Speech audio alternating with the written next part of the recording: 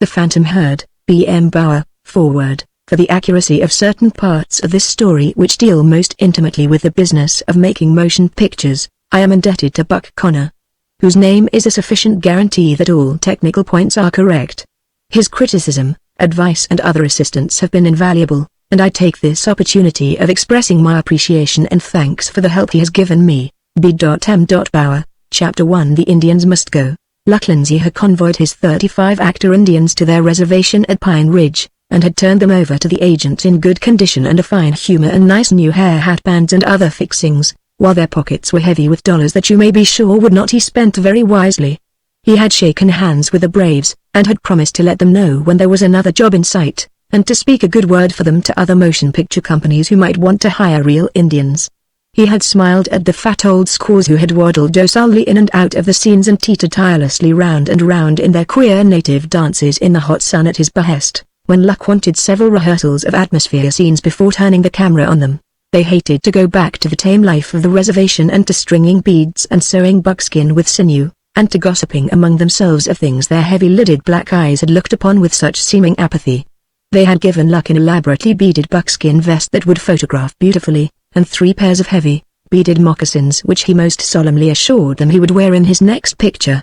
The smoke smell of their teepee fires and perfumes still clung heavily to the Indian tanned buckskin, so that Luck carried away with him an aroma indescribable and unmistakable to anyone who has ever smelled it.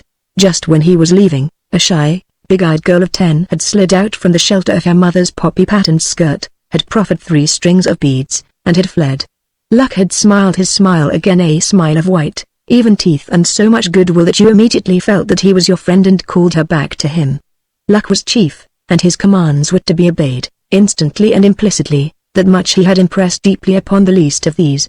While the squaws grinned and murmured Indian words to one another, the big-eye girl returned reluctantly, and Luck, dropping a hand to his coat pocket while he smiled reassurance, emptied that pocket of gum for her. His smile had lingered after he turned away, for like flies to an open syrup can the papooses had gathered around the girl. Well, that job was done, and done well. Everyone was satisfied save Luck himself. He swung up to the back of the Indian pony that would carry him through the Badlands to the railroad, and turned for a last look. The bucks stood hip-shot and with their arms folded, watching him gravely. The squaws pushed straggling locks from their eyes that they might watch him also. The papooses were chewing gum and staring at him solemnly.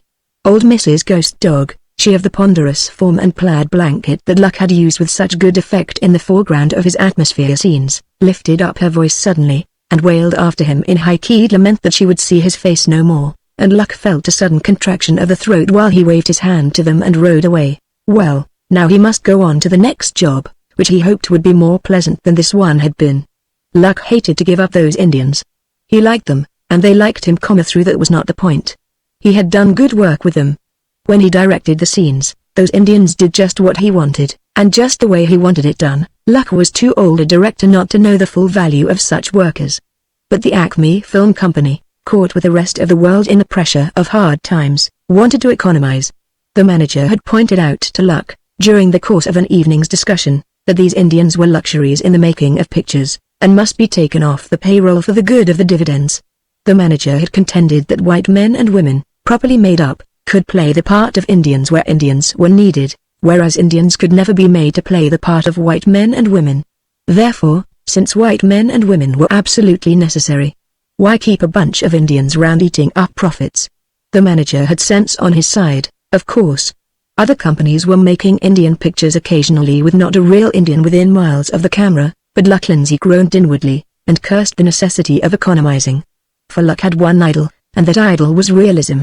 When the scenario called for 20 or 30 Indians, Luck wanted Indians, real, smoked and blanketed bucks and squaws and papooses, not made-up whites who looked like animated signs for cigar stores and acted like, well, never mind what Luck said they acted like. I can take the Indians back, he conceded, and worry along somehow without them. But if you want me to put on any more Western stuff, you'll have to let me weed out some of these Main Street cowboys that Clement swished on to me, and go out in the sagebrush and round up some that ain't all hair hatbands and high-heeled boots and bluff. I've got to have some whites to fill the foreground, if I give up the Indians, or else I quit Western stuff altogether. I've been stalling along and keeping the best of the bucks in the foreground, and letting these said riders lope in and out of scenes and pile off and go to shooting soon as the camera picks them up. But with the engines gone, the whites won't get by. Maybe you have noticed that when there was any real riding, I've had the engines do it.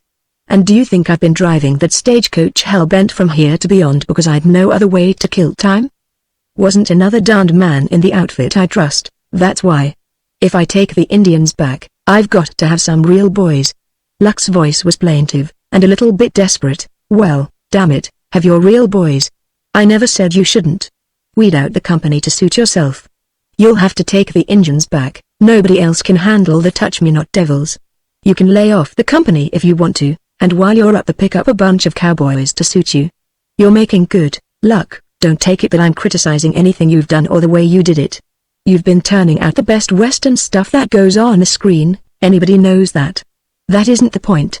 We just simply can't afford to keep those Indians any longer without retrenching on something else that's a lot more vital. You know what they cost as well as I do, you know what present conditions are. Figure it out for yourself. I don't have to, Luck retorted in a worried tone. I know what we're up against. I know we ought to give them up but I sure hate to do it. Lordy, but I can do things with that bunch. Remember Red Brother? Luck was off on his hobby, the making of Indian pictures. Remember the panorama effect I got on that massacre of the wagon train? Remember the Council of War scene, and the close-up of young Dog Howls at the moon making his plea for the lives of the prisoners? And the war dance with radium flares in the campfires to give the light effect? That film's in big demand yet, they tell me. I'll never be able to put over stuff like that with made-up actors, Martinson. You know I can't. I don't know, you're only just beginning to hit your gait, Luck. The manager soothed. You have turned out some big stuff, some awful big stuff. But at that you're just beginning to find yourself. Now, listen. You can have your real boys you're always crying for. I can see what you mean when you pan these fellows you call Main Street cowboys. What you better do is this, close down the company for 2 weeks, say. Keep on the ones you want, and let the rest out. And take these engines home, and then get out after your riders. Numbers and salaries we'll leave to you. Go as far as you like, it's a cinch you'll get what you want if you're allowed to go after it. So here was Luck, arriving in due time at the railroad. He said goodbye to young Dog Howls at the moon who had ridden with him, and whose kingly bearing and clean-cut features and impressive pantomime made him a popular screen Indian, and sat down upon a baggage truck to smoke a cigarette while he waited for the westbound train. Young Dog Howls at the moon he watched meditatively until that young man had bobbed out of sight over a low hill, the pony Luck had ridden trailing after at the end of the lead rope. Luck's face was sober, his eyes tired and unsmiling. He had done that much of his task, he had returned the Indians, and automatically wiped a very large item of expense from the accounts of the Acme Film Company.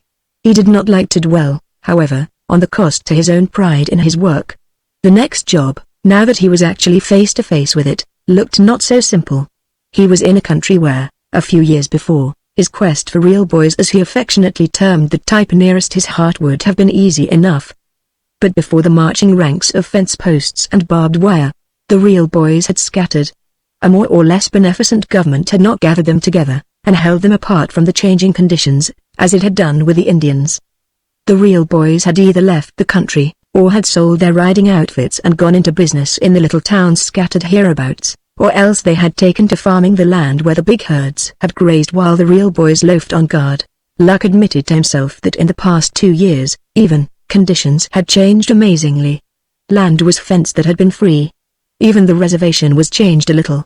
He threw away that cigarette and lighted another, and turned aggrievedly upon a dried little man who came up with the open expectation of using the truck upon which Luck was sitting uncomfortably. There was the squint of long looking against sun and wind at a far skyline in the dried little man's face. There was a certain bow in his legs, and there were various other signs which Luck read instinctively as he got up. He smiled his smile, and the dried little man he grinned back companionably. Say, old-timer, what's gone with all the cattle and all the punchers? Luck demanded with a mild querulousness. The dried little man straightened from the truck handles and regarded Luck strangely. My gorry, son, plumb hazed off in this section the earth, I reckon. Farmers and punchers, they don't mix no better'n sheep and cattle. Why, I mind the time when the train was late, anyway, and the dried little man sat down on the truck, and fumbled his cigarette book, and began to talk. Luck sat down beside him and listened, leaning forward with his elbows on his knees and a cold cigarette in his fingers. It was not of this part of the country that the dried little man talked, but of Montana, over there to the west. Of northern Montana in the days when it was cowman's paradise, the days when roundup wagons started out with the grass greening the hilltops, and swung from the Rockies to the Bear Paws and beyond in the wide arc that would cover their range. Of the days of the Cross L and the Rocking R and the Lazy 8, every one of them brand names to glisten the eyes of old-time Montanans. Where would you go to find them boys now? The dried little man questioned mournfully. The Rocking R's gone into sheep, and the old boys have all left. The Cross L moved up into Canada. Lord knows how they're making out, I don't. Only outfit in northern Montana I know that has hung together at all is the Flying U. Old man Whitmore. He's hanging on by his eye winkers to what little range he can, and is going in for thoroughbreds. Most of his boys is with him yet, they tell me. What they doing? Still riding? Luck let out a long breath and lighted his cigarette. A little flower of hope had come into his eyes. Riding, yes, what little there is to do. Ranching a little too, and kicking about changed times, same as I'm doing. Last time I saw that outfit they was riding, you bet. The dried little man chuckled. That was in Great Falls, some time back. They was all in a contest, and pulling down the money, too. I was talking to old man Whitmore all one evening. He was telling me, from away out yonder behind a hill came the throaty call of the coming train. The dried little man jumped up, mumbled that it'd beat all how time went when you got to talking over old days, and hustled 2 trunks out of the baggage room.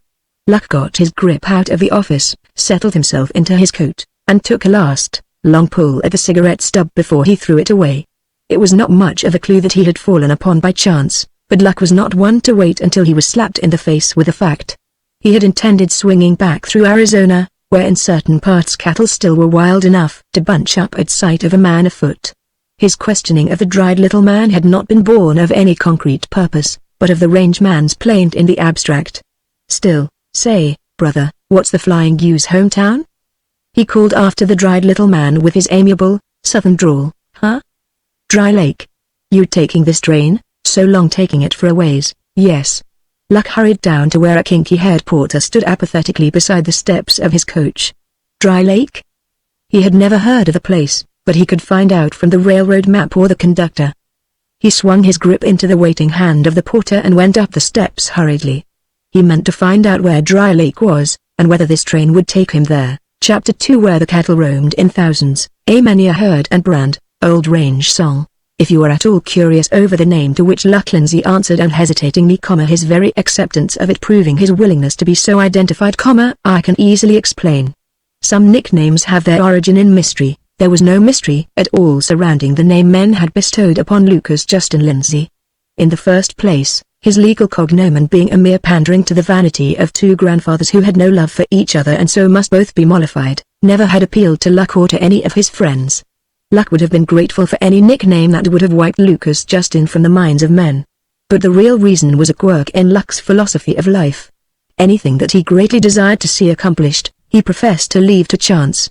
He would smile his smile, and lift his shoulders in the Spanish way he had learned in Mexico and the Philippines, and say, "That's as luck will have it.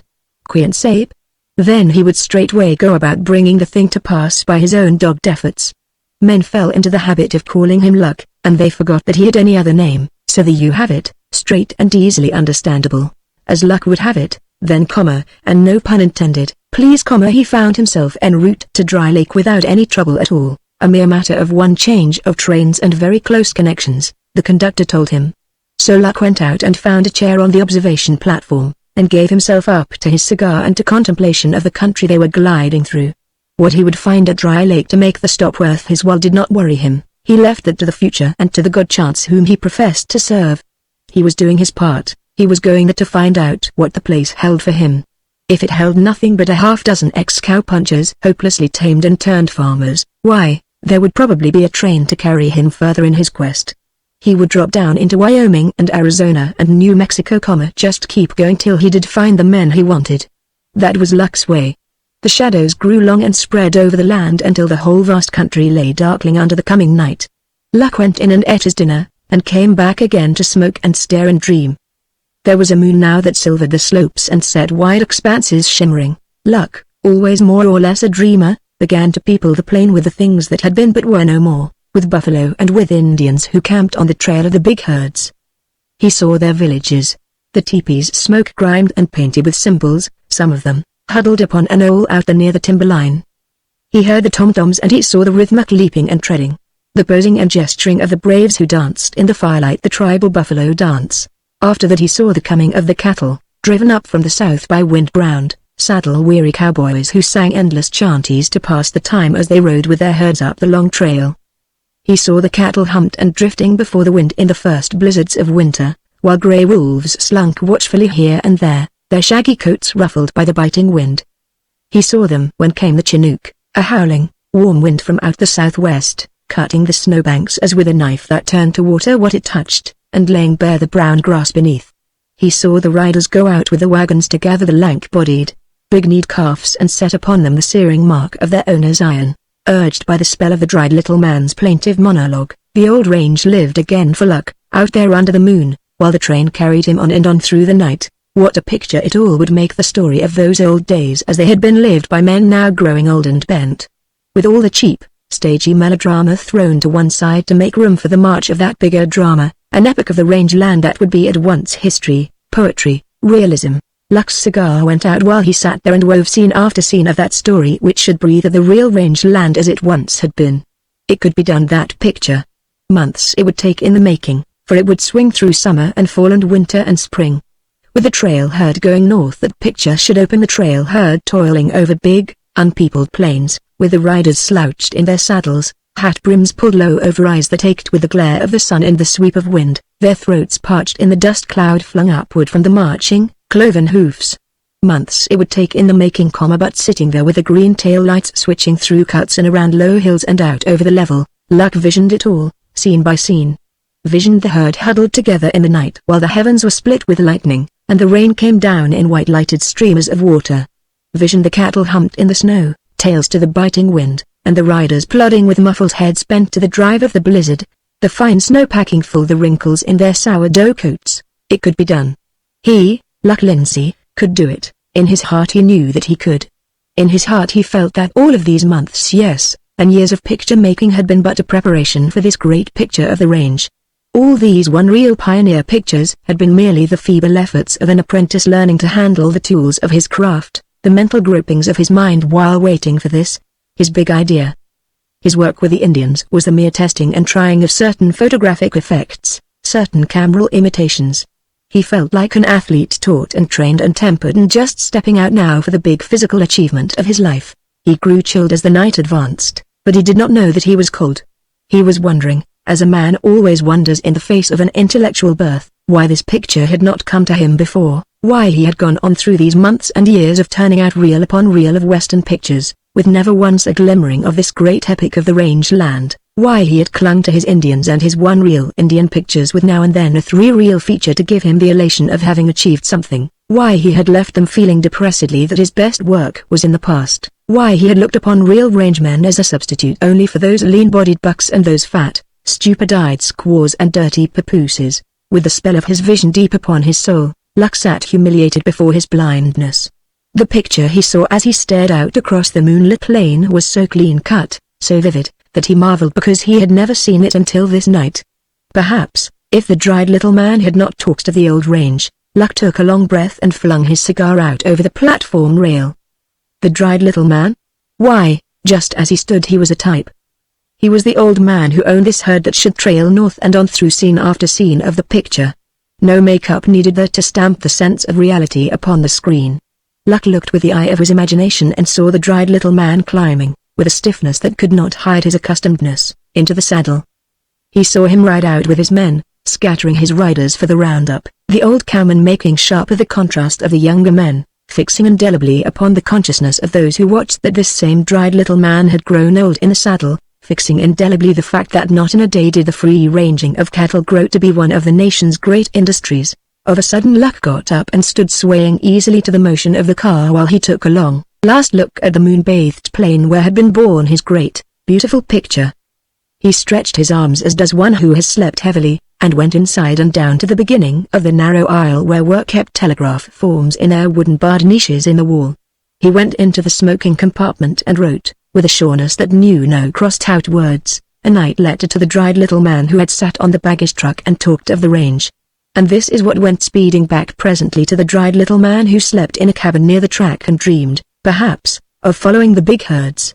Baggage man, Sue, ND, report at once to me at Dry Lake. Can offer you good position Acme Film Company. Good salary working in big western picture. Small part, some riding among real boys who know range life. Want you baddest type of cowman owning cattle in picture. Salary and expenses begin when you show up. For references see Indian Agent, Luck Lindsay, Dry Lake, Montana. If you count, you will see that he ran 8 words over the limit of the flat rate on night letters, but he would have overrun the limit by 80 words just as quickly if he had wanted to say so much. That was Luck's way. Be it a telegram, instructions to his company, or a quarrel with someone who crossed him, Luck said what he wanted to say and paid the price without blinking. I don't know what the dried little man thought when the operator handed him that message the next morning, but I can tell you in a few words what he did. He arrived in Dry Lake just 2 trains behind Luck. Luck did not sleep that night. He lay in his berth with the shade pushed up as high as it would go, and stared out at the tamed plain, and perfected the details of his big picture. Into the spell of the range he wove a story of human love and human hate and danger and trouble. So it must be, to carry his message to the world he would look and marvel at what he would show them in the drama of silence. He had not named his picture yet. The name would come in its own good time, just as the picture had come when the time for its making was ripe. The next day he did not talk with the men whose elbows he touched in the passing intimacy of travel, though Luck was a companionable soul who was much given to talking and to seeing his listeners grow to an audience, an appreciative audience that laughed much while they listened and frowned upon interruption. Instead, he sat silent in his seat, since on this train there was no observation car, and he stared out of the window without seeing much of what passed before his eyes, and made notes now and then, and covered all the margins of his timetable with figures that had to do with film. Once, I know, he blackened his 2 front teeth with pencil tappings while he visualized a stampede and the probable amount of footage it would require, and debated whether it should be shot with 2 cameras or 3 to get scenes from different angles. A stampede it should be, a real stampede of fear-frenzied range cattle in the mad flight of terror, not a bunch of galloping tame cows urged to foreground by shouting and rock-throwing from beyond the sidelines of the scene. It would be hard to get, and it could not be rehearsed before the camera was turned on it. Luck decided that it should be shot from 3 angles, at least, and if he could manage it he would have a panorama of the whole thing from a height. The porter came apologetically with his big whisk broom and told Luck that they would all presently be gazing at Dry Lake, or words which carried that meaning. So Luck permitted himself to be whisked from $50 while his thoughts were in the field with his cameramen and company, shooting a real stampede from various angles and trying to manage so that the dust should not obscure scene. After a rain, of course. Just after a soaking rain, he thought, while he gathered up his timetable and a magazine that held his precious figures, and followed the porter out to the vestibule while the train slowed. It was in this mood that Luck descended to the Dry Lake depot platform and looked about him. He had no high expectation of finding here what he sought. He was simply making sure, before he left the country behind him, that he had not overlooked any bets. His mind was open to conviction even while it was prepared against disappointment, therefore his eyes were as clear of any prejudice as they were of any glamour. He saw things as they were. On the side track, then, stood a string of cars loaded with wool, as his nose told him promptly. Farms there were none, but that was because the soil was yellow and pebbly and barren where it showed in great bald spots here and there. You would not expect to raise cabbages where a prairie dog had to forage far for a living.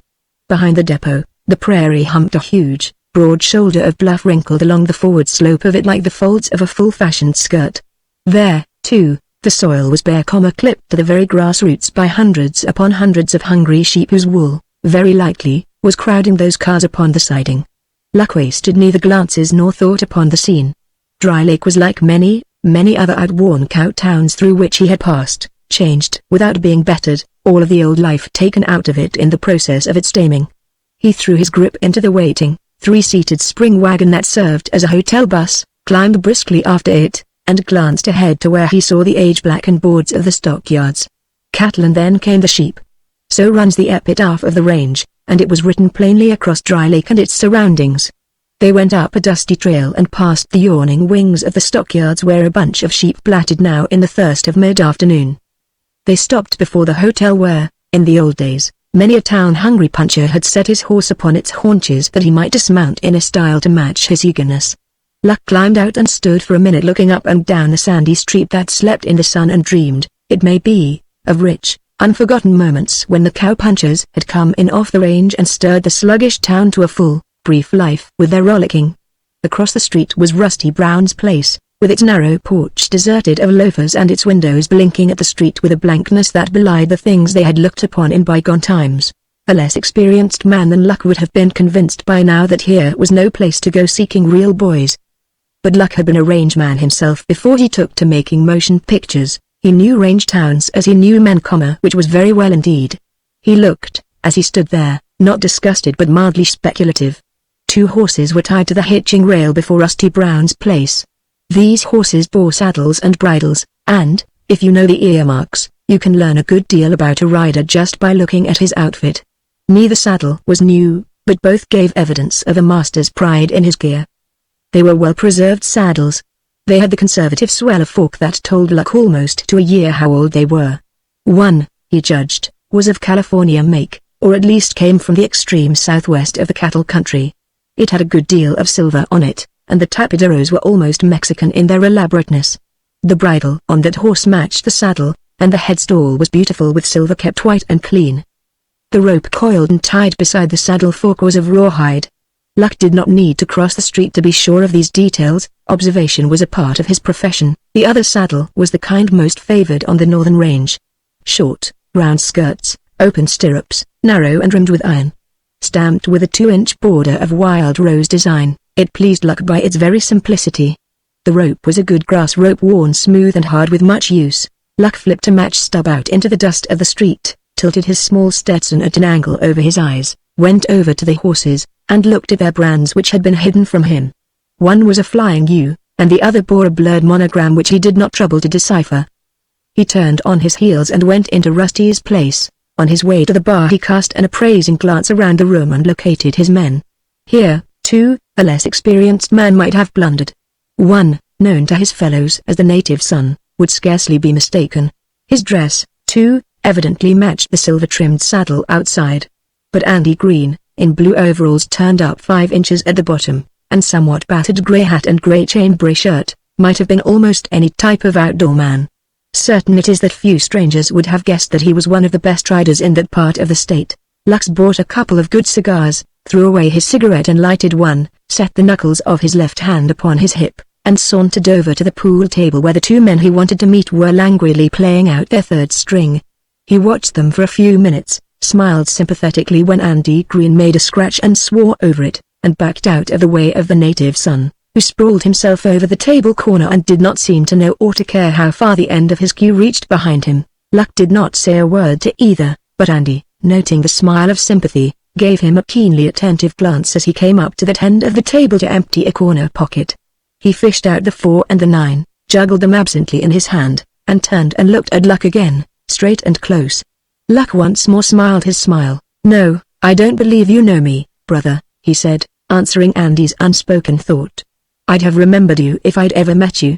You may have seen me in a picture somewhere. By gracious, are you the little fellow that drove a stagecoach and 6 horses down off the grade? That's my number, old-timer." Luck's smile widened to a grin. That had been a hair-lifting scene, and Andy Green was not the first stranger to walk up and ask him if he had driven that stagecoach and 6 horses down off a mountain grade into a wide gulch to avoid being held up and the regulation box of gold stolen.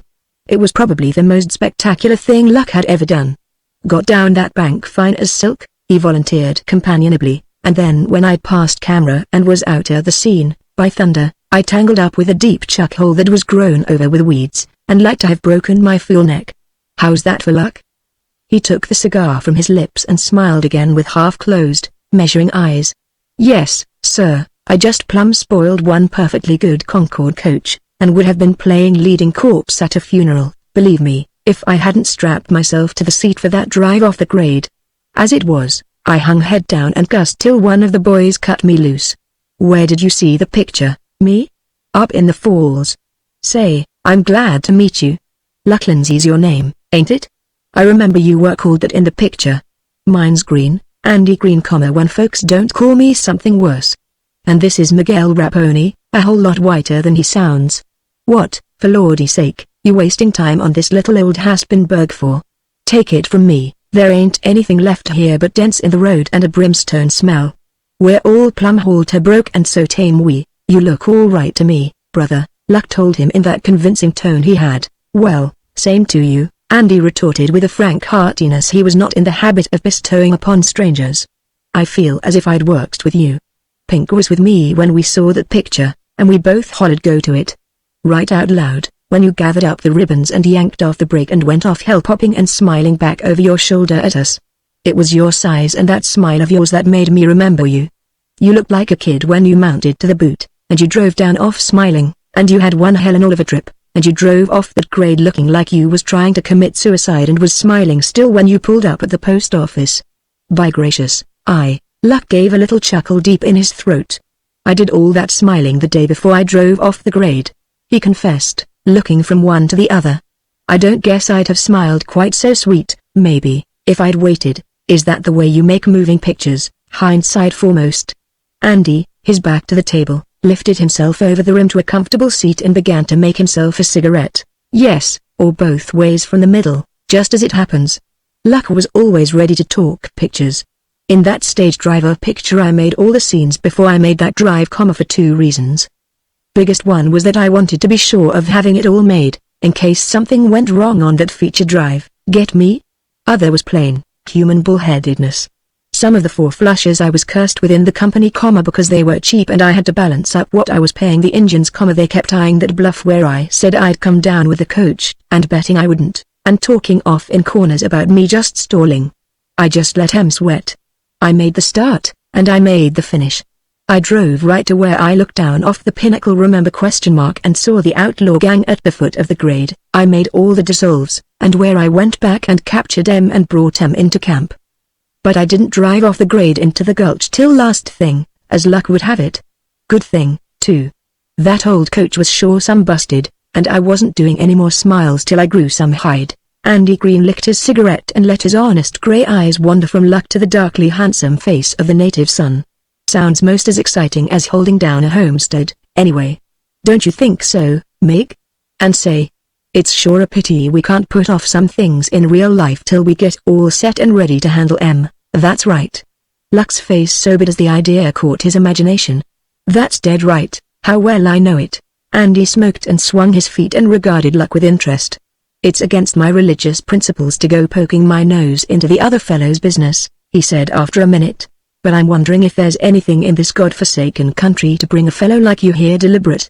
I'm wondering if you meant to stop, or if you just leaned too far out the car window on your way through town. For a half-minute Luck looked up at him. He had expected a preparatory winning of the confidence of the men whom he sought.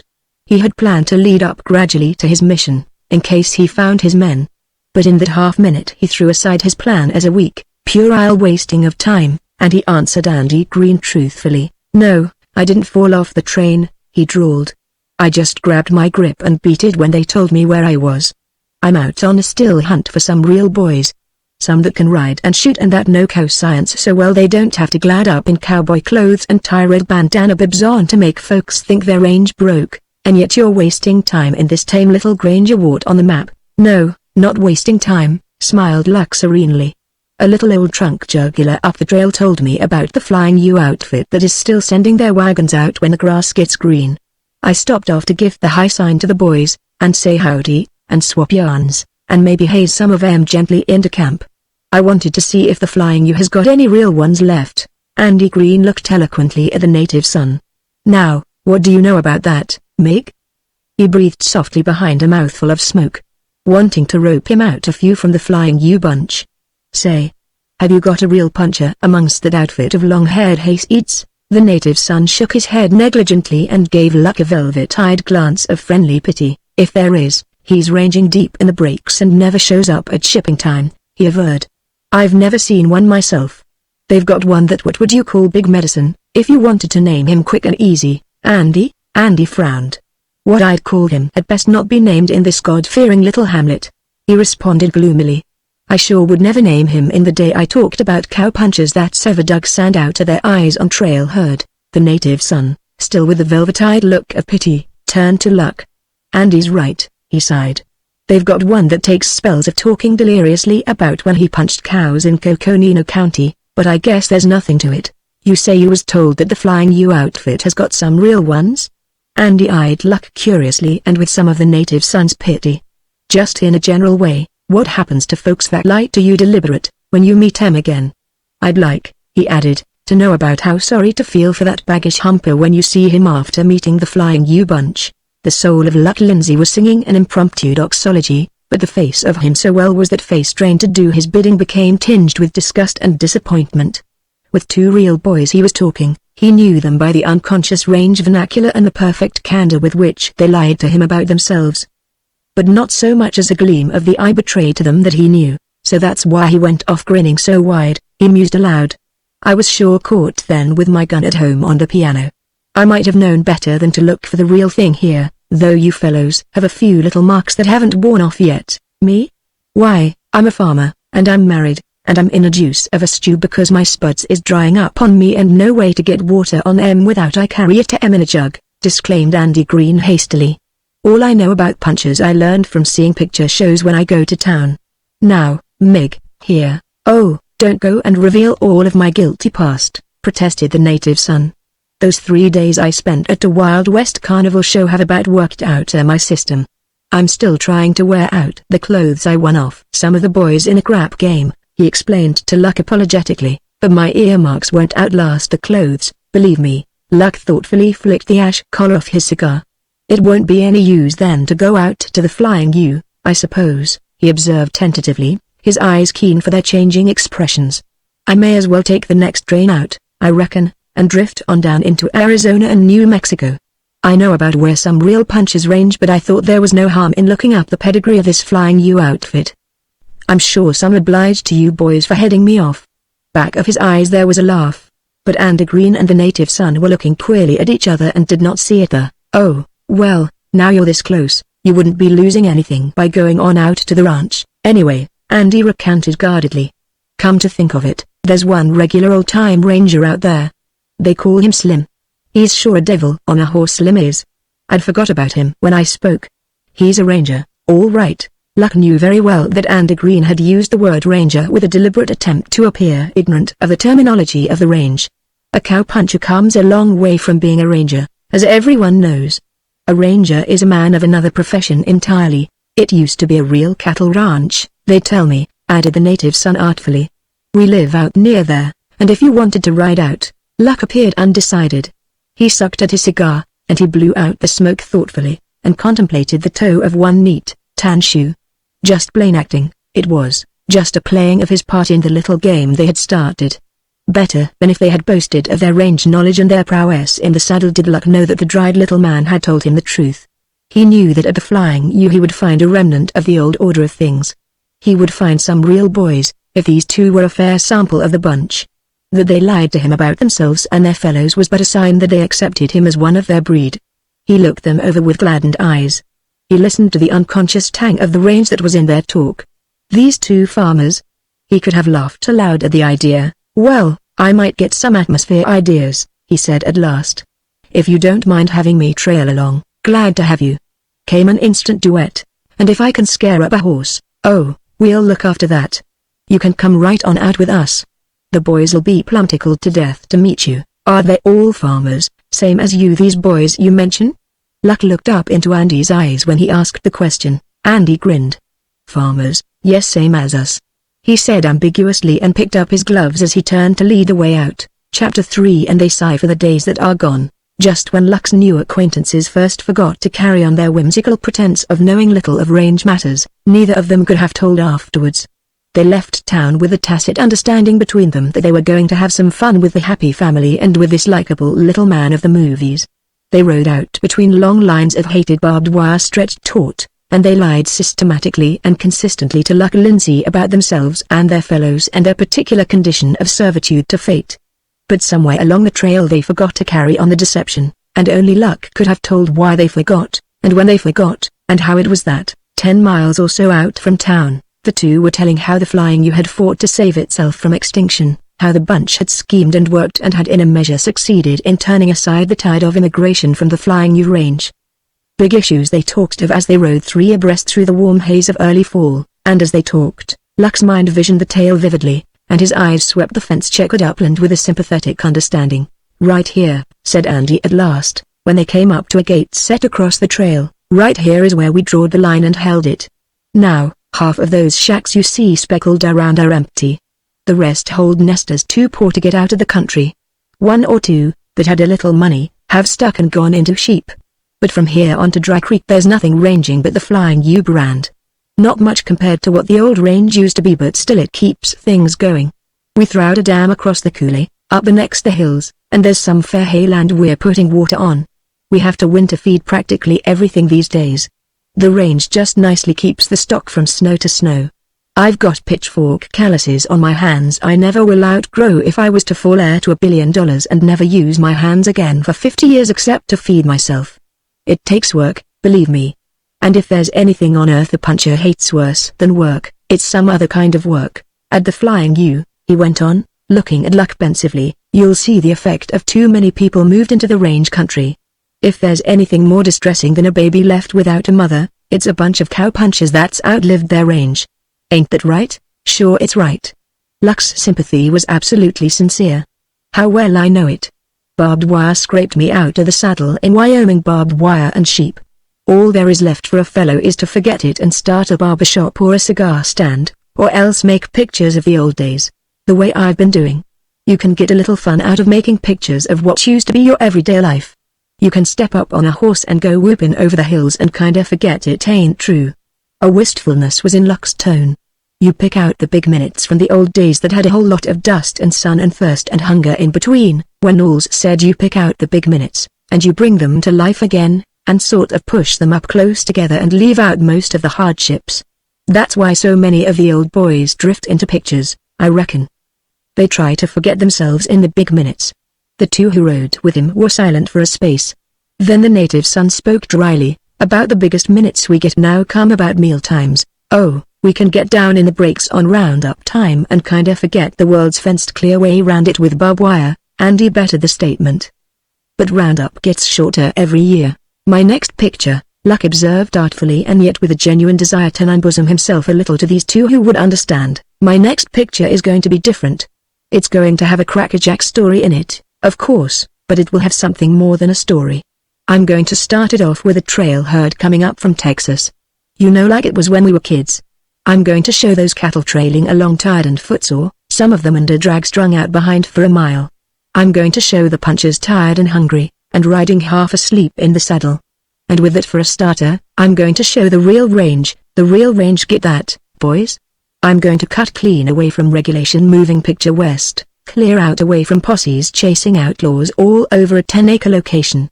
I'm going to find me a real old cow ranch, or if I can't find one, by thunder I'm going to make me one.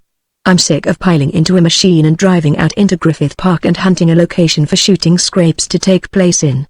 I know a place where I could produce stuff that would make people talk about it for a month after. Maybe the buildings would need some doctoring, but there's sure some round pole corrals that would make your mouth water. We used to have some, sighed Andy, at the Flying U, but they kinda went to pieces, and Chip's been replacing them with plank. By gracious, you don't see many round pole corrals anymore, come to think of it. There's remains, scattered around over the country. The West, the real honest to goodness, 12 months in the year West, Luck went on riding his hobby, has been mighty little used in films. Ever notice that? It's all gone to shooting, and stealing the full product of all the gold mines in the world, and killing off more bad men than the Lord ever sent a flood to punish. For film purposes, the West consists of 1 part beautiful maiden in distress, 3 parts bandit, and 2 parts hero. Mix these to taste with plenty of swift action and gun smoke, and serve with bandits all dead or handcuffed and beautiful maiden and hero in lover's embrace on top. That's your film West, boys, and how well I know it. Luck stopped to light a cigarette and to heave a sigh. I've been building film West to order for 4 years now, and more. Only fun I've had, and the best work I've done, I did with a bunch of Indians I've just taken back to their reservation. For the rest, it's mostly bunk. Not that stage driver picture, Andy dissented. There wasn't any bunk about that, old-timer. That was some driving, yes. Sure, it was. It was darned good driving, but the same old story doctored up a little. Same old shipment of gold, same old bandits lying in wait, same old hero doing stunts. I ought to know, he added with a grin. I wrote the story and did the stunts myself. Well, they were some stunts. admired Andy with unusual sincerity. Luck waved aside the compliment and went back to his hobby. Yes, but the West isn't just a setting for stunts. I've got my story here, and he tapped his forehead, which was broad and full and not too high. I'm going to fire my cameraman and get a better one, and I'm going to round me up a bunch of real boys that can get into the story and live it so well they won't need to do any acting, boys that can stand a panorama on their work in the saddle. I've been getting by with a bunch of freaks that think they're real riders if they can lope a horse upgrade without falling off backwards. Most of my direction of those actor-ins has been knowing to a hair how much footage to give them without showing how raw their work is. They say the public demands a certain grade of rottenness in Western films, but I never believed that, down deep in my heart. I believe the public stands for that stuff because they don't see any better. This four-reeler I've got in mind will sure open the A's of some producers, or I'll buy me a 5-acre tract in Burbank and raise string beans for a living. I've got a patch of string beans, sighed the native son, that I've been sitting up nights with. I don't know what ails the gust things. Some kind of little green bug chews on them soon as my back is turned. They ought to be ripe by now and they aren't through blossoming. Don't go into beans, amigo. Luck looked at him and laughed. The native son, in black and white Angora chaps and cream-colored shirt and silver filigreed hatband as ornamental touches to his attire, did not look like a man who was greatly worried over his crop of string beans while he rode with a negligent grace away from a glowing sunset. But in these days the West is full of incongruities. Oh, shut up about them beans, implored Andy Green with a bored air. It's water they want, and a touch of the hoe now and then. You leave 'em for a month at a time and then go back and wonder why you can't pick a hatful off 'em. Same as the rest of us have been ranching, he added ruefully, turning to Luck. With the best intentions in the world, the Lord never meant us fellas for farmers, and that's a fact. We'll drop a hoe any time of day or night to get out riding after stock. Of course, we didn't take up our claims with the idea of settling down and riding a hoe handle the rest of our lives. If we had, I guess maybe we'd have done a little better at it. We did what we started out to do, the native son pointed out lazily. We saved the range what little there is to save, and we kept a lot of poor yaps from starving to death on that land, didn't we? He smiled slowly. If I hadn't gotten gay and planted those beans, he added, I'd be feeling fine over it. A girl gave me a handful of pinto beans and asked me to plant them. I did hoe them, he defended idly to Andy. I hoed them the day before the 4th. You know I did. Same time you hoed those lemon-colored spuds of yours. Luck let them wrangle humorously over their agricultural deficiencies, and drifted off into open-eyed dreaming. Into his picture he began to fit these two speculatively, with a purely tentative adjustment of their personalities to his requirements. They were arguing about which of the two was the worst farmer, but Luck, riding alongside them, was seeing them slouched in their saddles and riding, bone-tired, with a shuffling trail herd hurrying to the next watering place. He was seeing them galloping hard on the flanks of a storm-lashed stampede, with cunningly placed tradium flares lighting the scene brilliantly now and then. He was seeing these two plodding, heads bent, into the teeth of a blizzard. He was seeing, I'll have to ride home to the missus now, Andy announced the second time before Luck heard him. Mick will take you on down to the home ranch, and after supper I'll ride over. So long. He swung away from them upon a faintly beaten trail, looked back once to grin and wave his hand, and touched his horse with the spurs.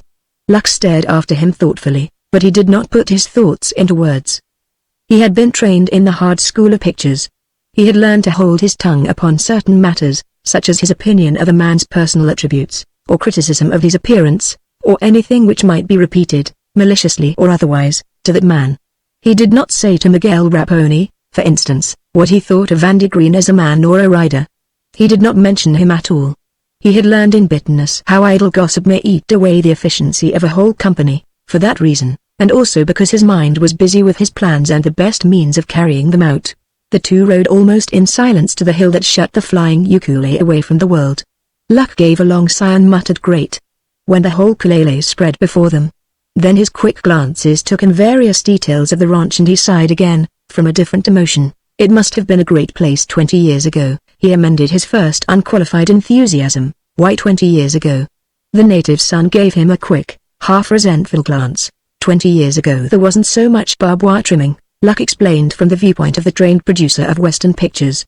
You couldn't place a camera anywhere now for a long shot across the clay without bringing a fence into the scene. And the log stables are too old, and the new ones too new. He pulled up and stared long at the sweep of hills beyond, and the wide spread of the meadow and the big field farther upstream, and at the lazy meandering of Flying U Creek with its willow fringe just turning yellow with the first touch of autumn. He looked at the buildings sprawled out below him, when that log house was headquarters for the ranch, and the round pole corrals were the only fences on the place, he said, when those old sheds held the saddle horses on cold nights, and the wagons were out from green grass to snowfall, and the boys laid around all winter, just reporting regular at grub pile and catching up on sleep they'd lost in the summer. Lordy, what a place it must have been. There was something in his tone that brought the native son for an instant face to face with the Flying U in the old days when all the range was free. So, with faces sober, because the old days were gone and would never any more return, they rode down the grade and up to the new stable that was a monument to the dead past, even though it might also be a signpost pointing to present prosperity. And in this wise came Luck Lindsay to the Flying U and was made welcome. Chapter 4. The Little Doctor protests.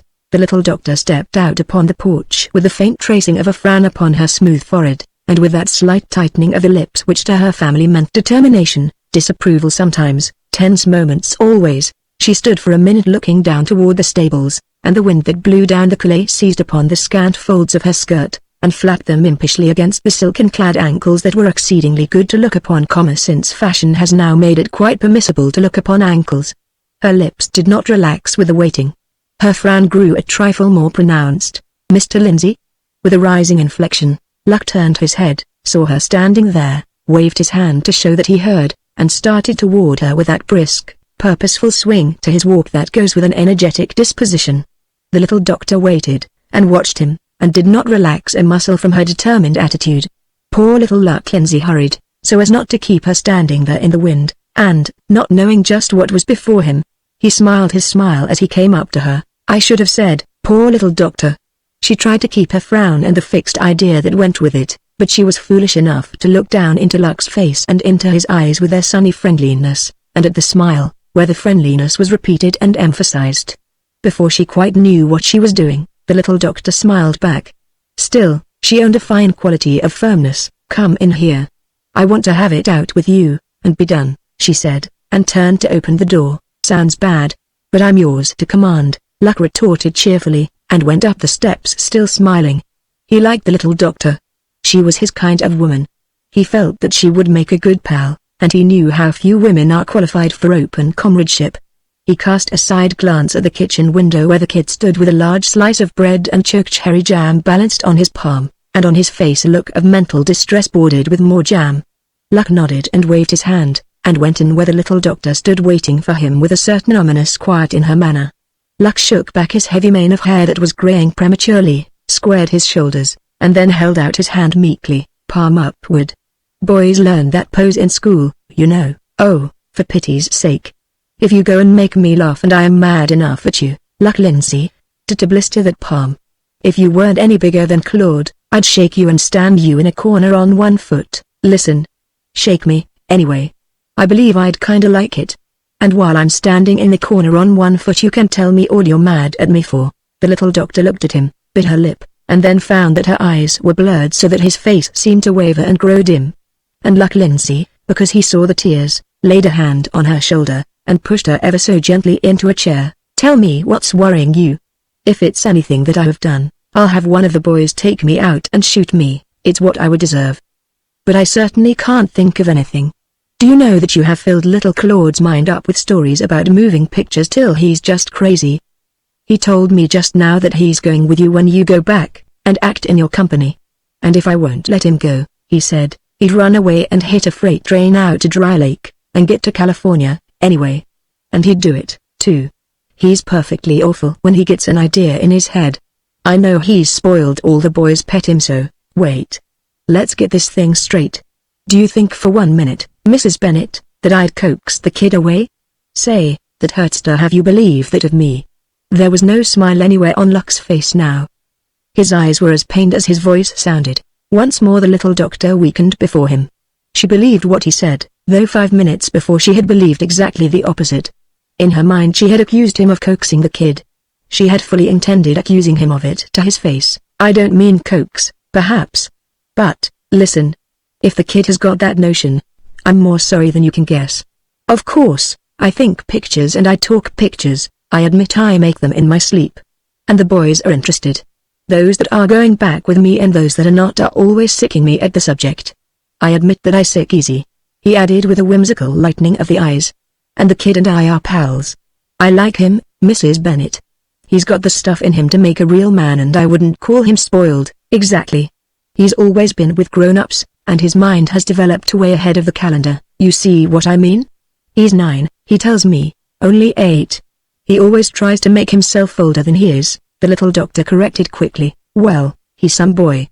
And kids somehow take to me. I guess it's because I'm always chumming with them. He's been taking in everything that has been said, I could see that. But I surely never talked to him in the way you mean." The little doctor looked at him and hesitated, but she was a frank young woman, and she could not help speaking her mind. "You mustn't take it personally at all," she said, "if I tell you that I am disappointed in the boys, in Andy and Rosemary especially, because they ought to appreciate the little home they have made, and stay with it. One sort of expects Pink and Big Medicine and Weary to do outlandish things.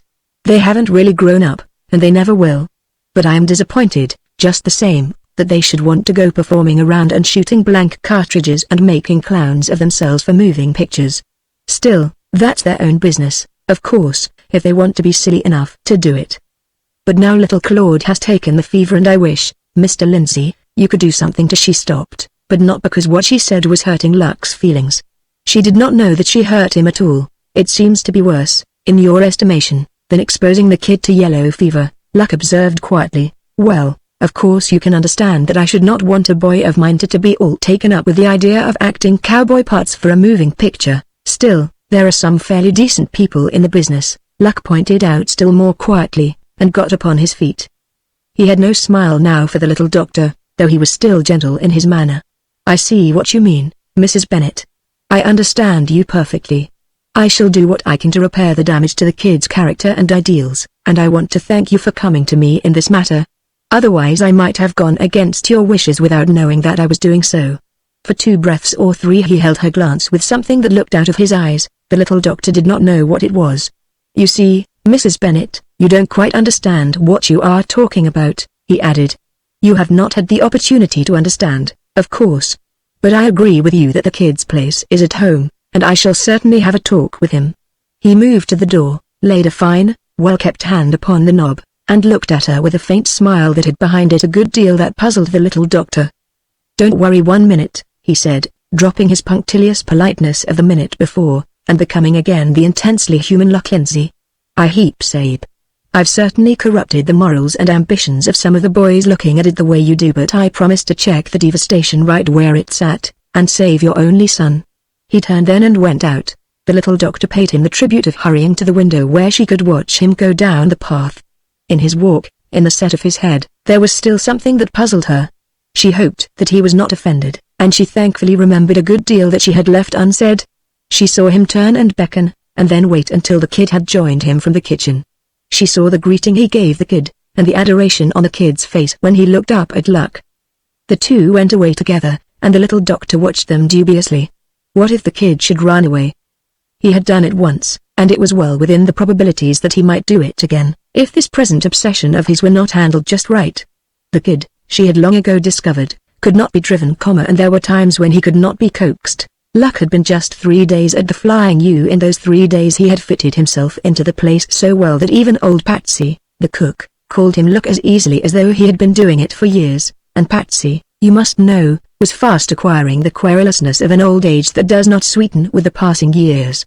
Patsy had discovered that Luck liked his eggs fried on both sides, and thereafter he painstakingly turned 3 eggs bottom side up in the frying pan every morning, 3 and no more, though Cal Emmett remarked pointedly that he had always liked his eggs fried and flopped. 3 days, and the old man frequently left his big, soft cushioned chair, and went slowly down to the bunkhouse whence came much laughter, and listened to the stories that Luck told so well, with one arm around the unashamed kid, very likely, while he talked. True, they had ranches of their own, those boys of the Flying U, but if you wanted to find them in a hurry, it were wise to ride first into Flying Ukule.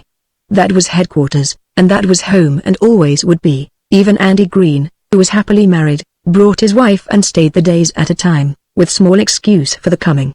In 3 days, then, Luck had chosen his men from among the happy family, and had convinced them that their future welfare and happiness depended upon their going back with him to Los Angeles. In 3 days he had accomplished a good deal, but then, luck was in the habit of crowding his days with achievement of one sort or another. As a matter of fact, the 3rd day he had looked upon as one given solely to the pleasure of staying at the Flying U while the boys completed their arrangements for leaving with him. He had done all that he had planned to do, and he was in a very good humor with the world, or he had been until the little doctor had made his pride writhe under her innocent belittlement of his vocation. To have her boy work in pictures would be a calamity in her eyes. In Luck's eyes it would be an honor, provided he did the right kind of work in the right kind of pictures. Luck's own personal opinion, however, did not weigh in this case. He had promised the little doctor that he would erase the impression he had made upon the kid's too vivid imagination, so he led him to a retired place where they would be sheltered from the wind by a great stack of alfalfa hay, and he began in this wise. "Old-timer, you're the luckiest boy I've seen in all my travels, growing up here on the Flying U, with a mother like you've got, and a dad like Chip, and a ranch like this to get the swing of while you're growing, so that in another 5 years I expect you'll be running it yourself, and your folks will be larking around having the good time they've earned while they were raising you. I'll bet. So Dr. Dell went and got around you, did she? I knew that was why she called you into the certain room." "Forget it, Luck." The kid spat manfully into the trodden hay, and pushed his small-size Stetson back so that his curls showed, and set his feet as far apart as was comfortable. "I knew she would," he added with weary wisdom in his tone. "Dr. Dell can get around anybody when she takes a notion." Luck held his face from smiling. He looked surprised, and disappointed in the kid, and sorry for the kid's parents. At least, he made the kid feel that he was thinking all these things, which proves how well one may master the art of facial expression. He did not say a word, therefore he put the kid upon the defensive and set his young wits to devising arguments in his favor. A woman never knows when a fellow begins to grow up. "Dr. Dell is the nicest girl in the world, but she needn't think I'm a baby yet. I can ride a buck-in horse, and I went on roundup last spring and made a hand, too. I can swing a rope as good as any of the bunch. You seen me whirl a loop and jump through it, and there's more stunts than that I can do." It was dinner time, so I had to quit before I showed you. The kid paused. He had not yet produced any effect whatever upon that surprised, pitying, disappointed look in Luck's face, and the kid began to feel worried. "Well, I was just bluffing when I said I'd run away if she told you that." He stopped. The look was still there, only it now seemed to have contempt added to it. "I don't say I know more'n anybody on the ranch, and I don't say I'm boss of the ranch yet. I do what they tell me, even when I know there ain't any sense in it." I humored Dr. Dell a whole lot. Could he never get that look off Luck's face? The kid searched his soul anxiously. "You couldn't go on arguing with that kind of a look. It made you feel like you'd been stealing sheep." "Oh, well, if you won't talk to a fellow." The kid did not turn away quite soon enough to hide the quiver of his lips. Luck reached out and took a small, grimy hand and pulled the kid nearer, near enough so that his arm could go around the kid's quivering body. He held him close, and the kid did not struggle. He dropped his face against Luck's shoulder, and began to fight back his tears. "Listen, partner," said Luck softly, one hand caressing the kid's cheek. "You and I ought to save each other better than most folks, because we're pals. Now, I want you to go with me a heap more than you want to go. Just tuck that away in your mind where you won't lose it. I want you, but I wouldn't have you without Dr. Dell's free and willing consent. I need you for my pal, and I could teach you a lot that would be useful to you. But they need you a whole lot worse than I do. They've been taking care of you and loving you and planning for you all these 8 years, just watching you grow, and being proud of you because you're what they want you to be, husky and healthy and good all the way through. You couldn't go off and leave them now, it wouldn't be right. And, pard, you need them even worse than they need you. I know, because I had to grow up without anyone to love me and look after me, and believe me, old pal, it isn't any cinch. It's just pure luck that I didn't get killed off or go bad. Now, I'd be a good to you, if I had you with me, and so would the boys, but we couldn't take the place of Dr. Dell and Daddy Chip. I've talked pictures too much to you. I didn't know how it was hitting you, or how much you wanted to go. But listen. If I had the chance you've got here, if I had a ranch like this, and cattle, and horses, and a father and mother and uncle like you've got, I never would look a camera in the eye again as long as I live. That's straight, old-timer. Why, I'm working my head off trying to get enough ahead so that I can have a ranch of my own. So I can slap a saddle on a horse that carries my brand, and ride out after my cattle, and haze them into my corral, so I can have a home that is mine. I never did have one, Pod not comma not since I was a heap smaller than you are now comma and a home of his own is what every man wants most, down deep in his heart. It looks fine to be traveling around, and making moving pictures. It is fine if you are cut out for that kind of work, and have got to be working for somebody else to get your start. But remember, Pod, I am working and scheming and planning to get just what you've got already.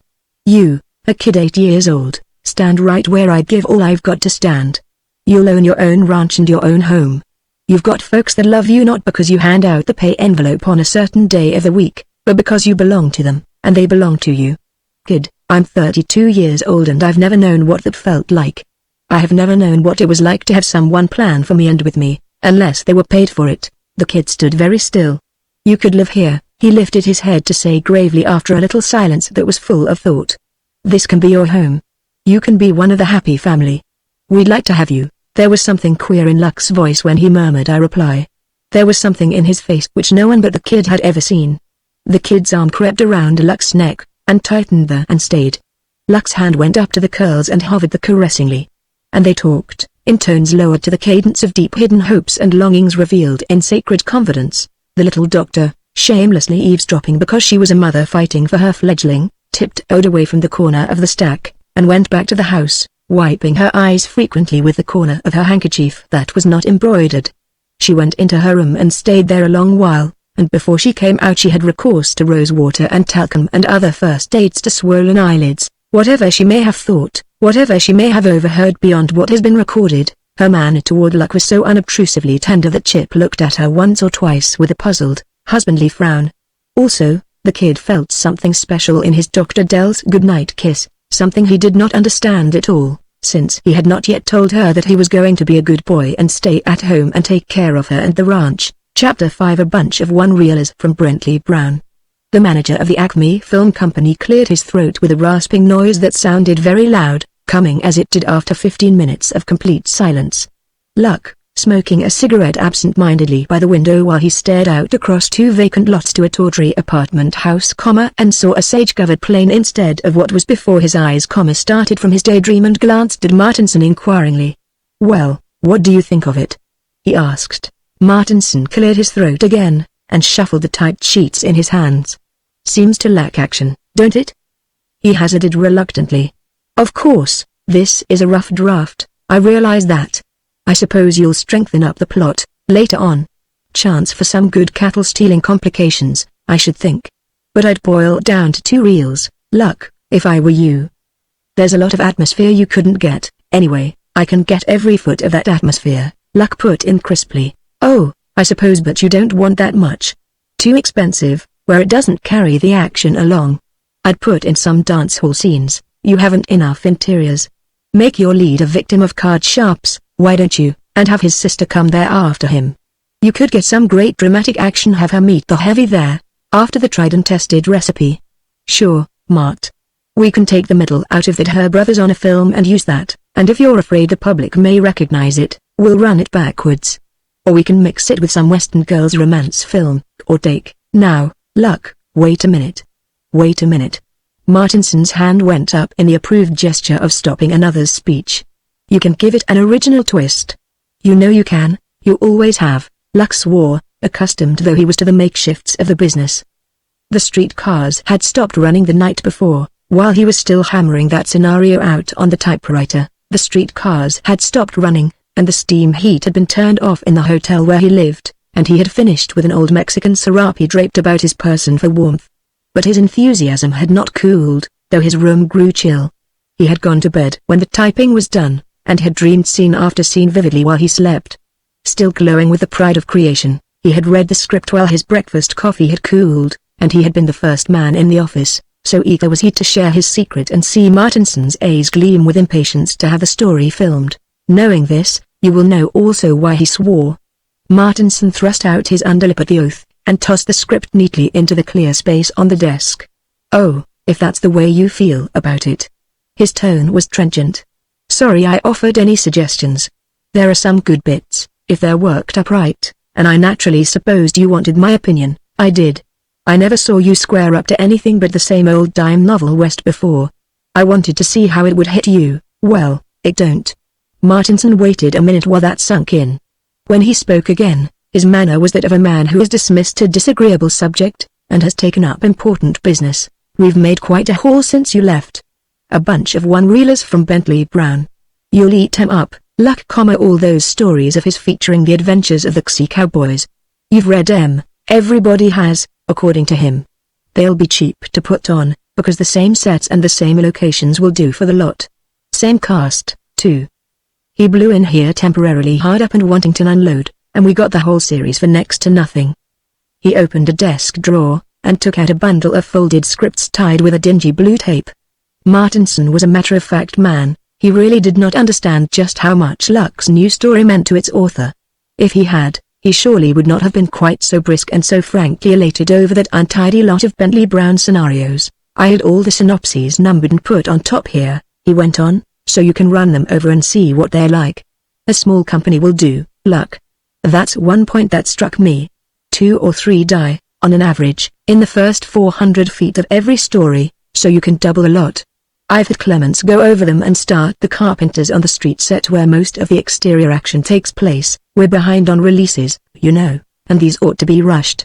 You'd better go over and see how he's making out. You may want to make some changes." Luck hesitated so long that Martinson was on the edge of withdrawing the proffered scripts. But he took them finally, and ran his eye disparagingly over the titles. "Bentley Brown," he said, as though he were naming something disagreeable. "I'm to film Bentley Brown's blood and battle stuff, am I?" He grinned, with the corners of his mouth tipped downward so that you never would have suspected it of ever producing Luck's famous smile. "I might turn them into comedy," he suggested. "I expect I could get a punch by burlesquing." "Punch?" Martinson pushed his chair back impetuously. "Punch?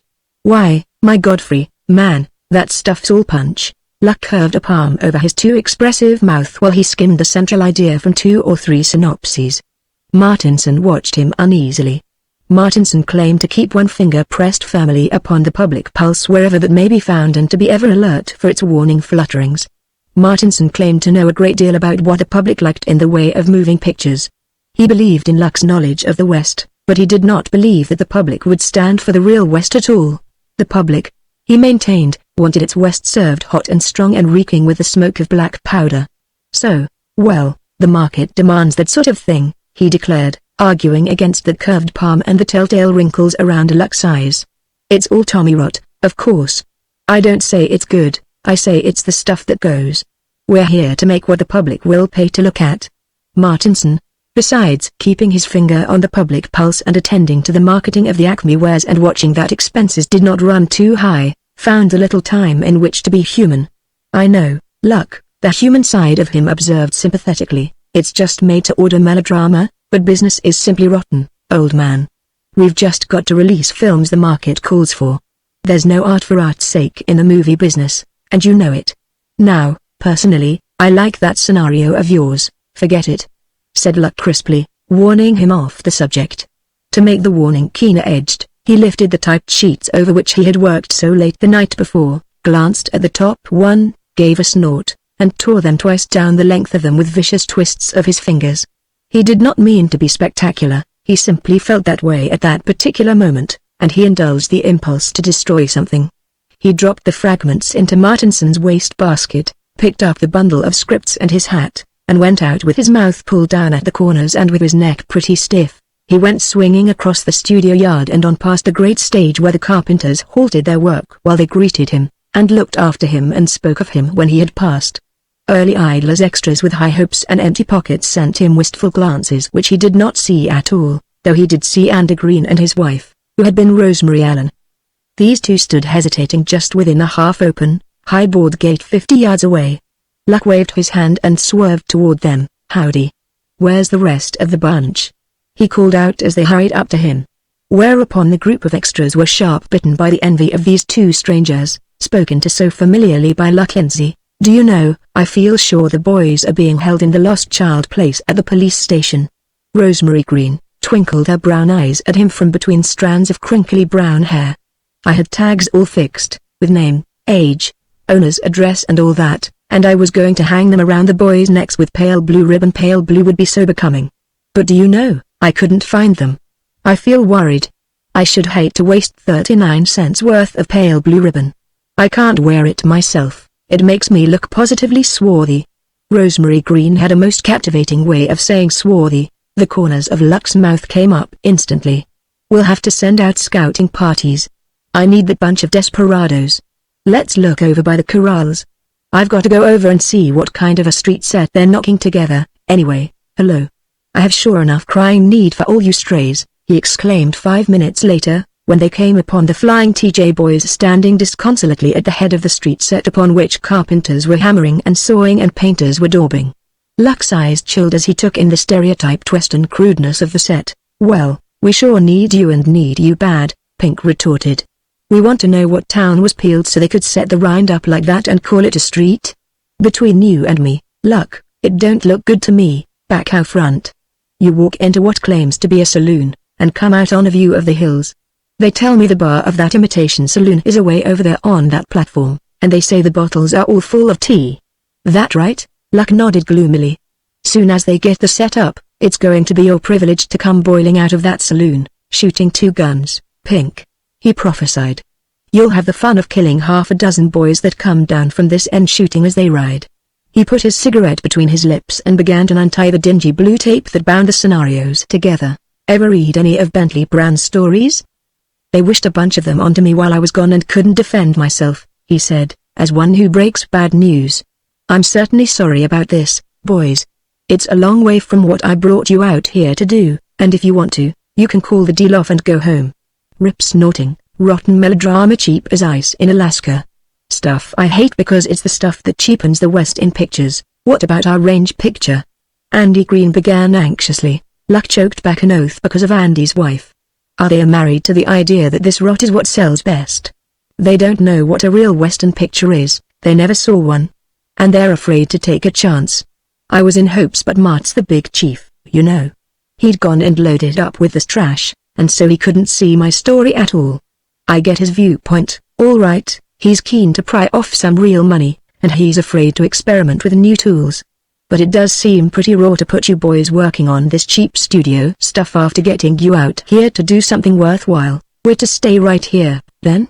Weary spoke the question that was in the minds of all of them. That's the present outlook, Luck confessed with bitterness. I don't need real country for this junk.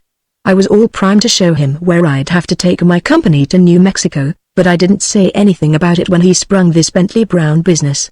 This will all be made right here at the studio and out in Griffith Park. Down deep in Luck's heart there was a hurt he would not reveal to anyone. It was built partly of disappointment and an honest dislike for doing unworthy work. It had in it also some personal chagrin at being compelled to put the happy family at work in the very class of pictures he had often ridiculed in his talk with them, after bringing them all the way from Montana so that he might produce his big-range picture. He stood looking somberly at the set which Clements had planned to save time and therefore dollars for the Acme Company. He thought of his range story, as it had first grown out of the night away up there in the Plains country. He thought of how he had hurried so that he might the sooner make the vision a reality, how he had talked of it confidently to these men who had listened with growing enthusiasm and interest, until his vision had become their vision, his hopes their hopes. They had left the Flying U and come with him to help make that big picture of the range. By their eager talk they had helped him to strengthen certain scenes. They had even suggested new, original material as they told of this adventure and that accident, and argued as was their habit over scenes and situations. That was why Andy had spoken of it as their picture. That was why they were here, that was what had brought them early to the studio. And in his hand he held a half-dozen or more of those cheap, lurid stories he had always despised. They must let the public see their faces in these impossible, illogical situations, or they must go back and call Luck Lindsay names to salve their disappointment. The dried little man whose name was Dave Wiswell came walking curiously up the fresh-made street, his sharp eyes taking in the falsity of the whole row of shack houses that had no backs, bald behind as board fences, save where 2x4s braced them from falling. He saw the group standing before a wall that purported to be the front of a bank, which would be robbed with much bloodshed in the second scenario, and he hurried a little. Luck scowled at him preoccupiedly, nodded a good morning, and turned abruptly to the others. Listen. If you boys are game for this melodrama, I'd like to use you, all right. You'll get experience in the business, anyway, so maybe it won't do you any harm. And if the weather holds good, we'll just make a long hard drive of this bunch of drivel, we'll rush 'em through Sabe. And I'll make it my business to see that Mart doesn't unload any more of the same. You may even get some fun out of it, seeing you're not fed up on this said Western drama. The way I am. Anyway, what's the word? Shall I hop into the machine and go down and buy you fellows a bunch of return tickets, or shall I assign you your parts and wade into this blood and bullets business? Weary folded his arms and grinned down at Luck. I'm all for the blood and bullets, myself, he said promptly. I'm just crazy to come shooting and yelling down this little imitation street and do things that are bold and bad, I should think, interjected Rosemary Green, with a pretty viciousness, that you'd be ashamed, Luck Lindsay. Do you think we are a bunch of quitters? Give me a part and a gun and I'll stand on a ladder behind that hotel window and shoot 'em as fast as they can turn the corner down there. Her brown eyes twinkled hearteningly at him. I'll pull my hair down, and yell and shoot and wring my hands pink. You keep still. I'm positive I can shoot and wring my hands at the same time in a Bentley Brown story, can't I, Luck? You certainly can, Luck told her grimly. You can do worse than that and get by. Well, all right, folks. You prowl around and kill time while I get ready to start. There won't be anything doing till after lunch, at the earliest, so make yourselves at home. I'd introduce you to some of these folks if it was worthwhile, but it ain't. You'll know them soon enough, most of them to your sorrow, at that. He turned on his heel with a hasty see you later, and plunged into the work before him just as energetically as though his heart were in it. Chapter 6 Villains all and proud of it. Day's work, boys. Called Luck through his little megaphone at 3 o'clock one day, and doubled up his working script that was much crumpled and scribbled with hasty pencil marks. No use spoiling good film, he remarked to his assistant, glancing up at the sweeping fog bank, off to the west. By the time we rehearse the next scene, she'll be too dark to shoot. You go and order these cavalry costumes, Beckett, and, say, you tell them down there that if they're shy on the number, they better set down and make enough, because they won't see a cent of our money if there's so much as a canteen lacking. And tell them to send army guns. That last assortment of junk they sent out was pathetic. I want equipment for 50 the United States Cavalry, time of the early 80s. That don't mean 49, get me? You're inclined to let those fellows have it their own way too much. I want this cavalry. There ain't any close-ups of cavalry, are there? Beckett demurred. I told them last time I thought those guns would do, because I knew the detail wouldn't. Listen. Luck's tone was deliberately tolerant. That's maybe the reason you've been searching your soul for all along, the reason why you can't get past the assistant director stage. I want those 50 cavalrymen equipped. Do you get that? While his eyes held Beckett uncomfortably with their stern steadfastness, Luck thrust the script into his coat pocket that had a permanent, motion picture director tag to it. If I meant that any old gun would do, I'd give my orders that way. Now, remember, there isn't going to be any waiting around while you go back and argue, nor any makeshifts, nor anything but 50 cavalrymen fully equipped. Here's the list complete for tomorrow's order. You see that it's filled.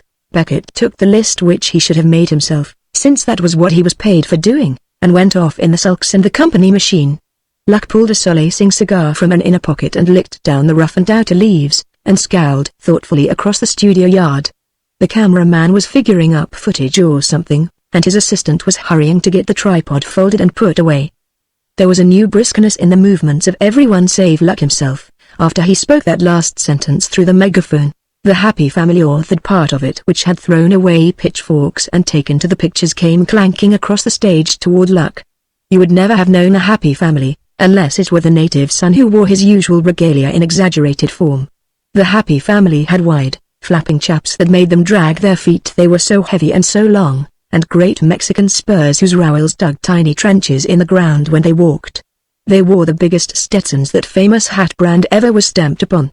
They had huge bandanas draped picturesquely over their chests, and their sleeves were rolled to the elbows and their eyes rimmed with deep pencil shadings. At their hips swung 6-shooters of violent pattern and portent. Around their middles sagged belts filled with blank cartridges. A sack of tobacco was making the rounds as they came on, and Luck watched them through speculatively narrowed lids. Say, by cripes, that their saloon is the driest poison palace I ever surged out of with 2 guns, spit and death and damnation. Big Medicine complained, coming up with a plain intention of lighting his cigarette from Luck's cigar. How'd we stack up this time, boss? Been soused on cold tea, I couldn't rightly pass judgment. How many was it I murdered in cold blood, in that there scene where I laid them out with black powder? 4, or 5? Pink, here, claims I killed him twice. It whereas he ought to be left alive enough to jump on his horse and ride 350 miles to fall dead in his best girl's arms. He claims he made that ride day before yesterday, and done some pitiful writhing around in the saddle, out there in the hills, and that he died in that blonde lady's arms first thing this morning, and I hadn't no right to kill him twice it afterwards in the saloon fight. Now I leave it to you, boss. How about this here killin' Pink off every once in a while? Deep in his throat Luck chuckled. Well, Pink certainly does die pathetic, he soothed the perturbed murderer, dropping his professional brusqueness for frank comradeship. He's about the best little close-up dear I ever worked with. He can get a sob any time he rolls his eyes and gasps and falls backward. He clapped his hand down on Pink's shoulder and gave it a little shake. That's all right, drawled the native son, taking off his sombrero to deepen the crease and the dents, because 3 girls were coming across the lot. But I've got a complaint of my own to make. When you holler for Bud to start the rough stuff, he just goes powder crazy. He shot me up 4 times in that scene. Twice he held the gun so close my scalp's all powder marked, and by rights he should have blowed the top of my head plumb into the street. He gets so taken up with the slaughterhouse business that he'll wind up by shooting himself a few times if you don't watch him. One thing, Weary put in mildly, I want to speak about, Luck. We need more blood for those murders. I didn't have half enough for all the mortal wounds Bud gave me. By rights that saloon should be plumb reeking with gore when we're all killed off the way Bud flies at it with those 2 6-shooters. No bullets hit the walls anywhere, so it stands to reason they all land in a soft spot on our persons. I needed a large bucket of blood and I had about a half teacup full. He grinned. Mama. That was sure some slaughter, though. Where's Tracy Greyjoyce? Luck inquired irrelevantly, with a hasty glance around them. Tomorrow, he'll have to come into that same slaughter pen and seize the murderer and subdue him by the steely glint of his eye and by his unflinching demeanor. He pulled the corners of his mouth down expressively. That's the way the scenario reads. He added defensively, well, say, by cripes, he better amble down to the city and buy him some more glint. Big Medicine bawled, and laughed afterwards with his big haw-haw-haw. And I'll gamble there ain't enough unflinching demeanor on the coast to put that boy through the scene. Honest to Grandma, Luck, that Tracy Greyjoyce gets pale, and his Adam's apple pumps up and down when I come up and smile at him. What color do you reckon he'll turn to when he stands up to me right after me slaying all these innocent boys and me foaming at the mouth and gloating over the foul deed I've just did? Say? How's he going to keep that there Adam's apple from shooting clean up through his hair, and his knees from wobbling? How? He won't, said Luck suddenly, with a brightening of his eyes. He won't. I hope they do wobble. You go ahead, Bud, and foam at the mouth. You look at Tracy Greyjoyce. Not in the rehearsing, understand, leave out the foam and the gloating till we turn the camera on the scene. Sabe? On the quiet, boys, sure, came the guarded chorus.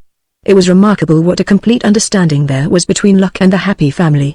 It was that complete understanding which had kept Luck's spirits up during his unloved task of producing Bentley Brown stuff in film. Well, say. Big Medicine leaned close and throttled his voice down to a hoarse whisper. What kinda hero will old Tracy Greyjoyce look like, when I start up foaming and gloating at him? Luck smiled. That, he said calmly, is for the camera to find out. He was going to say something more on the subject, but someone called to him anxiously from over toward the office.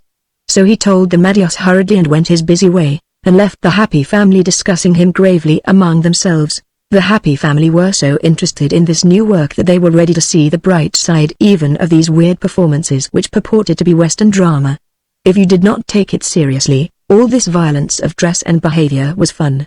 The Happy family was slipping into a rivalry of violence, and the strange part of it was that Luck Lindsay, stickler for realism, self-confessed enthusiast on the uplifting of motion pictures to a fine art, permitted their violence, which was not as the violence of other, better trained Western actors. The Happy family, after their first self-conscious tendency to duck behind something or somebody, had come to forget the merciless, recording eye of the camera. They had come to look upon their work as a game, played for the amusement of Luck Lindsay, who watched them always, and for the open ridicule of Bentley Brown, writer of these tales of blood and heroics. And Luck not only permitted but encouraged them in this exaggeration, to the amazement of the cameraman who had turned the crank on more Western dramas than he could remember. Scenes of violence such as the saloon row in which Big Medicine had forgotten that Pink was to be left alive, and so had killed him twice, made the cameraman and the assistant laugh when they should have shuddered, and to wonder why Luck Lindsay, wholly biased though he was in favor of the Happy family, did not seem to realize that they were not getting the right punch into the pictures. Luck was not behaving at all in his usual manner with his company. Evenings, instead of holding himself aloof from his subordinates, he would head straight for the furnished bungalow which the Flying U boys had taken possession of, with rosemary green to give the home atmosphere which saved the place from becoming a mere bunkhouse deluxe. If he could possibly manage it, Luck would reach headquarters in time for dinner. The happy family blandly called it supper, of course, and would proceed to forget the day's irritations while he ate what he ambiguously called real cook-in. There was a fireplace in that bungalow, and a fairly large living room surrounding the fireplace. The happy family extravagantly indulged themselves in wood, even at the unbelievable price they must pay for it, and after supper they would light the fire and hunt up chairs enough, and roll cigarettes, and talk themselves quite away from the present and into the past of glowing memory. The horses they rode before that fireplace would have made any Frontier Day celebration famous enough to be mentioned in the next encyclopedia published. The herds they took through hard winters and summer droughts would have made them millionaires all, if they could only have turned them into flesh and blood animals. They talked of blizzards and of high water and of short grass and of thunderstorms. They added little touches to the big range picture Luck had planned to make. Starting off suddenly in this wise, "Say, Luck, why don't you have?" And the fires of enthusiasm would flare again in Luck's eyes, and the talk would grow eager. But and here was the key to the remarkable interpretation which Luck permitted the happy family to give the Bentley Brown story some time before the evening was too old. Luck would swing the talk around to the work they were doing. He would pull a Bentley Brown scenario from his pocket and read, with much sarcastic comment, the scenes they were later to enact. He would incite the happy family to poking fun at such lurid performances as Bentley Brown described in all seriousness and in detail. He would encourage comment and argument and the play of their caustic imaginations upon the action of the story. He would gradually make them see the whole thing in the light of a huge joke. He would, without saying much himself, bring the happy family into the mood of wanting to make Bentley Brown appear ridiculous to all beholders. Is it any wonder, then, if the cameraman and the assistants should exchange puzzled glances when Luck put the happy family through their scenes? Exits and entrances, the essential details of the action, Luck directed painstakingly, as always he had done.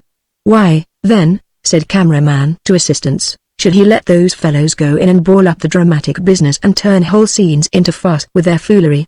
And why had he chosen Tracy Gray Joyce as leading man? And that eye-rolling, limp sentimentalist, Lenore Honowell, as his leading woman? Luck was known to despise these two, personally and professionally.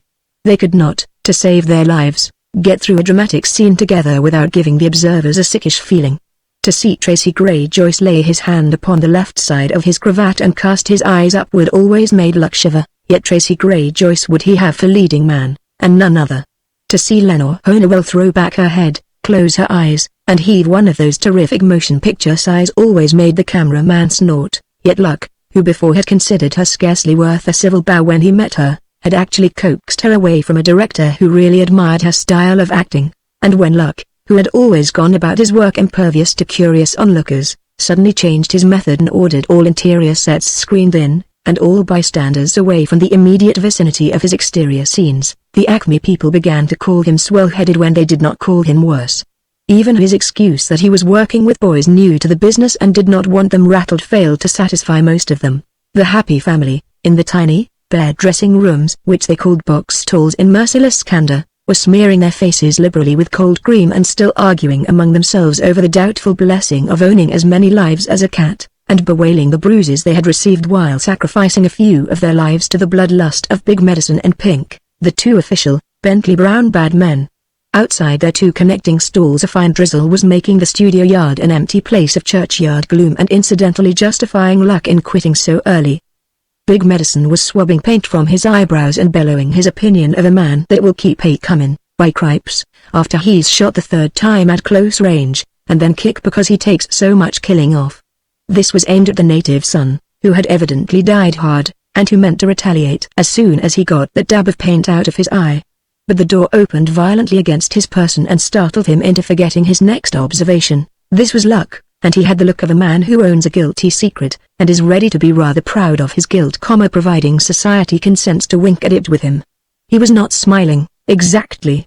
He had a wicked kind of twinkle in his eyes. Hurry up, boys. My lord, how you fellows do primp and jangle in here. They're going to run our first picture, The Soul of Littlefoot Law. Don't you fool, the witch? Big Medicine whirled upon him, rubbing his left eye into a terrifying, bloodshot condition while he glared with the other. The soul of Littlefoot Law, Luck repeated distinctly with a perfect neutrality of manner. That what you call all that ridin' and shootin' we done, that you said was by moonlight? Pink inquired pugnaciously for a young man who had died the death 4 different times that day. That's what it's called, Luck averred with firmness. Or where does soul of Littlefoot Law come in at? Happy Jack scoffed. It doesn't, so far as I know. Or, there ain't no sense in such a name as that. Is that where I got shot off and my horse, and Bud, here, done his best to run over me? That's the one. My lord, boys, how long does it take you fellows to get your makeup off? They'll have the film run and passed and released and out on the 5-cent circuit on its 15th round before you. Luck, director though he was, found it wise to pass out quickly and hold the door shut behind him for a minute. Honest, boys, you want to hurry, he called through the closed door. He waited until the sounds within indicated that they were hurrying quite violently, and then he went his way, and he still had the look in his eyes of one who bears in his soul a secret guilt of which he is inclined to be proud. When the Acme people gathered resignedly in the private projection room, however, Luck's wicked little twinkle had turned a shade anxious. He excused himself from the chair between Martinson and Molly Ryan, the stenographer, and went over to confer with the Happy family and the dried little man who kept clownnishly together as usual, and he forgot to return to his place. The Acme people, personally and individually, were sick and tired of all motion pictures that did not portray with vividness the beauty or the talents of themselves, or the faults of their acquaintances. No Acme people, save Lenore Honeywell and Tracy Gray Joyce and a phlegmatic character woman, were in this picture at all. The cameraman who took it did not think highly of it and considered the wonderful photography as good as wasted, and he had said as much and more to his intimates. Beckett, Luck's assistant, had privately announced it as the rottenest piece of cheese he had ever seen under a Wild West label, and disclaimed all responsibility. They of the cutting and trimming clan had not said anything at all. Martinson, having heard the rumors, felt that they confirmed his own suspicion that Luck had made a big blunder in bringing those cowboys into the company. They were not actors. They did not pretend to be actors. You will see that it was a critical audience indeed that gathered there in the projection room that rainy afternoon to see the trial run of the soul of the Littlefoot Law. It would take a good deal to win any approbation from that bunch, and then they were looking at the first scene, which was a night in Whoopalong, the fake town over the beyond the big stage. The Happy family, all disguised as cowboys, came surging out of the darkness. That was the bunch that Luck Lindsay had done so much bragging about, and called real boys, was it? Silently commented the audience. No different from many other cowboys, as far as anyone could see. True. They used about half the usual amount of film footage in getting to foreground, probably underspeeded the camera, an old trick which has helped to put the dash and ginger into many a poor horseman's act. But the Xi cowboys certainly surged up to foreground, and it was seen that they rode with reins in their teeth, and that each and every man fired 2 huge 6-shooters straight up at the moon every time their horses hit the ground with 4 feet. The Happy family leaned forward and craned around the heads of those in front that they might see all of it. Luck had told them before making this scene to eat them alive, and the Happy family had very nearly done so. Andy Green nudged his wife, Rosemary, and whispered hurriedly that this was where the cameraman had pulled up his tripod by the roots and beat it, thinking he was going to be run over, and that was why the scene was cut unexpectedly just where Andy set his horse on its haunches and posed, a heroic figure of a cowboy rampant, immediately before the lens. Luck, glancing hurriedly to right and left, slid down and rested the nape of his neck on the back of his chair, slipped a fresh stick of gum between his teeth, hung his hat on his knee, and prepared to view his work with critical mind and impartial, and with his conscience like his body at ease. The thing had certainly started off with zip enough, since zip was what Mart claimed the public demanded. The next scene was a continuation of the one before, the cameraman having evidently recovered himself and gotten to work again.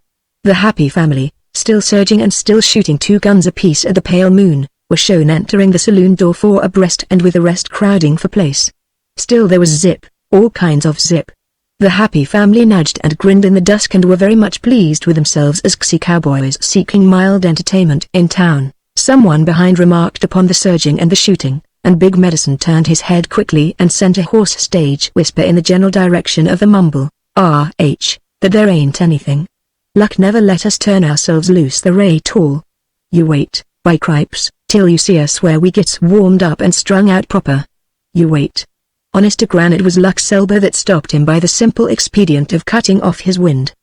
Big Medicine gave a grunt and said no more. Thereafter, the happy family discovered that there was a certain continuity in the barbaric performances in which Luck had grinningly encouraged them to indulge themselves. They beheld themselves engaged in various questionable enterprises, and they laughed in naive enjoyment as certain blood-curdling traits in their characters were depicted with startling vividness. Accented by makeup and magnified on the screen, the goggling, frog-like ugliness of Big Medicine became like unto ogres of childish memory. His smile was a thing to make one's back hair stand up with a cold, prickling sensation. Happy Jack stared at himself and his exaggerated awkwardness incredulously, with a sheepish grin of appreciation. The rest of them watched and missed no slightest gesture, so they saw the plot of Bentley Brown unfold, scene by scene, unfold in violence and malevolent intrigue and zip and much fighting. Also unfolded something of which Bentley Brown had never dreamed, something which the audience, though greeting it with laughter, failed at first to recognize for what it was worth, because everyone knew all about the Bentley Brown Western dramas, and everyone believed that they were to be made after the usual recipe more elaborately stirred. So everyone had been chortling through several scenes before the significance of their laughter occurred to them. Comedy, that was it. Comedy, that had slipped in with cap and bells just when the door was flung open for black-robed tragedy. But it was too late to stop laughing when they discovered the trick.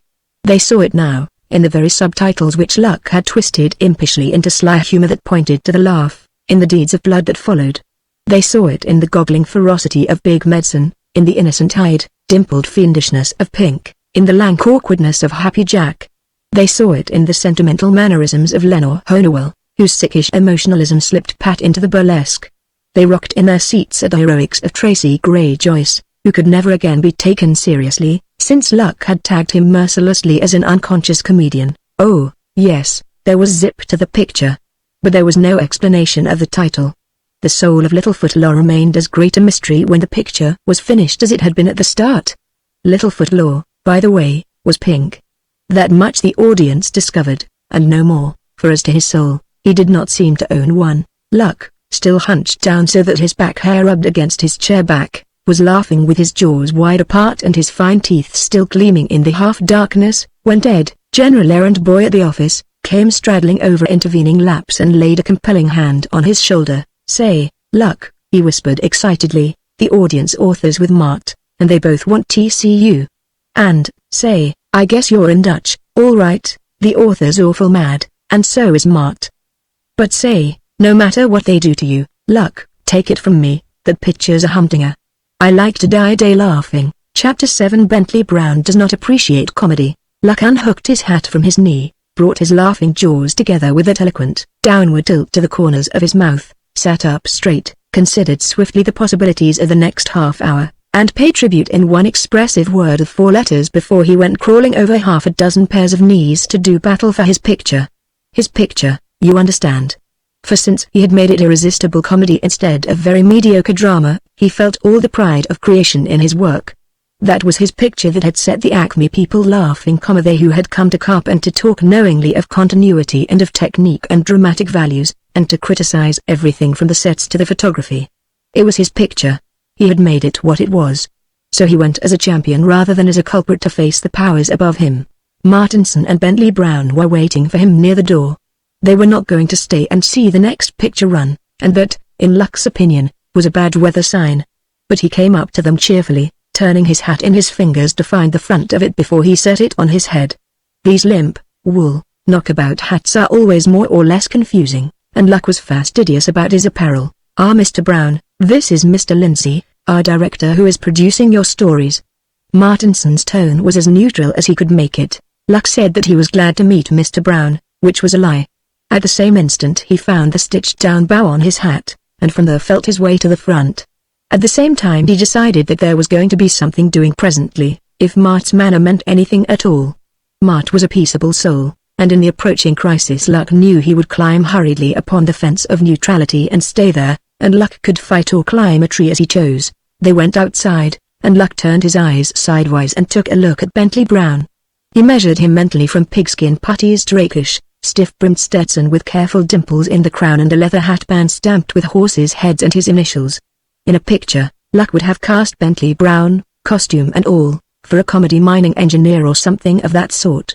You know the type. He arrives on a stage that is held up, and is always in the employ of the moneyed octopus, and the cowboys who pursue and capture the bandits have fun afterwards with the engineer, so much fun that he crawls out of an upstairs window in the night and departs hastily and forever from that place.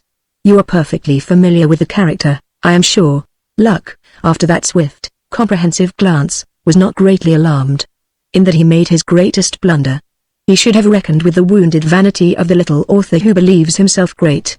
He should have reminded himself that Bentley Brown was not a comedy mining engineer, but that touchiest of all mortals, the nearly successful author. He should have taken warning from the stiff-necked, stiff-backed gait of Bentley Brown on the short walk to the office. He should have read danger in the blinking lids of his pale eyes, and in his self-conscious manner of looking straight before him, in the office. Then, luck basely deserted one Luck Lindsay, and left him to fight a losing battle. For Bentley Brown was incensed, insulted, and outraged over the manner in which the soul of Littlefoot Law had been filmed. The story had been caricatured out of all semblance to its original self. Littlefoot Law had been shown as having no soul whatever. Instead of being permitted to make the final, supreme sacrifice of his life for the honor of his enemy, which would have revealed to the audience his possession of a clean white soul in spite of his bad character, he had been made out a little fiend who would shoot you on the slightest provocation. The girl had been thrust into the background, and the hero had been made into a coward and a paltry villain. They were all desperados upon the screen. Never in his life had Bentley Brown been made to suffer such an affront. Never had he dreamed that his work would be made a thing to laugh at. They certainly did laugh, Luck lazily interrupted. And believe me, Mr. Brown, it takes real stuff to collect a laugh out of that bunch. It will be a riot with the public, you can bank on that. By the time I get a few more made and released, you can expect to see your name in the papers without paying advertising rates. Whatever possessed Luck to talk that way to Bentley Brown, I cannot say. He surely must have seen that the little, over-costumed author was choking with spleen. It was a farce. The small, yellow moustache of Bentley Brown was twitching comically with the tremble of his lips beneath. A bald, unmitigated farce. Surest thing you know, Luck agreed, with that little chuckle of his. At first I was afraid the crowd wouldn't get it. I didn't know but they might try to take it seriously. Now, I know for certain that it will get over. It will be the cleanest, funniest, farce comedy series that has ever been filmed. Luck sat up straight and pulled a cigar from his pocket and looked at it absent-mindedly. Say, those boys of mine are certainly real ones. I wouldn't trade that bunch for the highest salaried actors you could hand me. Do you know what made that picture such a scream? It was because there wasn't a bit of made-to-order comedy business in the whole film. Those boys didn't think about acting funny just to make folks laugh. They were so doggone busy having fun with the story and showing up its weak points that they forgot to be self-conscious. If I'd had a regular comedy company working on it, believe me, Mr. Brown, it might have turned out almost as rotten a farce as it would be as a drama. Had Bentley Brown owned under his pink skin any of the primitive instincts which he was so fond of portraying in his characters, he would have killed Luck without any further argument or delay. Instead of that he spluttered and stormed like a scolding woman. He lifted first one putty and then the other, and he shook his fist, and he nodded his head violently, and finally was constrained to lift the leather-banded Stetson from his blonde hair and wipe the perspiration from his brow with a lavender-initialed handkerchief. He said a great deal in a very few minutes, but it was too involved, too incoherent to be repeated here. Luck gathered, however, that he meant to sue the Acme Company for about $9 million damages to his feelings and his reputation, if the soul of Littlefoot Law was released in its present form. He batted at Luck's grinning composure with his full supply of invectives. When he perceived that Luck's eyes twinkled more and more while they watched him, and that Luck's smile was threatening to explode into laughter, Bentley Brown shook his fist at the two of them, shrilled something about seeing his lawyer at once, and went out and slammed the door. Lordy. He'd make a hit in comedy, that fellow, Luck observed placidly, and lighted the cigar he had been holding. What's he mean sue the company? He means sue the company, Martinson retorted grimly. That clause in the contract where we agree to produce his stories in a manner befitting the quality and fame of these several stories in fiction, he's got grounds for action there, and he's going to make the most of it. He's sore, anyway. Someone's been telling him he practically made us a present of his stuff. Hell, said Luck. Why didn't you say so? Why didn't you say that you were turning that stuff into farce comedy? Martinson came back sharply. I could have told you it wouldn't get by. I knew Brown wouldn't stand for anything like that, and I knew he could put the gaff into us on that manner befitting clause. It's a wonder you wouldn't have jarred loose from some of that wisdom, Luck observed darkly. You never gave me any dope at all on this Bentley Brown person. You handed me the junk he stung you on, and believe me, as drama he'd have stung you with it as a present! You handed it to me to film. I made the most of it, you made a mess of it, Martinson corrected peevishly. You laughed, Luck pointed out laconically. Then his eyes twinkled suddenly. Laugh and the world laughs with you, he quoted shamelessly, and took a long, satisfying suck at his cigar. The world won't step up and pay damages to Bentley Brown, Martinson reminded him, if that picture is released as it stands. How many have you made, so far? I'm finishing the third, getting funnier, too, as they go along. You've got to cut out that funny business. You'll have to retake this whole thing, Luck, make it straight drama. We can't afford a lawsuit. These hard times and injunctions tying up the releases, and damages to pay when the thing's thrashed out in court. You'll have to retake this whole picture. Nice bunch of useless expense, I must say, when I've been chasing nickels off the expense account of this company and sitting up nights nursing profits. We'll have to cut salaries now, to break even on this fluke. I've left the payroll alone so far. That's the worst of a break like this. The whole company has got to pay for every blunder from now on. Luck's eyes hardened while he listened. He did not call his work a blunder, and the charge did not sit well coming from another. Buy off Bentley Brown, he advised crisply. Offer him a new contract, naming this stuff as comedy. Advertise them as the famous comedies of Bentley Brown, the well-known author. Show him some good publicity dope along that line. Give him the credit of making the stories live ones. This series will be a moneymaker, and a big one, if ever they reach the screen. You're old enough in the business to know that, Mart. You saw how this film hit the punch, and you know what it takes to rouse any enthusiasm in the projection room. And take it from me, Mart, this is straight ! That's the only way in God's world to make that series take hold at all. As drama the stuff is hopeless. Absolutely hopeless. It's only by giving it the twist I gave it that it will get over. You do that, Mart. You kid this Bentley Brown into being featured as the humorist of the age, and pay him a little something for swallowing his disappointment as a dramatic author. I'll go ahead with my boys, and we'll deliver the goods. You do that, and you'll be setting up nights counting profits instead of nursing them. Martinson began to stir up the litter on his desk, another bad weather sign. I can't waste time talking nonsense, he snapped. I've got plenty to do without that. That stuff has got to be retaken, every foot of it, if you've gone on burlesquing the action. I happen to know that Brown wouldn't consider such a compromise. You've made a bad break, and I believe you made the first one when you brought that bunch of cowboys back with you. If they can do straight dramatic acting, all right, if not, you'd better let them out and start over with professionals. For a peaceable man, Martinson was angry. He had taken some trouble in smoothing down the ruffled temper of Bentley Brown, even before viewing the trial run of the picture. Martinson hated disputes as a cat hates to walk in fresh fallen snow, and the parting tirade of Bentley Brown had affected him unpleasantly. For a full 2 minutes Luck smoked and did not speak, and as he had done once before, Martinson repented his harshness when it was too late. Personally, your version struck me as awfully funny, he began placatingly. Who gives a cuss how it struck you personally? Luck stood up with unexpected haste. You trim and truckle to everyone that comes along with a gold brick, and that's why you have to sit up nights to nurse the profits. If you had a little stiffening in your back, the profits would show up better. You paid good money for this bunch of rot, and turned it over to me to whip into a profitable investment. You can make the rounds of the studio and get a vote on whether I've done it or not. Put it up to your public, they'll mighty soon let you know whether the film's a money-getter. If it is, your business as general manager and president of the Acme Film Company is to get Bentley Brown in line for the production to go on. A clause such as you mention in the agreement with him shows a bigger blunder on your part than anything I've done or ever will do. If you'd had as much sense as Ted, you'd have kept that clause out. If you'd had half as much brains as the comedy burro out in the corral, you'd never have loaded up with that stuff. Anyway, you'd have seen at a glance that it was rotten. Now, I've shown what I can do with those stories. I've taken your bad bargain and put it into a money-making shape. As to the break I made in getting those boys out here, you'll have to show me, that's all. They seem to have made good all right, judging from the way that film took with the crowd. And if you ask my opinion as a director, they beat any near professional on the Acme payroll. My work, and their work, goes right along as it has started or it stops.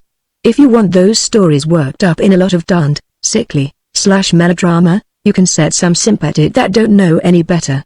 Luck stopped and shut his teeth together against some personal remarks that he would later feel ashamed of having uttered. He turned to the door, swallowed hard, and forced himself to a dignified calm before he spoke again. You know my phone number, Mart.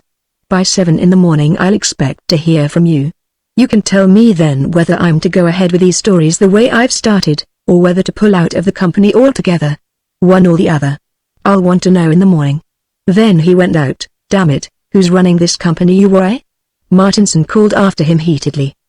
But Luck was already standing on the steps and hoisting his umbrella against the drizzle, and he did not give any sign that he heard. Chapter 8. There's got to be a line drawn somewheres. By 7 o'clock in the morning, since that was his ultimatum, Luck was standing in his bare feet and pajamas, acrimoniously arguing with Martinson over the telephone.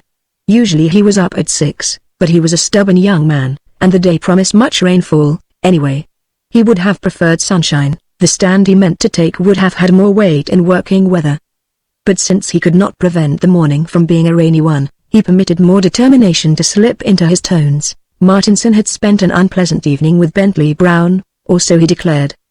He had called up several stockholders of the Acme, and had talked the matter over with them, and, well, cut the preamble, Mart, snapped Luck, trying to warm one foot by rubbing it with the other one.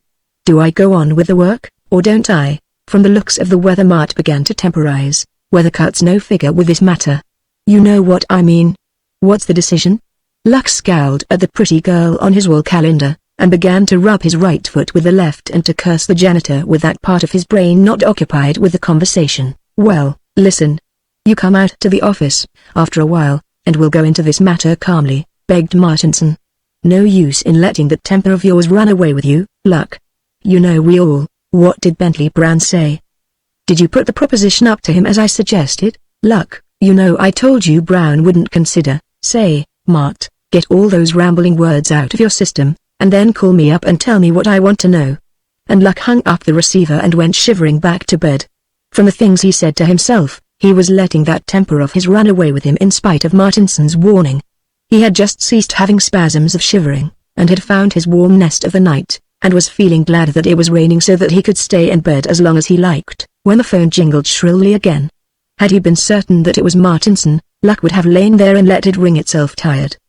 But there is always the doubt when a telephone bell calls peremptorily. He waited sulkily until the girl at the switchboard in the office below settled down to prolong the siege. Luck knew that girl would never quit now that she was sure he was in. He crawled out again, this time dragging the bedspread with him for drapery. Hello. There was no compromise in his voice, which was guttural. Luck. This is Martinson. You are to retake all of the Bentley Brown pictures which you have made so far, under the personal supervision of Bentley Brown himself. You will pass upon all film before accepted by the company. This is final, Martinson. This is Luck. You and Bentley Brown and the Acme Film Company can go where the heat's never turned off. This is final, whereupon Luck slammed the receiver into its brackets, trailed over to a table and gleaned the makings from among the litter of papers, programs, stills, and letters, and rolled himself a much-needed smoke. He was sorry chiefly because he had been compelled to use such mild language over the telephone. It would be almost worth a trip to the office just to tell Martinson without stint what he thought of him and all his works. He crawled back into bed and smoked his cigarette with due regard for the bedclothes, and wondered what kind of a fool they took him for if they imagined for 1 minute that he would produce so much as a subtitle under the personal supervision of Bentley Brown. After a while it occurred to him that, unless he relented from his final statement to Martinson, he was a young man out of a job, but that did not worry him much. Of course, if he left the Acme Company, he would have to look around for an opening somewhere else, where he could take his happy family and maybe produce. Right. The Luck got up and unlocked his trunk, which was also his chest of treasures, and found the carbon copy of his range scenario. He had not named it yet. In thinking of it and in talking about it with the boys he had been content to call it his big picture. If he could place himself and his big picture and his boys with some company that would appreciate the value of the combination, his rupture with the Acme Company would be simply a bit of good luck. While he huddled close to the radiator that was beginning to hiss and rumble encouragingly, he glanced rapidly over the meagly described scenes which were to his imagination so full of color. Pam. Bleak Mesa snow cattle drifting before wind. Dale and Johnny Diss. Riding to foreground. Reg. Cold horses leg weary boys all in. To Luck, sitting there in his pajamas as close as he could get to a slow-warming steam radiator. Those curtailed sentences projected his mental self into a land of cold and snow and biting wind, where the cattle drifted dismally before the storm. Andy Green and Miguel Raponi were riding slowly toward him on shuffling horses as bone-weary as their masters. Snow was packed in the wrinkles of the boys' clothing. Snow was packed in the manes and tails of the horses that moved with their heads drooping in utter dejection. "Boys all in," said the script laconically. Luck, staring at the little thread of escaping steam from the radiator valve, saw Andy and the native son drooping in the saddles, swaying stiffly with the movements of their mounts. He saw them to the last little detail, to the drift of snow on their hat brims and the tiny icicles clinging to the high collars of their sourdough coats, where their breath had frozen. If he could get a company to let him put that on, he would not care. He told himself, if he never made another picture in his life. If he could get a company to send him and the boys where that stuff could be found. Well, it was only 8 o'clock in the morning, a rainy morning at that, when all good movie people would lie late in bed for the pure luxury of taking their ease. But Luck, besides acting upon strong convictions and then paying the price without whimpering, never let an impulse grow stale from want of use. He reached for the fat telephone directory and searched out the numbers of those motion picture companies which he did not remember readily. Then, beginning at the first number on his hastily compiled list, he woke 5 different managers out of their precious 8 o'clock sleep to answer his questions. Whatever they may have thought of Luck Lindsay just then, they replied politely, and did not tell him offhand that there was no possible opening for him in their companies. 3 of them made appointments with him at their offices. 1 promised to call him up just as soon as he had a line on anything. 1 said that, with the rainy weather coming on, they were cutting down to straight studio stuff, but that he would keep Luck in mind if anything turned up. Then I suppose the whole 5 called him names behind his back, figuratively speaking, for being such an early riser on such a day. Not one of them asked him any questions about his reasons for leaving the Acme. Reasons, in the motion picture business, are generally invented upon demand and have but a fictitious value at best. And since it is never a matter of surprise when any director or any member of any company decides to try a new field, it would seem that change is one of the most unchanging features of the business. Luck had no qualms of conscience, either for his treatment of Martinson and his overtures, or for his disturbances of 5 other perfectly inoffensive movie managers. He dressed with mechanical precision and with his mind shuttling back and forth from his big picture to the possibilities of his next position. He folded his scenario and placed it in a long envelope, hunted until he found his rubbers, took his raincoat over his arm and his umbrella in his hand, and went blithely to the elevator. It was too stormy for his machine, so he caught a streetcar and went straight to the bungalow where the happy family were still snoring at peace with the world and each other. Still Luck had no qualms of conscience. He lingered in the kitchen just long enough to say howdy to Rosemary Green, who was anxiously watching a new and much-admired coffee percolator to see if it were going to perk. She told him gravely. He assured Rosemary that he had come all the way out there in the hope of being invited to breakfast. Then he went into a sleep-charged atmosphere and gave a real, old-time range yell. "Why, I saw that peaked little person with Mr. Martinson," Mrs. Andy remarked slightingly at the breakfast table. "Was that Bentley Brown? And he has the nerve to want to stand around and boss you. Oh, find me an umbrella, somebody. I shall choke if I can't go and tell him to his silly, pink face what a conceited little idiot he is." You will see why it was that Rosemary Green had been adopted without question as a member of the happy family. I hope you told him straight out, Luck Lindsay, that these boys would simply tear him limb from limb if he ever dared to butt in on your work. Why, it's you that made the picture fit to look at. Luck let his eyes thank her for her loyalty, and held out his empty cup for more coffee. "I came out," he drawled quietly, "to find out what you fellows are going to do about it. Of course, they'll get somebody else to go ahead with the stuff, and you boys can stay with it. Well, say. Did you come away out here in the rain to insult us fellas?" Big Medicine roared suddenly from the foot of the table. "I'll take a lot from you, but by cripes they's got to be a line drawed somewheres, you bet. And right there's where we draw it." "Luck," spoke up the dried little man who seldom spoke at the table, but concentrated his attention upon the joy of eating what Mrs. Andy set before him. "I come out here to work for you. That peters out. By gory, I'll go back to chuffering a baggage truck in Sioux, North Dakota. Can I have a drop more coffee, Mrs. Green?" While Rosemary proudly brought her new percolator in from the kitchen and refilled his cup, Luck Lindsay sat and endured the greatest tongue-lashing of his life. Furthermore, he seemed to enjoy the chorus of reproaches and threats and recriminations. He chuckled over the eloquence of Andy Green, and he grinned at the belligerence of Pink and the melancholy of Happy Jack. "I don't guess you're crazy to work under Bentley Brown," he finally managed to slide into the uproar. "Do I get you as meaning to stick with me wherever I go? You get us that way or you get licked." Weary, the mild-tempered one, stated flatly. "You can fire us and send us home. But you can't walk off and leave us with the Acme, 'cause we won't stay." That was what Luck had ridden 12 cold, rainy miles to hear the Happy family declare. He had expected them to take that stand, but it was good to hear it spoken in just that tone of finality. He stacked his cup and saucer in his plate, laid his knife and fork across them in the old range style, and began to roll a cigarette. Smoking at the table being another comfortable little bad habit which Rosemary Green wisely and smilingly permitted. That being the case, he began cheerfully, "You boys had best go over with me now and give your 2 weeks' notice. I'm director of our company to Liquid Sea. I'll arrange for your transportation home, or, Gwan. Who said we was going home?" wailed Happy Jack distressfully. "Now, listen. You're entitled to your transportation money. That doesn't mean you'll have to use it for that purpose, Sabe. It's coming to you, and you get it. There's a week's salary due all around, too, besides the 2 weeks you'll get by giving notice. No use passing up any bets like that. So let's go, boys. I've got an appointment at 1 o'clock, and I may as well wipe the Acme slate clean this forenoon, so I can talk business without any comeback from Mart, or any tag ends to pick up.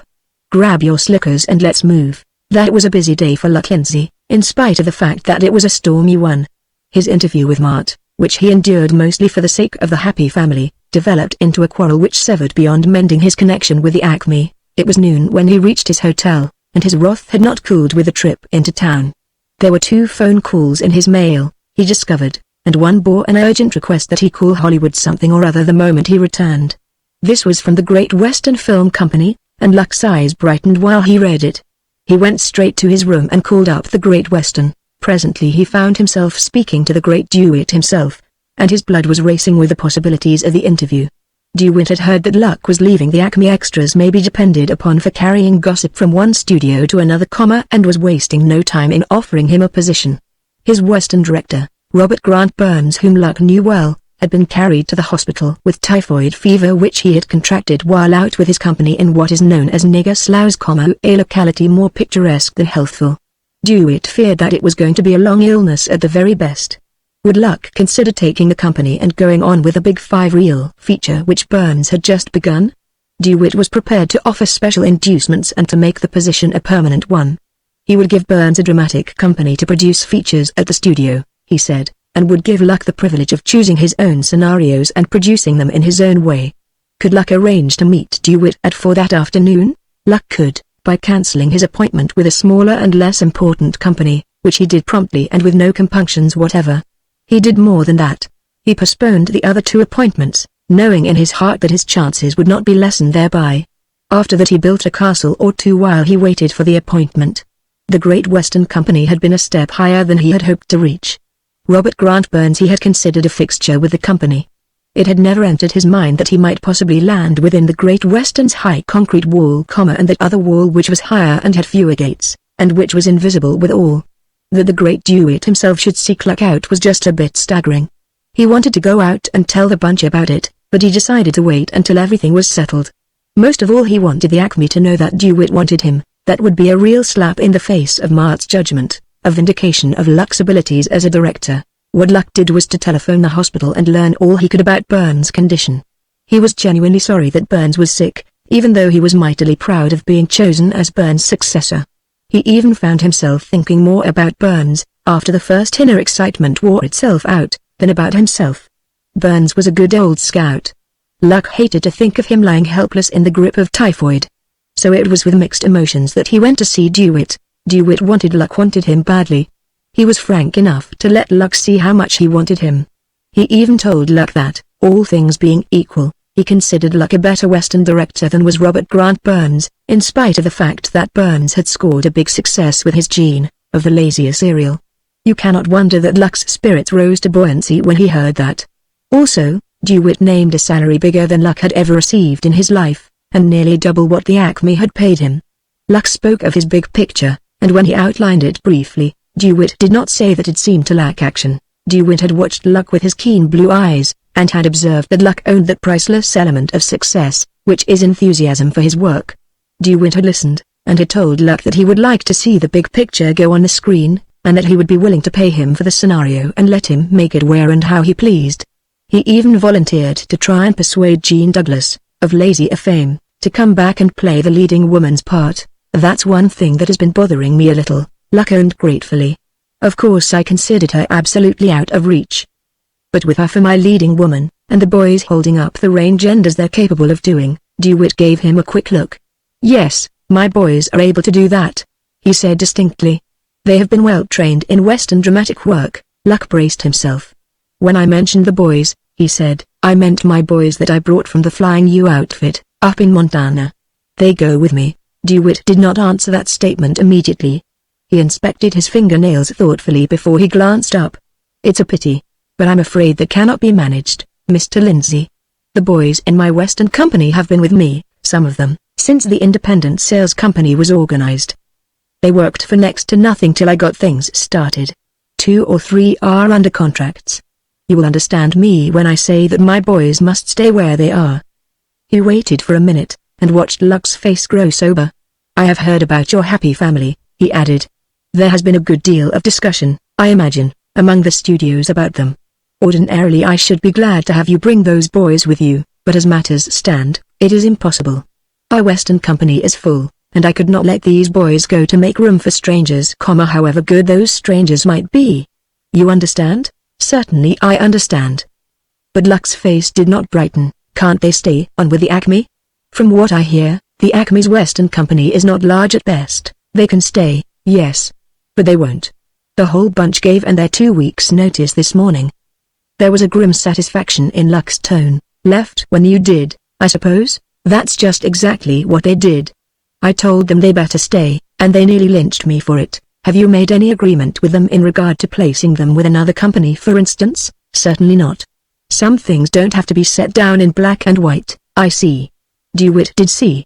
What he saw worried him, even though it increased his respect for Luck Lindsay. He studied his nails more critically than before. "These boys, have they any resources at all, other than their work in pictures? Did they burn their bridges when they came with you?" "Oh, far as that goes, they've all got ranches. They wouldn't starve." Luck's voice was inclined to gruffness under quizzing. "As I see the situation," DeWitt went on evenly and with a logic that made Luck squirm with its very truthfulness, "they left their ranches and came with you to work in pictures in a spirit of adventure, we might say. There is a glamour, and your personal influence, your enthusiasm, had its effect. Should they go back to their ranches now, they would carry back a fresh outlook and a fund of experiences that would season conversation agreeably for months to come. They will not have lost financially, I take it. They will have had a vacation which has in many ways been a profitable one. Should the question be laid before them, I venture the assertion that they would urge you to take this position with us. They would feel some disappointment, of course, just as you would feel sorry not to be able to bring them with you. But no reasonable man would blame you or expect you to bear the handicap of 6 or 7 inexperienced young fellows. You must see that your only hope of placing them would be with some new company just starting up. And this is not the season for young companies. Next spring you might stand a better chance." "Yes, that's all true enough," Luck admitted, since DeWitt plainly expected some reply. "At the same time, there is no immediate need of a decision," DeWitt hastily completed Luck's sentence. "From all weather reports, this storm is going to be a long one. I doubt very much if you could get to work for several days. I wish you would think it over from all sides before you accept or refuse the proposition, Mr. Lindsay. Lay the matter before your boys, tell them frankly just how things stand. I'll guarantee they will insist upon your accepting the position. I know, and you know, that it will give you a better opportunity than you have had in some time. And I am going to say candidly that I believe you need only the opportunity to make your work stand out above all the others. That is why I sent for you this morning. I believe you have big possibilities, and I want you with a Great Western." There was that instant of silence which terminates all conferences.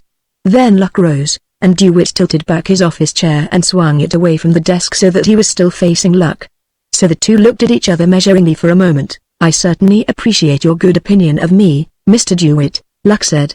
"Whether I take the place or not, I want to thank you for offering it to me. It all looks fine, the chance of my life, but I can't." "No, don't say any more." DeWitt raised his hand. "You do as I suggest, tell the boys just what has passed, if you like." Let them decide for you. No, that wouldn't be fair. They'd decide for my interests and forget about their own. I know that. Well, let's just wait a day or two. You think it over. Think what you could do with Jean Douglas, for instance. I'll try and get her back. I think perhaps I can. She's married, but I think they'll both come if I make it worth their while. Come and see me day after tomorrow, will you? We'll say 4 o'clock again. Goodbye. So Luck went away with temptation whispering in his ear. Chapter 9. Leave it to the bunch. Not a word did Luck say to the happy family about his big opportunity. Instead, he avoided them half guiltily, and he filled the next day and the one after that by seeing, or trying to see, the head of every motion picture company in that part of the state. He even sent a night letter to a big company at Santa Barbara. Always he stipulated that he must take his own cowboys with him and have a free hand in the production of Western pictures, since he did not mean to risk having another irate author descend upon him with threats of a lawsuit. By 3 o'clock of the day when he was to give DeWitt his decision, Luck was convinced that the two conditions he never failed to mention were as two iron bars across every trail that might otherwise have been open to him. No motion picture company seemed to feel that it needed 7 inexperienced men on its payroll. A few general managers suggested letting them work as extras, but the majority could not see the proposition at all. They were more willing to give Luck the free hand which he demanded, had negotiations ever reached that far, which they did not. The happy family, Luck was forced to admit to himself, was a very serious handicap for an out-of-work director to carry at the beginning of the rainy season. He did his best, and he spent 2 sleepless nights over the doing, but he simply could not land them anywhere. He talked himself hoarse for them, he painted them geniuses all, he declared that they would make themselves and their company supposing they were accepted famous for Western pictures. He worked harder to place them in the business than he would ever work to find himself a job, and he failed absolutely. DeWitt's eyes questioned him the moment he stood inside the office. DeWitt had heard something of Luck's efforts since their last meeting, and although he admired Luck the more for his loyalty, he felt quite certain that now he was convinced of his defeat, Luck would hesitate no longer over stepping into the official shoes of Robert Grant Burns, who was lying on his broad back, and shouting pitifully futile commands to his company and asking an imaginary cameraman questions which were as Greek to the soft-footed nurse. DeWitt, having just come from a visit to Burns, had a vivid mental picture of that ward in the Sisters' Hospital. But alongside that picture was another, quite as vivid, of Luck Lindsay standing beside Pete Lowry's camera with a script in his hand, explaining to Jean Douglas the business of some particular scene. "Well?" queried DeWitt, and motioned Luck to a chair. "Well," Luck echoed, and stopped for a breath. "No use wasting time, Mr. DeWitt. I can't take any position that doesn't include the flying you boys. I'm certainly sorry that prevents my accepting your offer. I appreciate all it would mean for me and for my big picture to be with you. But some things mean more. You're under no obligations to tie your own hands just because there's a not free," DeWitt reminded him sharply. "I know I'm not. Can you figure where it will be to their advantage for you to refuse a good position just because they happen to be out of work? I'm not trying to figure anything like that. Some things don't have to be figured. Some things just are. Do you see what I mean? Those boys didn't wait to do any figuring. When I quit the Acme, they quit just as a matter of course. If I were as loyal to them as they have been to me, Mr. DeWitt, I wouldn't have taken 2 days to give you my answer. I'd have told you day before yesterday what I'm telling you now." DeWitt did not reply at once. When he did speak he seemed to be answering an argument within himself. "I can't let my own boys go to make room for yours. That is absolutely out of the question. There is a little matter of loyalty there, also. I know there is. I don't know that I should want you to let them go. We're both in the same position almost. And we're at a deadlock, Mr. DeWitt. I'm certainly sorry that I can't sign up with you, so am I, young man. So am I. Come back if things shape themselves so you can see your way clear to directing my Western company. I've an idea your boys will be going back to their ranches before the holidays. In case they do, let me hear from you." That was more than Luck had any right to expect, and he had the sense to realize it. He thanked DeWitt and promised, and went away with something of a load off his mind. He could go now and face the happy family without feeling himself another Judas. He found them sitting around waiting for their supper and trying to invent new words to fit their disgust with the Acme Film Company. They greeted Luck as though they had not seen him for a month. "Bully for you, Luck," Andy shouted, and gave him an approving slap on the shoulder that sent him skating dangerously toward the table. "Best job in town just came running up to you and says, 'Please take me!' So they say. That right? Yeah, what about this here Great Western getting its loop on you first thing? Bawled Big Medicine gleefully. By cripes, that's sure one on the Acme bunch. They'll wish they wasn't quite so fresh, given that little tin imitation of an author so much rope. Me and Pink was over to the studio today, honest to Grandma. There was a sick-looking bunch around there. Me and Pink sure throwed it into M2, about letting the only real man they had get away from the way they done. My gorry, son, I sure am tickled to see you light with both feet under you, like they say you done. I heard tell the Great Western's going to let you put on your own picture. I guess the Acme folks'll feel kinda foolish when they see it, declared the dried little man, grinning over his pipe. Luck was fighting his bewilderment and framing a demand for explanations when Rosemary bustled in from the kitchen. Oh, but we're glad, Luck Lindsay. She began in her quick, emphatic way. We all feel like $1 million over your good luck. We're going to have fried chicken and strawberry shortcake for supper, too, just for a celebration. I knew you'd come out and tell us all about it. So sit right down, everybody, and keep still so Luck can tell us just what everybody said to the other fellow, and how DeWitt happened to get hold of him so quickly. Is it true? The boys heard you were going to get $200 a week, not get it no. Luck unfolded his napkin with fingers that shook a little. I was offered it, but I'm not going to take it, not why, Luck Lindsay. Rosemary very nearly dropped her new percolator. Why ain't, or, Gwen. Only reason I wouldn't take $200 a week would be because I'd drop dead at the chance and couldn't. Well, listen. There's one point that hasn't spilled into studio gossip yet. Luck managed to slip into the uproar. I didn't take the place. There were some details we couldn't get together on, so I thanked him and turned it down. There was silence, while the happy family stared at him. What details was them? Big Medicine demanded belligerently. Way I heard it, studio gossip, Luck interrupted hastily. You can't depend on anything you hear passed around amongst the extras. We failed to agree on certain technical details. I haven't any more job than a jackrabbit, let it go at that. What have you fellows been doing, us? Why, the Acme's going to give us absent treatment from now on, Andy stated cheerfully. They're paying us $30 a week apiece to stay away from them and I sure never earned money easier than that. Clements is going to take orders from that so-called author, and he told me straight out that they'll be using actors in those stories. They'll need Luck commented dryly. You're in luck that they don't want you to work. Any other news? You bet there's other news. Roared Big Medicine, goggling across the table at Luck. I rustled me a job, by cripes. Soon as this rain's over, I'm going to cash in my face for $2 a day with a sunset. Fella over there wants me bad for air atmosphere in a picture he's going to make of the Fiji Islands. Fella claims he can clothe me in a nigger wig and a handful of grass and get more atmosphere, by cripes, to the square inch. Rosemary gasped and bolted for the kitchen. When she came back, red-faced and still gurgling spasmodically, Pink was relating his experiences with another company. He and the native son and Weary, it transpired, were duly enrolled upon the extra list and were reasonably sure of a day's work now and then. Rosemary had paid her Japanese maid and let her go, and Andy was going to help her with the housework until the industrial problem was solved.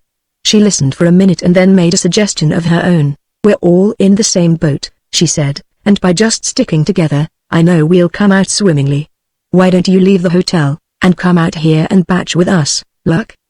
It would be so much cheaper, and I can turn that couch in the kitchen into a bed, easy as anything. I'd like to shake that Great Western Company for acting the way they have with you.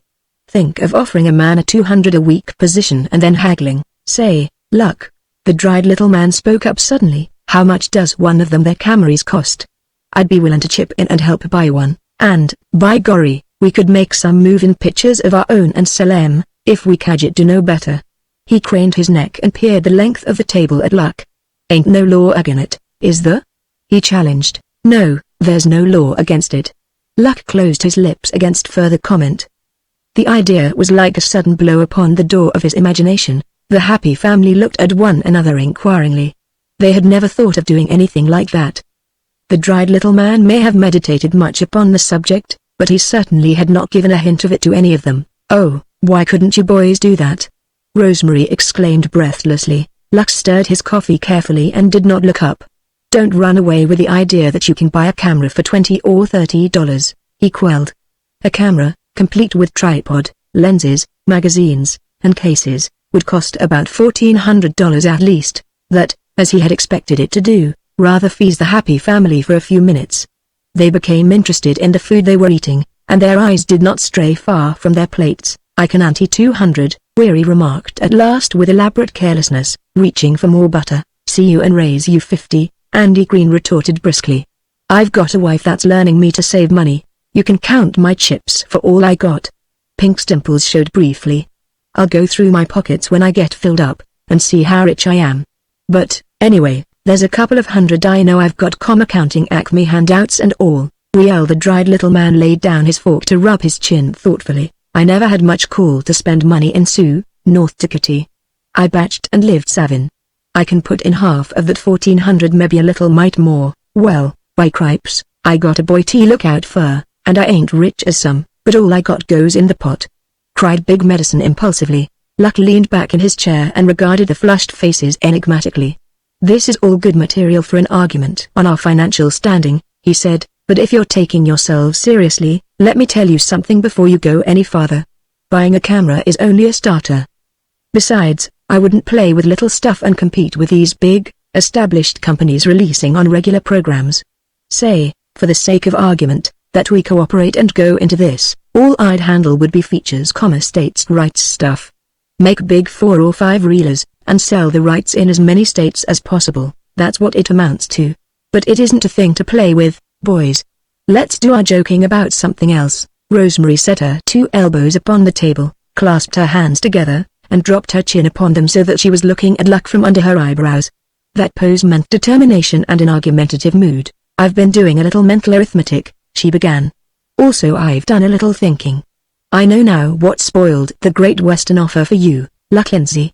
It was because they wouldn't take the boys too. And you turned it down because they're the technical details, young man. You see? Your eyes give you away. I knew it, once the idea popped into my head. What do you think of a fellow like that, boys?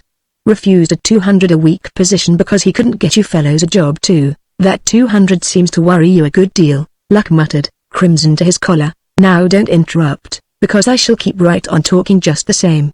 I've a lot more to say. Do you realize that the donations these boys have made already amounts to over $1,500?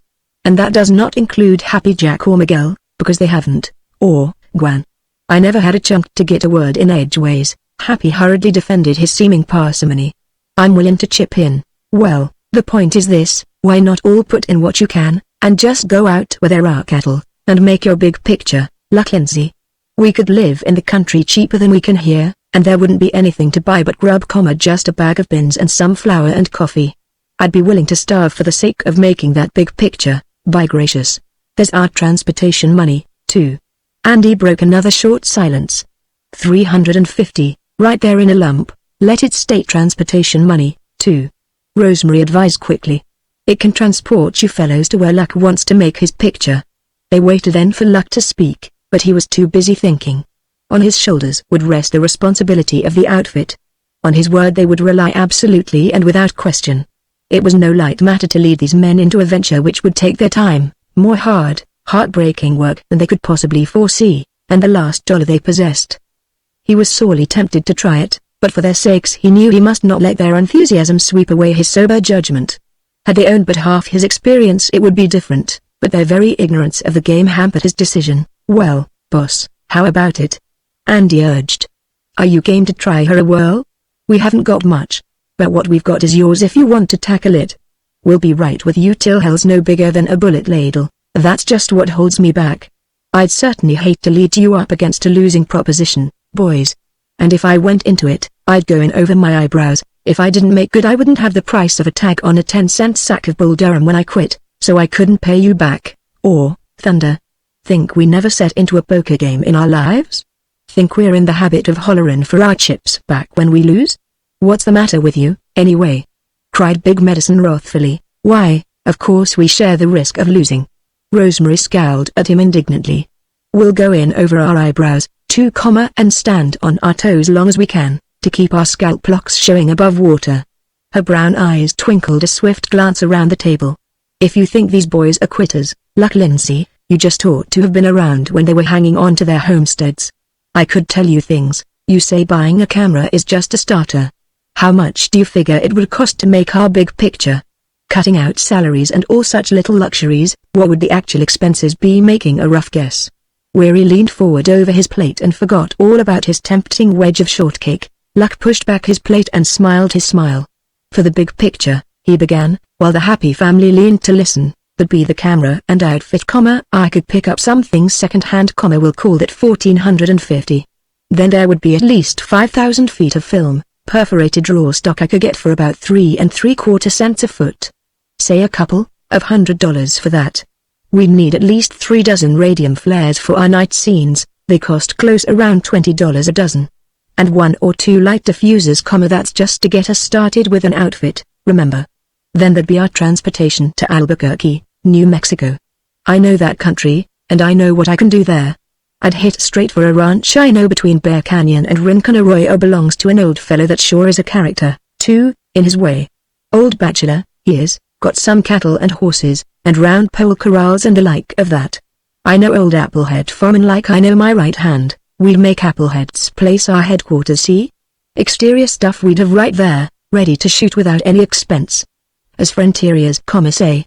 Any of you fellows handy with hammer and saw? By gracious, we all are. Andy declared quickly. We learned our little lessons when we were building claim shacks for ourselves, good enough. You boys could be stage mechanics as well as leading men, Luck grinned.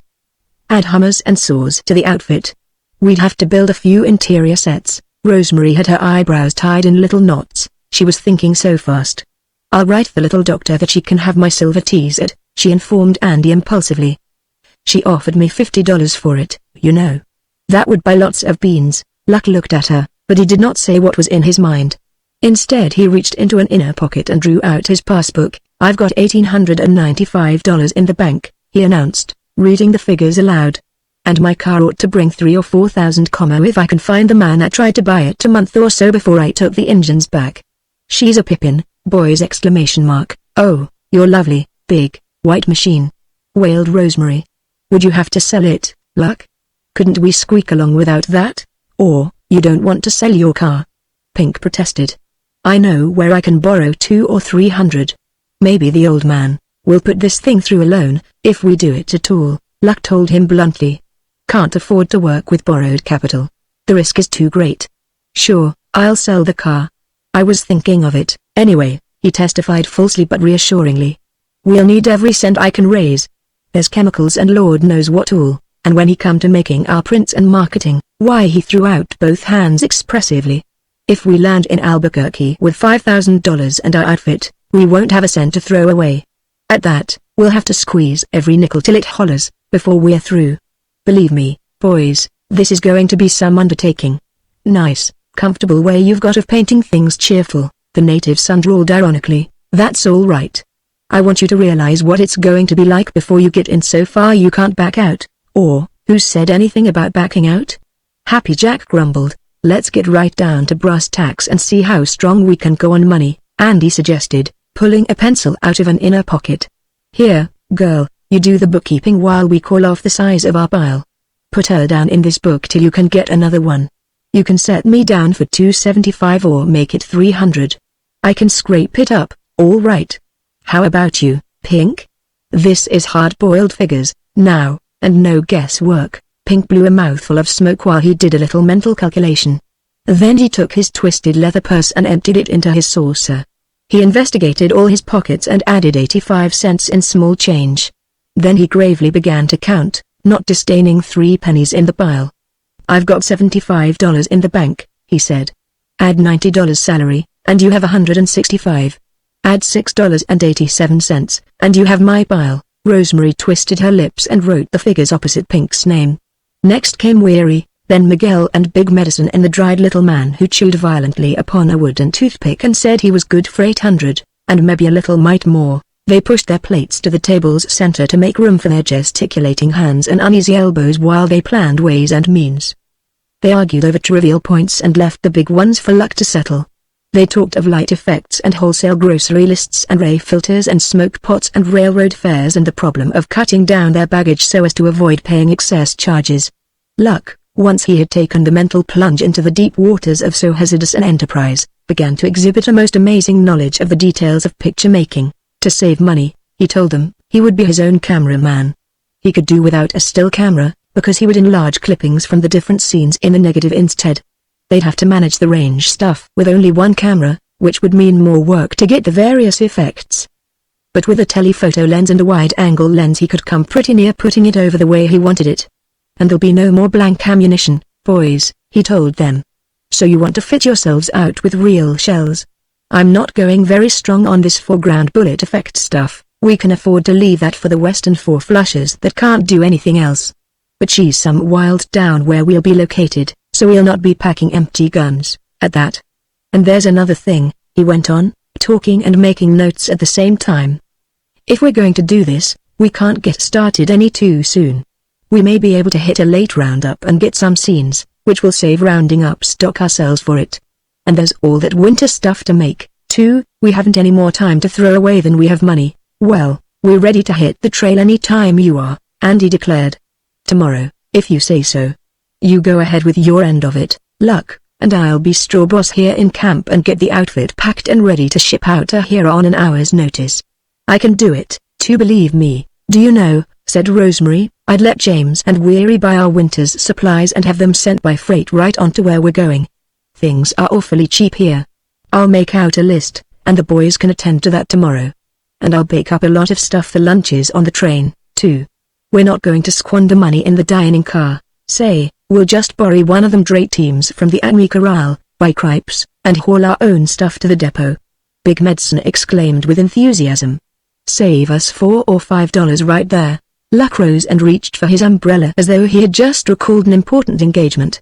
I think I know where to find a buyer for my machine, he said, so I'll just get on his trail. Tomorrow I'll start getting my camera outfit together.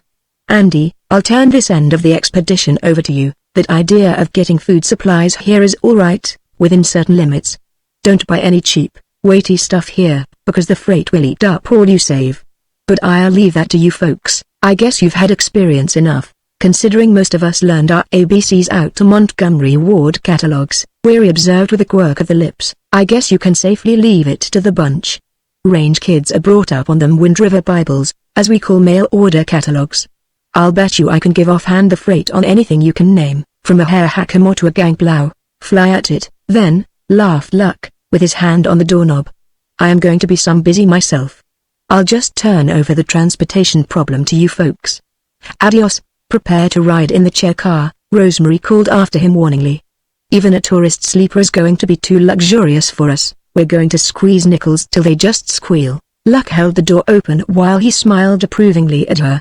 That'll be playing the game right from the start. Adios, folks. Chapter 10 Unexpected Guests for Applehead. Applehead Foreman was worried over his cat, Compadre, which is Spanish for comrade or something of that sort. It was a blue cat and it was a big cat, and it had a bellicose disposition, and Applehead was anxious because it had lately declared war on a neighboring coyote and had not come out of the battle unscathed. Applehead had heard the disturbance and had gone out with a rifle and dispersed the coyote, but not until Compadre had lost half of his tail and a good deal of his self-assurance. Since that night, almost a week ago, Compadre had been a changed cat. He had sought dark corners and had yowled when the best friend he had in the world tried to coax him out to his meals. Applehead was very patient and very sympathetic, and hunted small game with which to tempt the invalid's appetite. On this day he had a fat prairie dog which he had shot, and he was carrying it around by a hind leg looking for Compadre and calling Kitty, Kitty, Kitty, in the most seductive tones of which his desert-harshened vocal cords were capable. He looked under the squat adobe cabin which held all the odds and ends that had accumulated about the place, and which he called the catch-all. He went over and looked under the water tank where there was shade and coolness. He went to the stable, and from there he returned to the adobe house, squat like the catch-all but larger. There was a hole alongside the fireplace chimney at the end next the hill, and sometimes when Compadre was especially disenchanted with his world, he went into the hole and nursed his grievances in dark seclusion under the house. Applehead got down upon all fours and called Kitty, Kitty, Kitty, with his face close to the hole. It was past noon, and Compadre had not had anything to eat since the night before, when he had lapped up half a saucer of canned milk and had apathetically licked a slice of bacon. Applehead put his ear to the hole and imagined he heard a faint meow from a far corner. He pushed the prairie dog into the aperture and called Kitty, Kitty, Kitty again coaxingly. He was so absorbed in his anxious quest that he did not hear the chuckle of two wagons coming up through the sand to the corral. He did not even hear the footsteps of men approaching the house. He did not hear anything at all except a dismal yowl now and then from the darkness. He contorted his long person that he might peer into the gloom. He pushed the prairie dog in as far as he could reach. "Come, kitty kitty kitty," he coaxed. "Dog on your own soul, I'm getting tired of this kind of performance. You can tromp on me just so far and no further. Now I may tellin' you that the tail of yourn needs a fresh rag tied to it, and some salve. But I ain't the burrowin' kind of animal, and I ain't comin' in under there after you. Come, kitty kitty kitty. Come on out of the fore I send a charge of birdshot in after you." His voice changed to a tremulous chant of rising anger. "You wall-eyed, mangy, rat-eaten son of a gun, what have I been feedin' you for all these years? You come out of there. If it wasn't for the love of God I got in my heart, I'll fill you so full of holes the coyotes'll have to make soup of ye. I'll sure spread you out so thin your hide'll measure up like a mountain lion. Don't you yowl at me like that. Come, kitty kitty kitty nice kitty. Come to your old pard what catched you the fattest young dog on the flat for your dinner. Come on. Now, you ain't scared of me, surely. Come on, compadre nice kitty, let me try," cried Rosemary behind him, her voice startling old Applehead so that he knocked his head painfully on the rock foundation as he jerked himself into a more dignified posture. His eyes widened at the size of the audience grouped behind him, but he had faced more amazing sights than that in his eventful career. He got stiffly to his feet and bowed, the prairie dog dangling limply from his hand. "Howdy. Howdy. Pleased to meet you," he greeted them dazedly.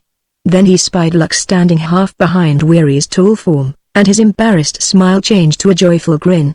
"Well, danged if it ain't Luck. How are you, boy? I was just thinking about you right this morning. What wind blowed you into camp? Come right on in, folks. If you're friends of Luck's, you don't need no introduction in this camp. Luck and me set out the same skillet months on end together.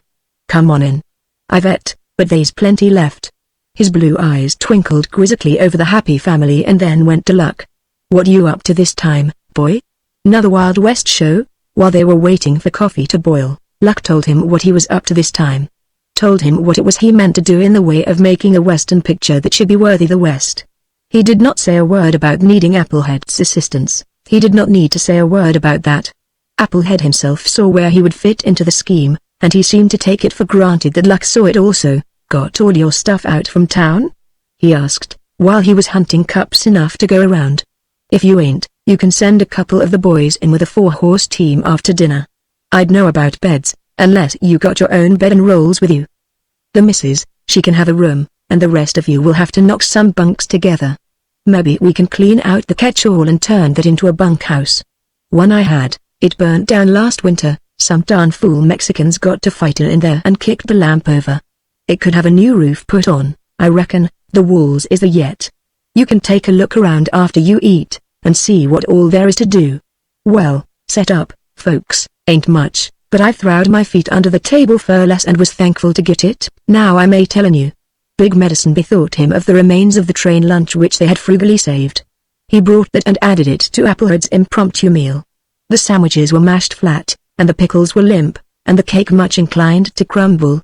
But Applehead gave one look and took her off his hat. "I've et, but I can sure eat again when I get my eyes on cake," he declared exuberantly, and pulled an empty box up to the table for a seat. "I wished compadre could get a smell of that there fried chicken, it would put new life into him, which he needs after tangling with the coyote t'other night. We ought to unhitch and give the horses a feed," Luck suggested. "Any particular place? Well, you know where to put them cayuses as well as I do," Applehead mumbled, with his mouth full of cake. "I don't care what you do around the dang place. Go along and don't bother me, boy, I'm busy. Didn't I tell you how it would be?" Luck reminded Andy and Weary when they were outside. "That old boy is tickled to death to have us here. He sure is a type, too. I'll be using him in the picture. And just take a look at that corral down there. We'll set up camp this afternoon and round up some horses, Applehead always keeps a bunch running back here on the mesa, and tomorrow morning we'll get to work. A couple of you will have to take these teams back this afternoon, too. I'll let you drive the 4-horse in, Weary, and leave the other behind. And I'll send the native son in with Applehead's team and wagon, so you can haul out 1,000 feet of lumber for a stage. Get it surfaced one side, 14-foot boards, Sabe? and about 25 pounds of 8-penny nails. We've got the tools in our outfit. I wonder which pasture Applehead's team is running in. I'll have one of the boys get them up, unless, Luck Lindsay," came Rosemary's high, clear treble. "Aren't you boys going to eat any dinner?" "We'll eat when we have more time," Luck shouted back.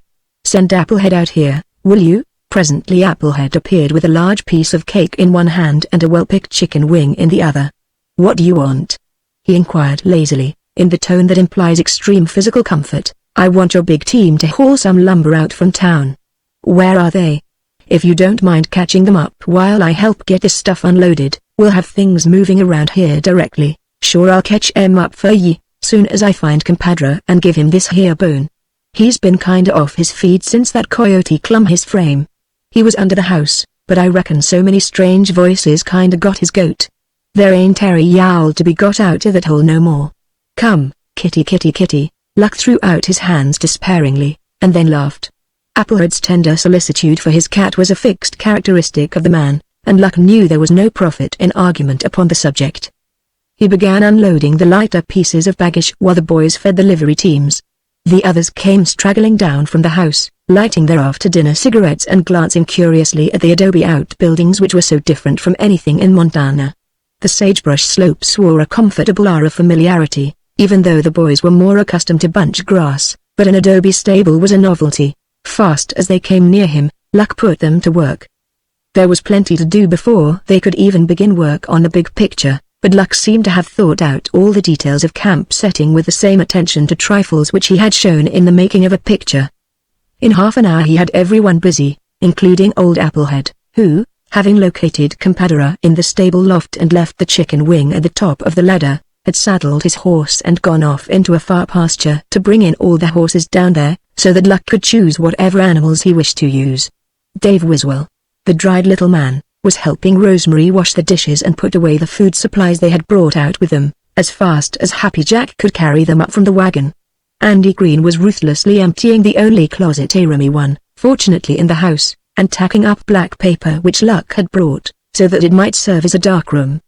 Big Medicine and Pink were clearing out the one-roomed adobe cabin which Abel had called the catch-all, so that the boys could sleep there until the bunkhouse was repaired.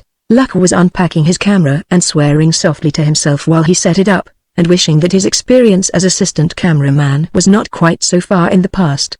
He foresaw difficulties with that camera until he got in practice, but he did not say anything about it to the others. He got it together finally, put in the 200-foot magazine of negative that he had brought with him to use while waiting for his big order to arrive, made a few light tests, and went up to the house to see if Andy had the darkroom dark enough. He found Andy defending himself as best he could from a small domestic storm. In his anxiety to have that darkroom fixed just the way Luck wanted it, Andy had purloined a shelf which Rosemary needed, and which she meant to have, if words could restore it to its place behind the kitchen stove.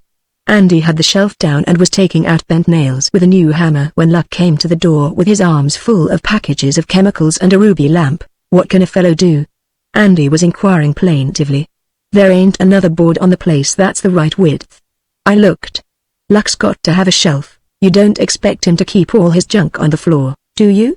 "I'm sorry, but I've just got to have it, girl. You've just got to put that shelf back, Andy." "Where do you expect me to put things? There isn't a pantry on the place, and only that one dinky little cupboard over there. I can't keep my dishes on the floor, and cooking is going to be pretty important, itself, around this camp. Soon as the lumber gets here, I'll have Andy build you a cupboard," Luck soothed her. "You haven't got many conveniences here, and that's a fact. But we'll get things straightened out, pronto. Got any bones or scraps left, Mrs. Andy? That little black dog that followed us out is here yet."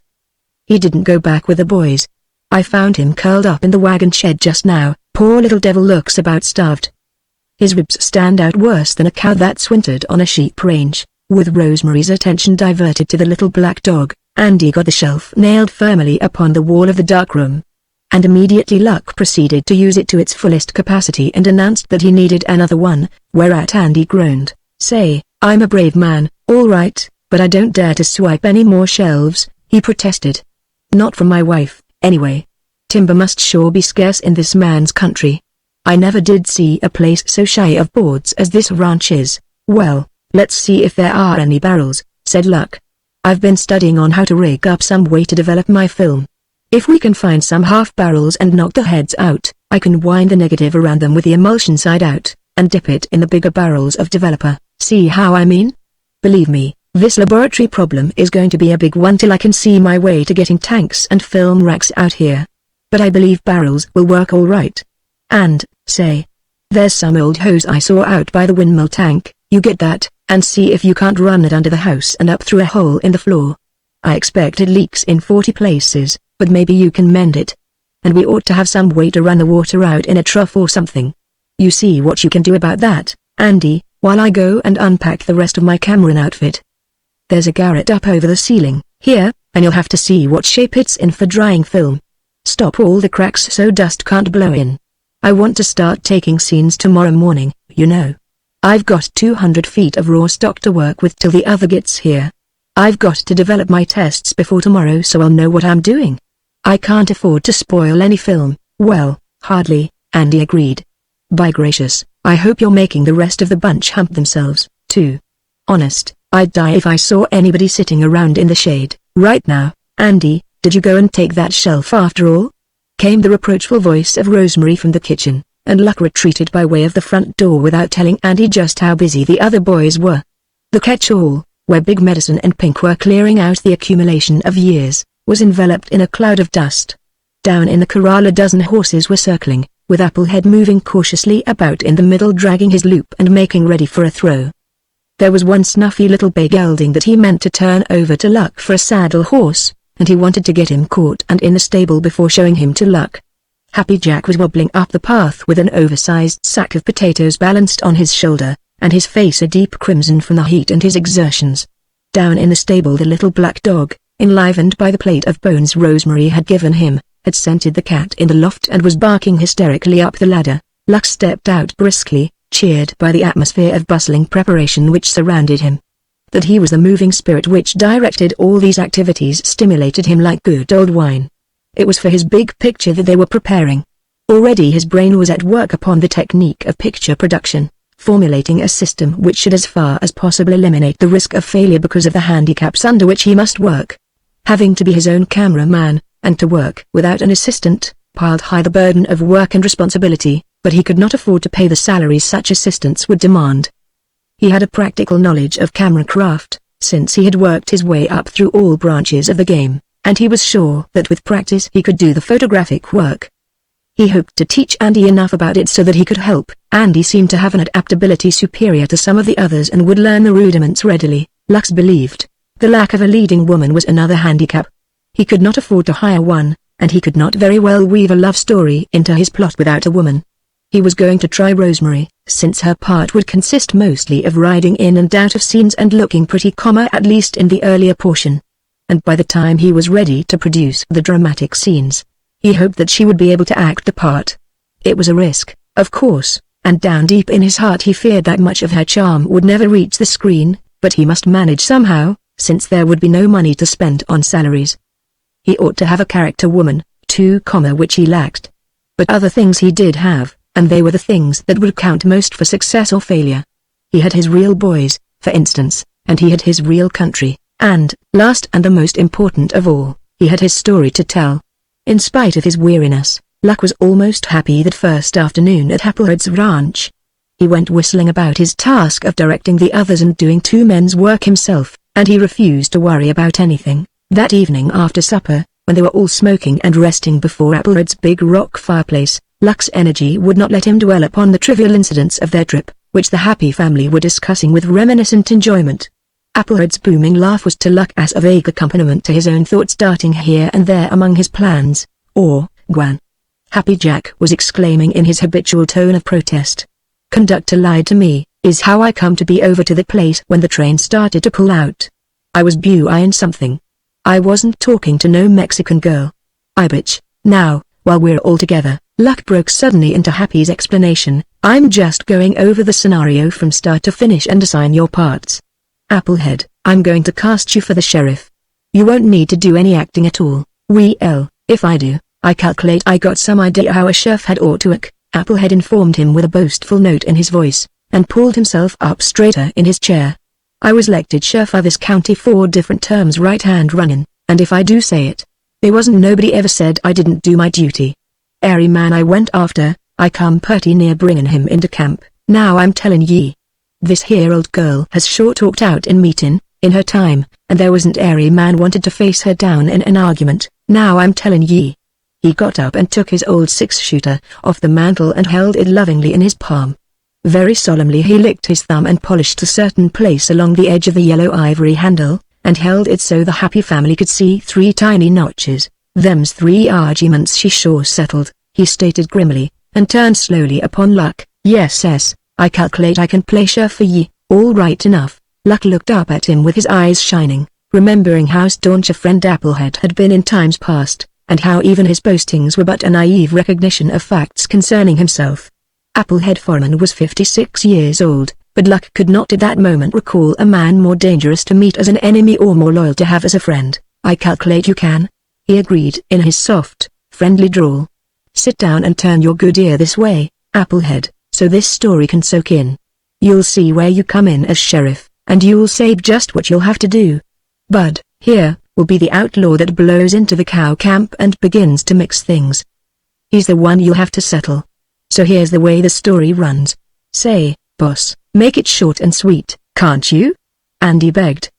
He was sitting on the floor with his head against Rosemary's knees, and his eyelids were drooping drowsily. By gracious, nobody'll have to sing me to sleep tonight. I'm about ready to hit the hay right now. I'll cut out the atmosphere and just stick to the action. Then, Luck conceded.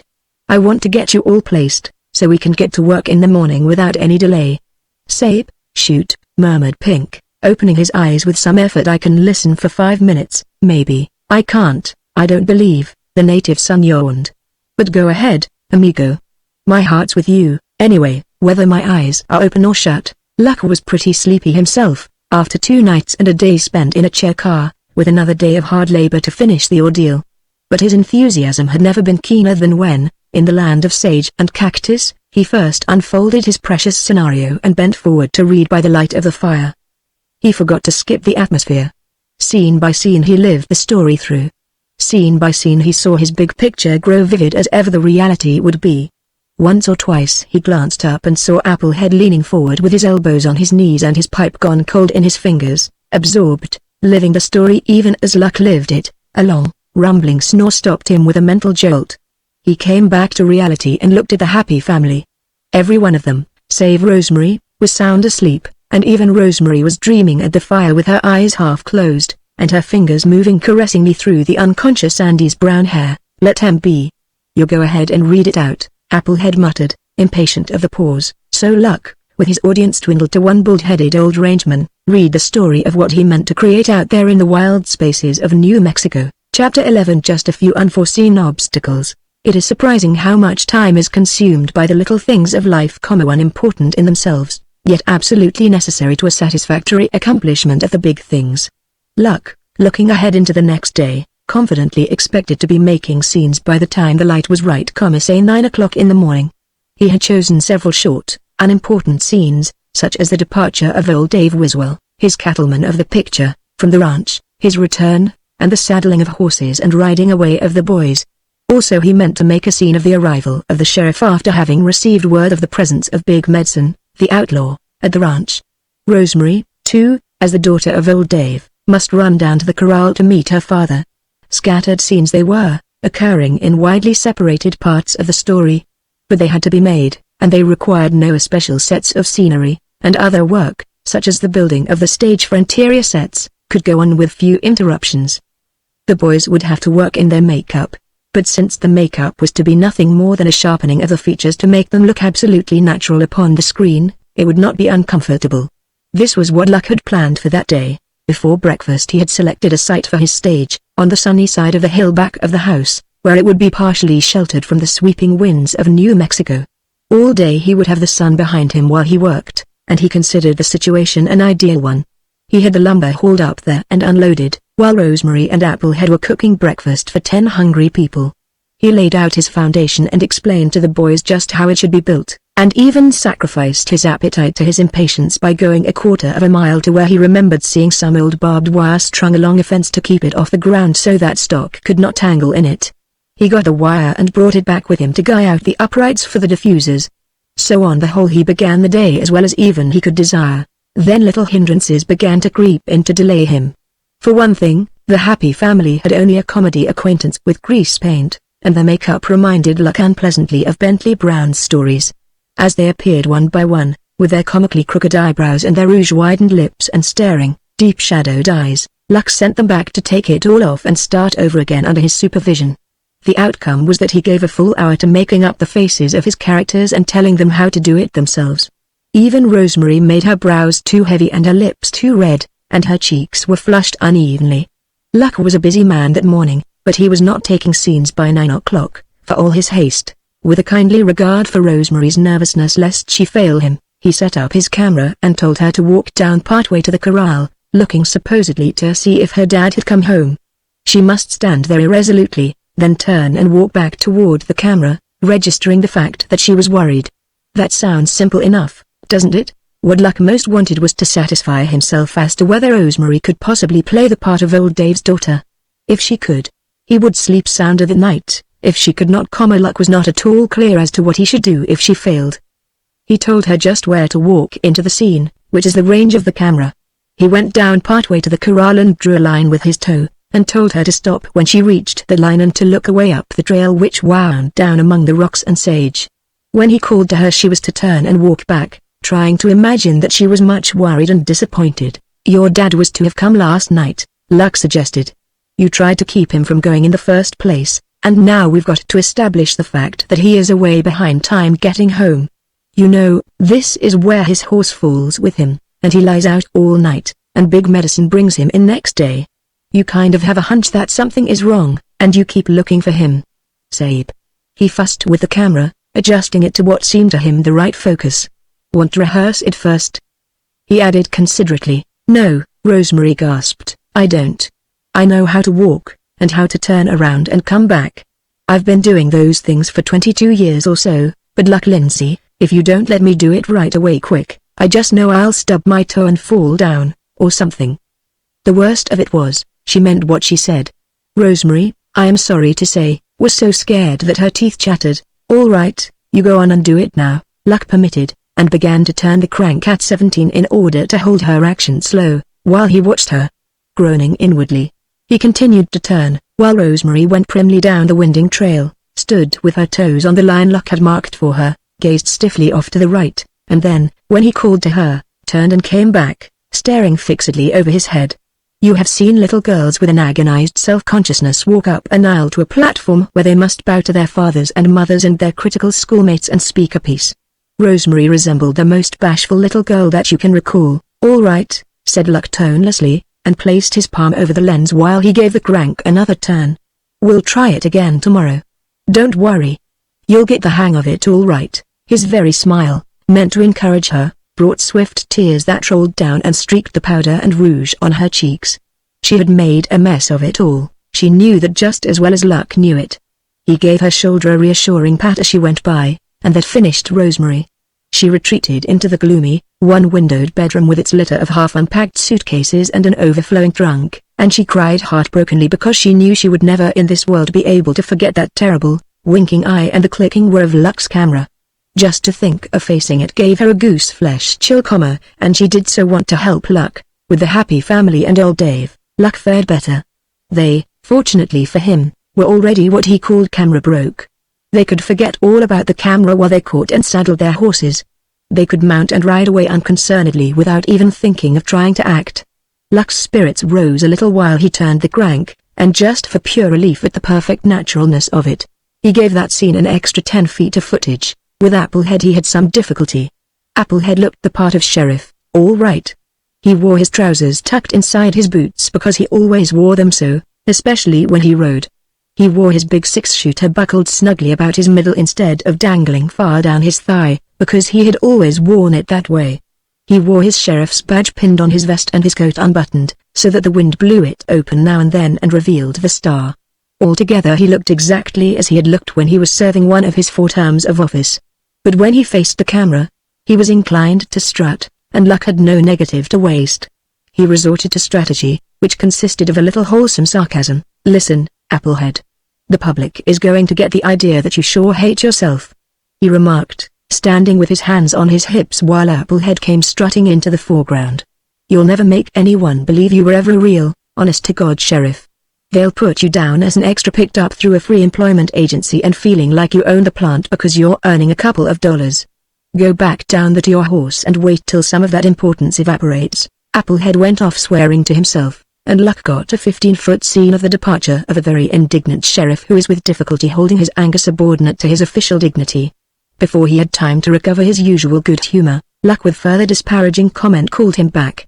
Applehead, smarting under the sarcasm, came ready for war, and Luck turned the crank until the sheriff was almost within reach of him. "God darn you, Luck, I'll take that there Camry and bust it over your danged head," he spluttered. "I'll show ye. Call me a bum that's wearing a sheriff's star for the first time in his life, will ye? Why, I'll just about wear ye out if—" "All right, pard, I was just aiming to make you come up looking mad. You did fine." Luck stopped to roll a smoke as though nothing had occurred but tiresome routine. Applehead looked down at him uncertainly. He looked at the happy family, saw them grinning, and gave a mollified chuckle. "Well, you was talking a danged long chance, now I'm telling you, boy," he warned. "I was all set to tangle with you, and if I had, I reckon I'd a spiled something 'fore I got through." It was noon by the sun, and a film of haze was spreading across the sky. Luck shot another scene or two and shouldered his precious camera reluctantly, when Rosemary, red-lidded but elaborately cheerful in her manner, called them into dinner. "She's going to storm, sure's you live," Applehead predicted, sniffing into the wind like a dog confronted by a strange scent. A little later he looked up from his full plate with a worried air. "How's a storm going to hit ye, Luck?" he asked. "Kinda put a stop to the picture business, won't it?" "Not if it snows, it won't," Luck answered calmly, helping himself to the brown beans boiled with bacon. "We'll round up a bunch of cattle, and I'll shoot my blizzard stuff. I'll need more negative, though, for that. If I knew for sure it's going to storm, I'm telling you it is, ain't I?" Applehead blew into his saucer of coffee, his table manners not being the nicest in the world. "I can smell snow 2 days off, and that the wind coming up the canyon has got snow behind it, now I'm telling ye. 'Nother thing, I can tell by the way compadre walks, lifting his feet high and bushin' up what's left of his tail.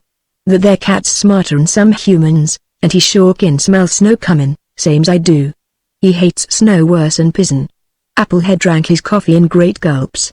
"I'll bet he's hunting a warm corner somewheres, right now." "No, he ain't, by cripes," Big Medicine corrected him. "That there compaddy cat of yourn has got worse troubles than snow.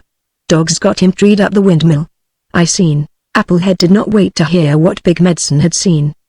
He drank the remainder of his coffee in one great, scalding gulp, and went out to rescue his cat and to put the fear of death into the little black dog. When he returned, puffing a little, to his interrupted meal and had told them a few of the things he meant to do to that dog if it refused to mend its ways, he declared again that he could sure smell snow behind that wind. "I wish it would hold off till that raw stock gets here," Luck observed anxiously. "I wired the order in, but at that I'm afraid it won't get here before the end of the week. I'll have one of you boys pack me some water into the dark room so I can develop negatives right after dinner. I want to see how she's coming out before I take any more." "I thought Andy'd fixed a hose for the dark room," Happy Jack said forebodingly. If there was water to be carried, Happy was pessimistically certain that he would have to carry it. "I turned that hose over to the missus for a colander," Andy explained soberly. "By gracious, I couldn't figure out anything else it could be used for. Did you get the barrels fixed like I said?" "I sure did." Applehead must have had a Dutch picnic or two out here, from the number of beer kegs scattered all over the place. "And a couple of big whiskey. Them there whiskey barrels I bought and used for water barrels till I got my well bored. Luck can mind the time when we hauled water on a sled out to the arroyo down below." Applehead's eyes turned anxiously to Rosemary, toward whom he was beginning to show a timidly worshipful attitude. "You bet I can. Do you remember the time we hitched that big bronc up with old Walleye, to haul water? Got back here a little ways beyond the stable with 2 barrels sloshing over the top, and the cat, not this one, but a black and white cat, that it was the cat jumped out from behind a buckbrush. Hot dog. That bronc went straight in the air. Remember that time?" Luck leaned back in his chair to laugh. "I sure do," Applehead chuckled. "Luck, here, he was walking behind the sled and driving, and he wasn't as big as he is now, even. That was soon after he come out here to fatten up like. Little bit of a peak toy, I bet he didn't weigh over 100 pounds after a full meal. He was riding the lines and steadying the bowels, busy as a dog at a badger hole, when the cat jumped out, and that the bronc reared back and swung off short and hit further Mesa, and Luck hear a hankin' and hollerin', and me a leggin' it to catch up, and Bars teeterin' and mind how you was bound you kill that cat mine. He asked Luck, tears of laughter dimming his eyes. That was Ole Leather Lungs. He took sick and died, year after that. Luck sure was mad enough to eat that cat, now I'm telling you. The happy family laughed together over the picture Applehead had crudely painted for them. But Luck, although he had started the story, already was slipping away from the present and was trying to peer into the future. He did not even hear what Applehead was saying to keep the boys in a roar of mirth. He was mentally reckoning the number of days since he had wired his order for a COD shipment of negative to be rushed to Albuquerque. 2 days in Los Angeles, getting ready for the venture, 2 days on the way to Applehead's ranch, 1 day here, 5 days altogether. He had told them to rush the order. If they did, there was a chance that it might have arrived. He decided suddenly to make the trip and see, but first he would develop the exposed negative of the forenoon's work. He got up with that businesslike air which the happy family had already begun to recognize as a signal for quick action, and took her off his coat. "Happy, I wish you and Bud would carry me some water," he said. "I'll show you where to put it, I'm going to need a lot. Will you help me wind the film on my patent track, Andy? And I'll want that little team hitched to the buckboard so I can go to town after I'm through. I've got some hopes of my negative being there. Want the rest of us to work on that stage, don't you, boss?" Weary asked, pausing in the doorway to roll a smoke. "And please may I wipe off my eyebrows?" "Why, sure!" exclamation mark to both questions, answered Luck, going over to his camera. "I can't do much more till I get more negative, even with the light right, which it isn't. You go ahead and finish the stage this afternoon. And be sure the uprights are guide for a high wind, she sure can blow, in this man's country." "You're danged right, she can blow," Applehead testified emphatically. "She can blow, and she's going to blow. You want to take your overshoes and mittens, boy, when you start out for town. You know how cold she can get on that mesa. Chances are you'll come back facing a blizzard. And, say, I wished you'd take that there dog back with you, Luck, 'cause if you don't, him and me's sure going to tangle, now I'm telling you. Mighty funny note when a cat dassn't walk across his own dooryard in broad daylight, no more. Poor ole compadre was shaking like a leaf when I clum up and got him down oven the windmill. Way the wind was whistling up there. The chances are he's done catched cold in his tail, and if he has, you'd better see to it that thar dog ain't within gunshot hummy, now I'm telling you." Luck did not hear half the tirade. He had gone into the dark room and was dissolving hypo for the fixing bath, while the boys tramped in with full water buckets and began to fill the barrels he had placed in a row along the wall. He was impatient to see how his work of the forenoon would come out of the developer, and he was quite as impatient to be on his way to town. Whether he admitted it or not, he had a good deal of faith in Applehead's weather forecasts. He remembered how often the old fellow had predicted storms in the past when Luck spent a long winter with him here in this same adobe dwelling. If it did snow, he must have plenty of negative for his winter scenes, for snow never laid long on the level here, and he had a full reel of winter stuff to make. He called Andy to come and help him wind his exposed film on the crude, improvised film racks that had lately been beer kegs, and close the dark room door upon the last empty bucket that had been carried in full. In the dull light of the ruby lamp he carefully wound his long strip of exposed negative, emulsion side out, around the keg which Andy held for him.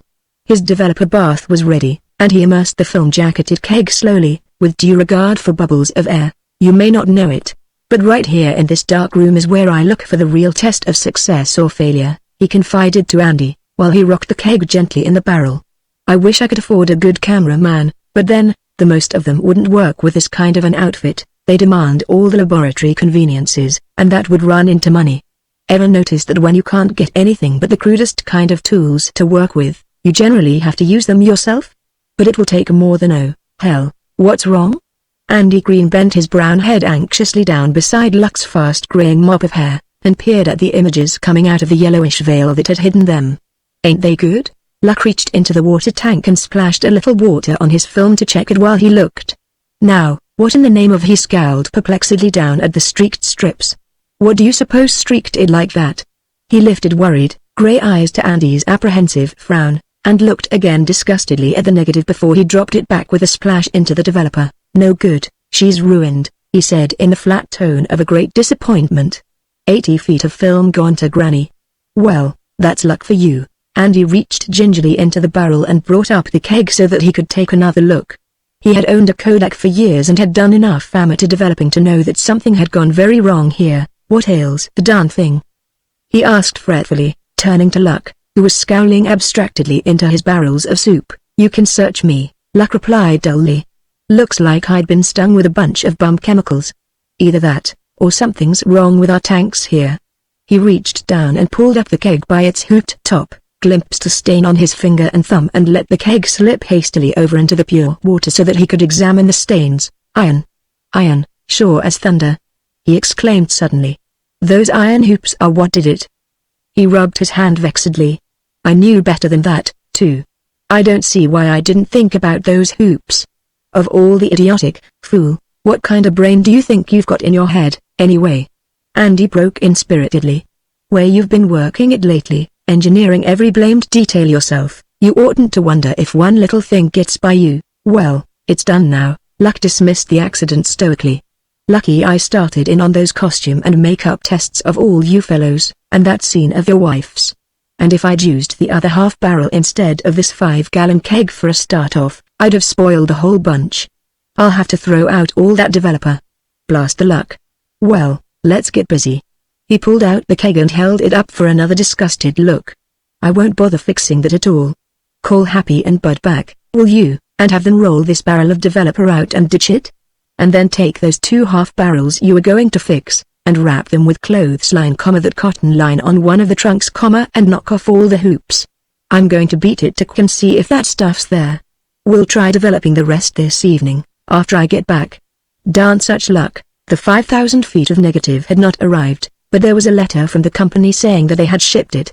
Luck, bone-tired and cold from his 15-mile drive across the unsheltered mesa, turned away from the express office, debating whether to wait for the film or go back to the ranch.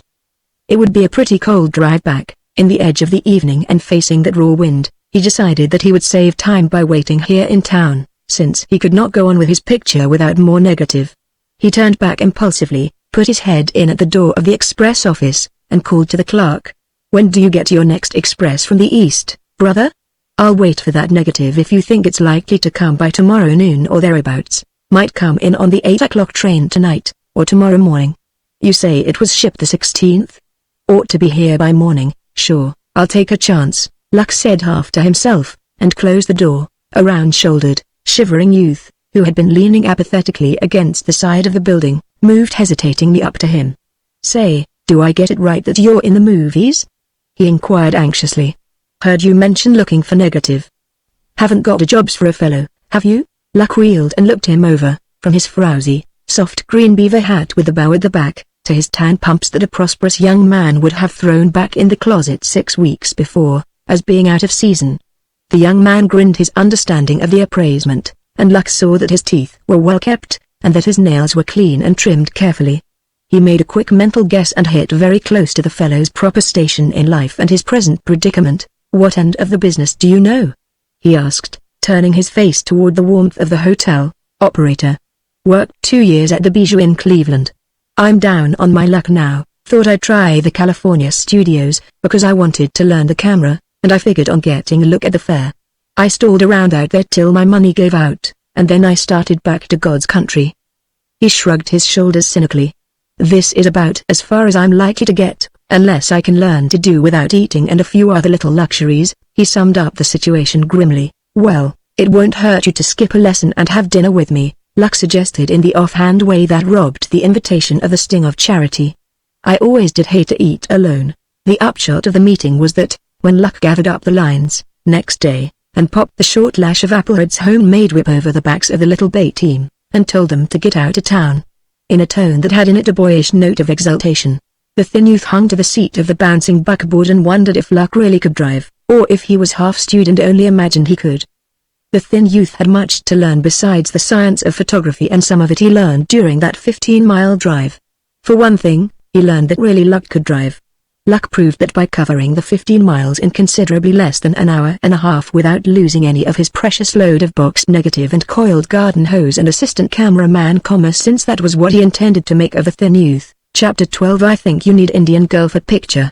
Still it did not snow, though the wind blew from the storm quarter, and Apple had sniffed it and made predictions, and compadre went with his remnant of tail ruffed like a feather boa. Immediately after supper Luck attached his new hose to the tank faucet and developed the chorale scenes which he had taken, with the thin youth taking his first lesson in the darkroom. The thin youth, who said his name was Bill Holmes, did not have very much to say, but he seemed very quick to grasp all that Luck told him. That kept Luck whistling softly between sentences, while they wound the negative around the roped half-barrel that had not so much as a sixpenny nail in it this time, so thoroughly did Andy do his work. The whistling ceased abruptly when Luck examined his film by the light of the ruby lamp, however, for every scene was overexposed and worthless. Luck realized when he looked at it that the light was much stronger than any he had ever before photographed by, and that he would have to stop down hereafter. The problem was, how much? His light tests, he remembered, had been made rather late in the afternoon, when the light was getting yellow, and he had blundered in forgetting that the forenoon light was not the same. He went ahead and put the film through the fixing bath and afterwards washed it carefully, more for the practice and to show Bill Holmes how to handle the negative than for any value the film would have. He discovered that Andy had not unpacked the rewinding outfit, but since he would not need it until his negative was dry, he made no comment on the subject. Bill Holmes kept at his heels, helping when he knew what to do, asking a question now and then, but silent for the most part. Luck felt extremely optimistic about Bill Holmes, but for all that he was depressed by his second failure to produce good film. A cameraman, he felt in his heart, might be the determining factor for success, but he was too stubborn to admit it openly or even to consider sending for one, even if he could have managed to pay the $75 a week salary for the time it would take to produce the big picture. He could easier afford to waste a few hundred feet of negative now, he argued to himself. Come on down, and I'll show you what I can about the camera, he said to Bill Holmes. The light's too tricky today to work by, but I'll give you a few pointers that you'll have to keep in mind when I'm too busy to think about telling you. Once I get to directing a scene, I'm liable to be busy as a one-armed prospector fighting a she-bear with cubs. I'm counting on you to remember what Oliver told you, in case I forget to tell you again. You see, I've ruined 150 feet of negative already, just by overlooking a couple of bets. You're here to help keep that from happening again. Sabe? Well, there's one or two things I don't have to learn, Bill Holmes told him by way of encouragement. You get the camera set and ready, and I can turn it any speed you want. I'll guarantee that much. I learned that all right in projection. That's exactly why I brought you out here, brother, Luck assured him. That's why, oh, Luck Lindsay, came Rosemary's voice excitedly. Mr. Foreman wants you right away quick. Somebody's coming that he doesn't know, and he says it's up to you. What's up to me? Luck came hurrying down the ladder backwards. Has Applehead gone as crazy as his cat? I've nothing to do with strangers coming to the ranch. Yes, said Rosemary, twinkling her brown eyes at him, but this is a woman. Mr. Foreman refuses to take any responsibility, so do I. I don't know of any woman that's liable to come trailing me up. Where is she? From the doorway Rosemary pointed dramatically, and Luck went up and stood beside her, rolling down his sleeves while he stared at the trail. Down the slope, head bent to the whooping wind, a woman came walking with a free, purposeful stride that spoke eloquently of accustomedness to the open land. Her skirts flapped but could not impede her movements. She seemed to be carrying some bright-hued burden upon her shoulders, and she was, without doubt, coming straight down to the ranch as to a much-desired goal. You can search me, he said emphatically in answer to Applehead's question. Must be some senora away off the trail. I never saw her before in my life. Well, now, that the lady don't act like she's lost, Applehead declared, watching her intently as she came on. Aims to get where she's going, if I'm any judge of actions. And she sure is hittin' fur here. Ain't been airy woman on this ranch in 10 year, till Mrs. Green come t'other day. She's none of my funeral. I don't know her from Adam, Luck disclaimed, and went back into the dark room as though he had urgent business there, which he had not. In the back of his mind was an uneasy feeling that the newcomer was some of his funeral, and yet he could not tell how or why she should be. In her walk there was a teasing sense of familiarity. He did not know who she was, but he felt uncomfortably that he ought to know. He fumbled among the litter on the shelf, putting things in order, and all the while his ears were sharpened to the sounds that came muffled through the closed door. Oh, Luck Lindsay, came Rosemary's voice at last, with what Luck fancied was a malicious note in it. You're wanted out here. Luck fumbled for a minute longer while he racked his brain for some clue to this woman's identity. For a man who has lived the varied life Luck had lived, his conscience was remarkably clean, but no one enjoys having mystery stalk unawares up to one's door. However, he opened the door and went out, feeling sensitively the curious expectancy of the happy family, and faced the woman who stood just beyond the doorway. One look, and he stopped dead still in the middle of the room. "Well, I'll be darned," he said in a hushed tone of blank amazement. The woman's black eyes lighted as though flames had darted up behind them. "How, Cola?" she greeted him in the soft, cooing tones of the younger Indians whose voices have not yet grown shrill and harsh. Wagaligzakonka. It was the tribal name given him in great honor by his Indians of Pine Ridge Agency. Through his astonishment, Luck's face glowed at the words. He went up and put out his hand, impelled by the hospitality which is an unwritten law of the Old West, and is not to be broken save for good cause. "How? How?" he answered her greeting.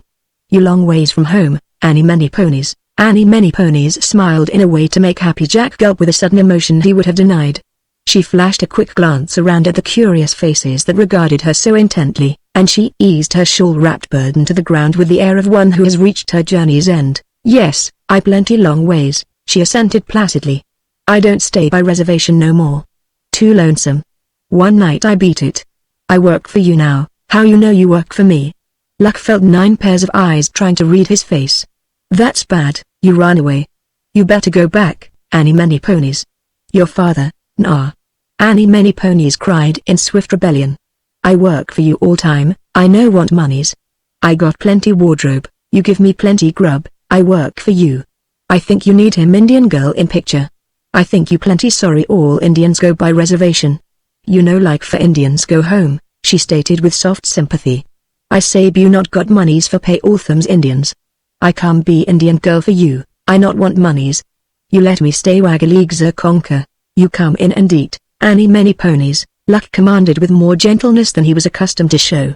The girl must have followed him all the way from Los Angeles, and she must have walked all the way out from Albuquerque.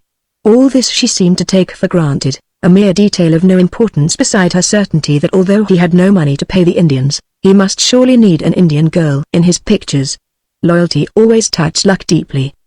He had brought the little black dog back with him and hidden it in the stable, just because the dog had followed him all around town and had seemed so pleased when Luck was loading the buckboards for the return trip. He could not logically repulse the manifest friendliness of Annie Many Ponies. He introduced her formally to Rosemary, and was pleased when Rosemary smiled and shook hands without the slightest hesitation. The happy family he lumped together in one sentence. "All these my company," he told her. "You eat now. By and by I think you better go home." Annie Many Ponies looked at him with smoldering eyes, standing in the middle of the kitchen, refusing to sit down to the table until the main question was settled. "Why you say that?" she demanded, drawing her brows down sullenly. "You got plenty more Indian girls?" Luck shook his head. "You think me not good looking anymore?"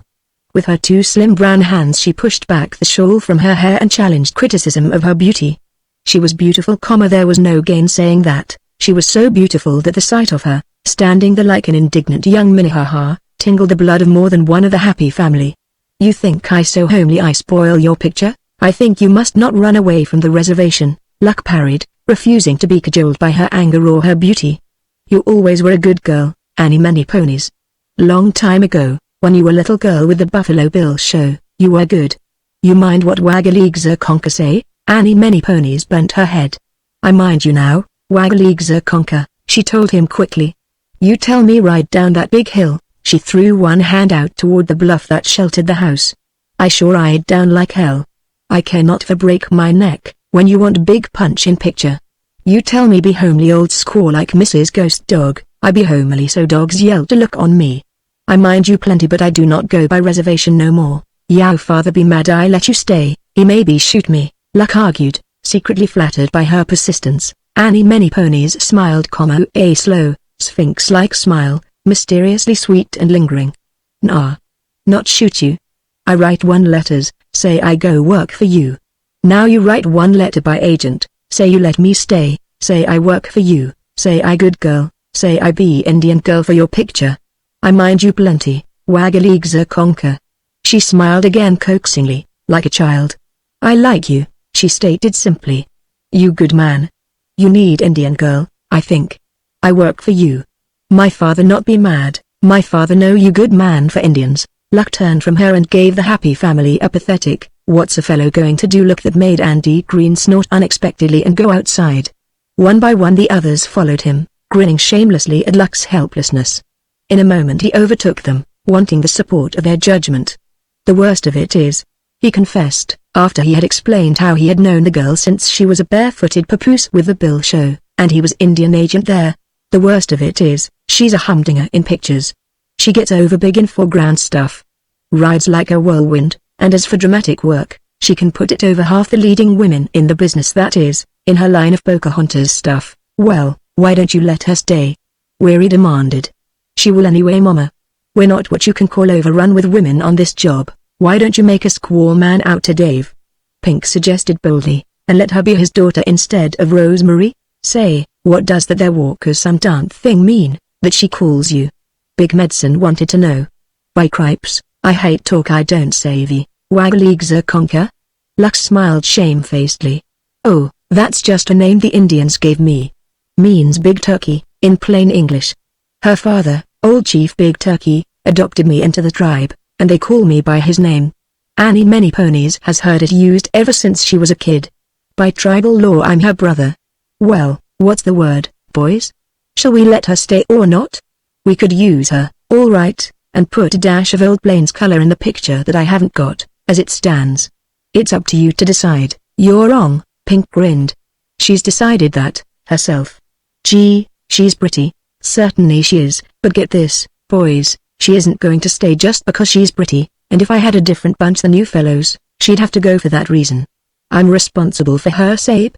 Bill Holmes, you get this, I saw you eyeing her pretty strong. That girl is the daughter of an influential chief, and she comes pretty near being the pride of the reservation. There can't be any romantic stuff, if they let her stay.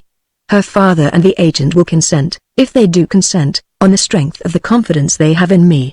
They're going to keep that confidence. Get that, and get it strong, because I sure mean what I'm telling you." He eased the tenseness with a laugh. "I don't mean to offend anybody," he said, "and that's why I'm putting it straight before the play comes up.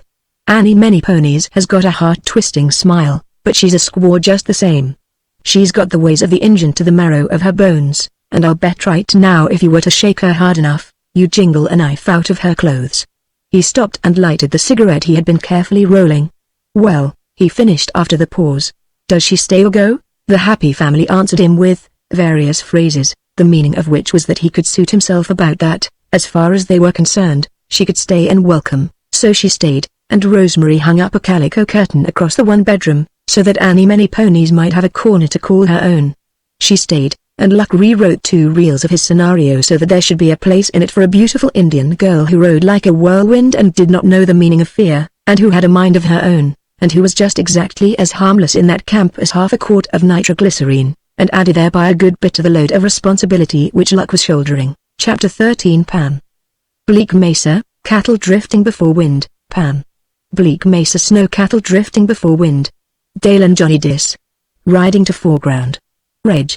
Cold horses leg weary boys all in, out toward Bear Canyon, where the land to the north rose brokenly to the mountains. Luck found the bleak stretches of which he had dreamed that night on the observation platform of a train speeding through the night in North Dakota, a great white wilderness unsheltered by friendly forests, uninhabited save by wild things that moved stealthily across its windswept ridges.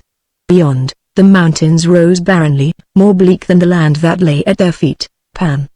Bleak Mesa snow with the camera set halfway up a gentle slope commanding a steeper hill beyond, down which the boys would send the cattle in a slow, uneasy march before the storm. Luck focused his telephoto lens upon bleakness enough to satisfy even his voracious appetite for realism. Bill Holmes, his tan pumps wrapped in gunny sacks for protection against the snow that was a foot deep on the level and still falling, thrashed his body with his arms, like a windmill whose paddles have suddenly gone limp in a high wind.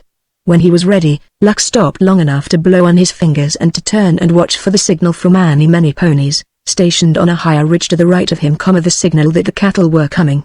Through the drive of the snowstorm he saw her tall, straight figure as through a thin, shifting, white veil. The little black dog, for whom she had conceived a fierce affection in defiance of Rosemary's tacit opposition, was lying with its tail curled tight around its feet and its nose, hunting warmth in the shelter of her flapping garments. Annie Many Ponies was staring away to the north, shielding her keen eyes from the snow with one slim, brown hand. While she watched for the coming of the herd, Luck looked at her, silhouetted against the sky. He had no scene written in his script to match the picture she made. He had no negative to waste. But he swung his camera around and, using the telephoto lens he had adjusted for his cattle scenes, he called to her to hold that pose, and indulged his artistic sense in a 10 or 12-foot scene which showed Annie Many Ponies wholly absorbed in gazing upon Father Bleakness. Annie Many Ponies was so keenly conscious of her duty to the camera that she dared not break her pose, even to give the signal, until he had yelled, "All right, Annie," and swung the camera back with its recording eye fixed upon that narrow depression between two blunt ears of hilltop, through which the herd was to be sent down to the ridge and on past the camera to the flat, where other scenes were to be taken later on, when the cattle were hungry enough to browse miserably upon the bosquet of young cottonwoods. "Cows come," she called out, because Luck had his back to her at the moment and did not see the wave of hand she had been told to give him. Luck, squinting into the viewfinder, caught the swaying vanguard of the herd and swore.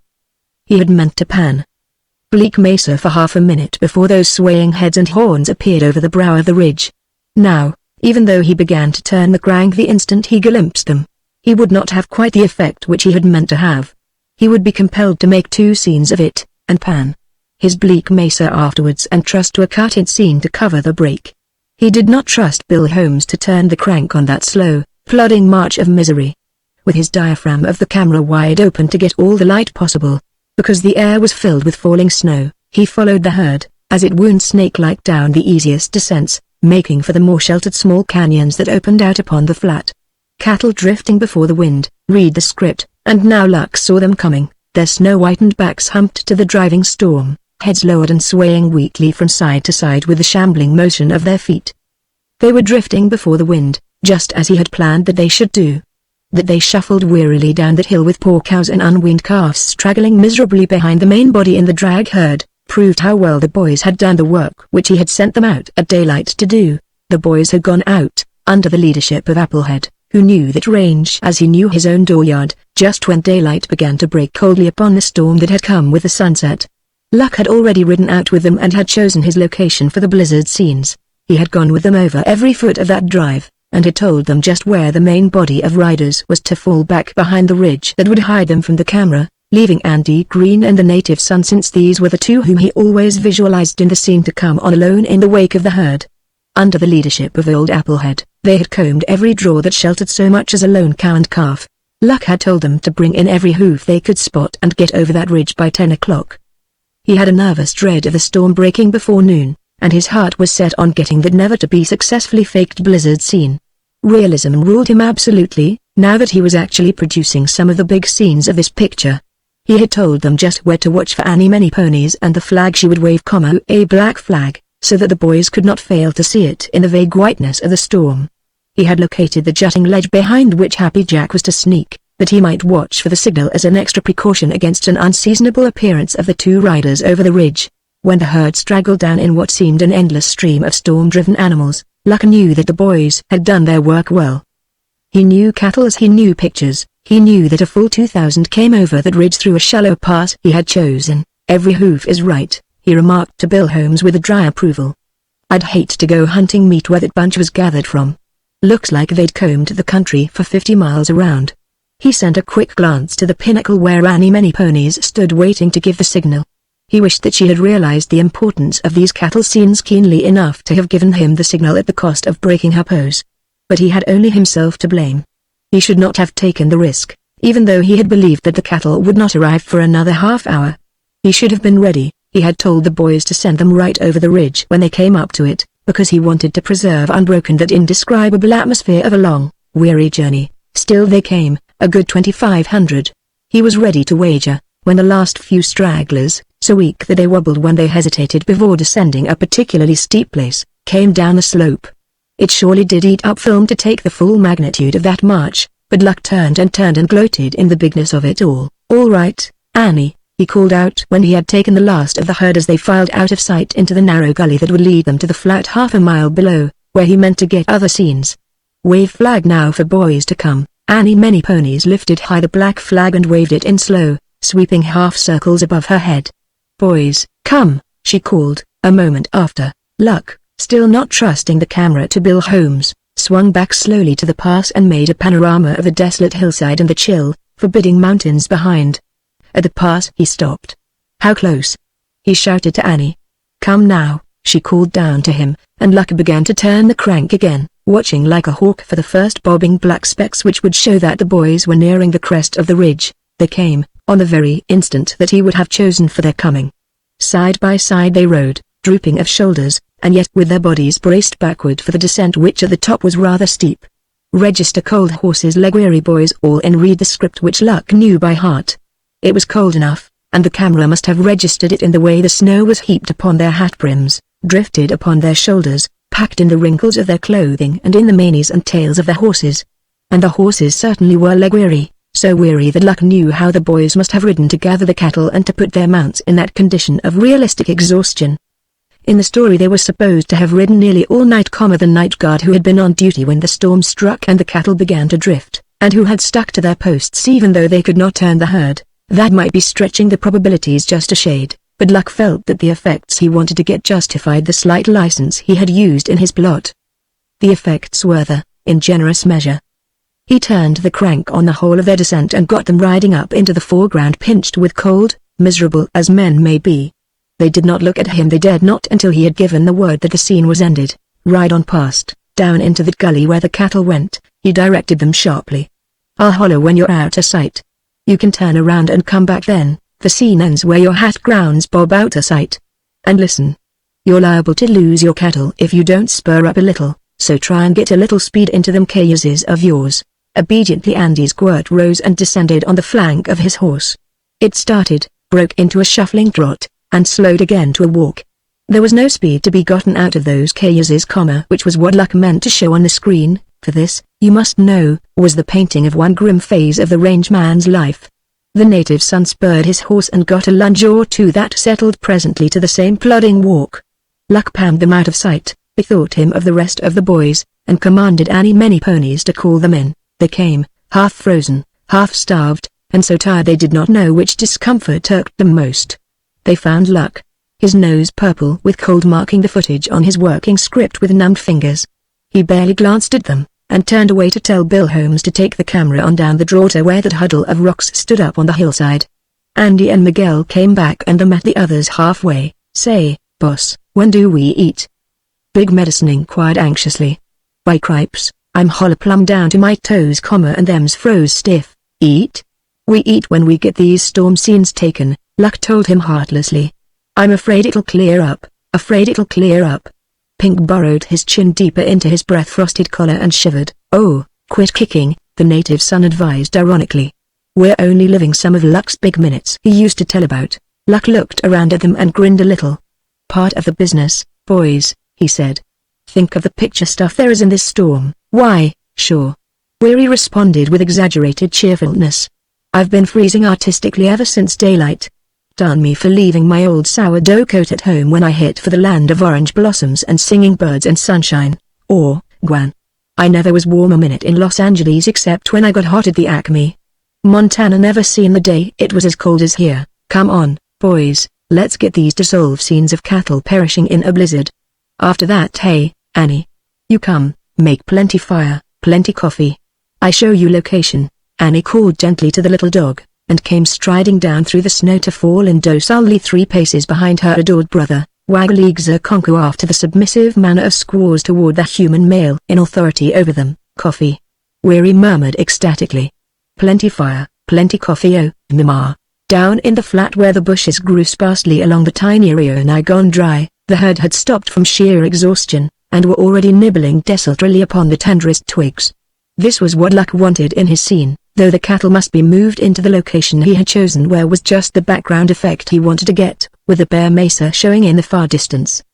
There was a dreary interval of riding and shouting and urging the cattle up over a low spur of the bluff and down the other side, and the placing of them to Luck's satisfaction.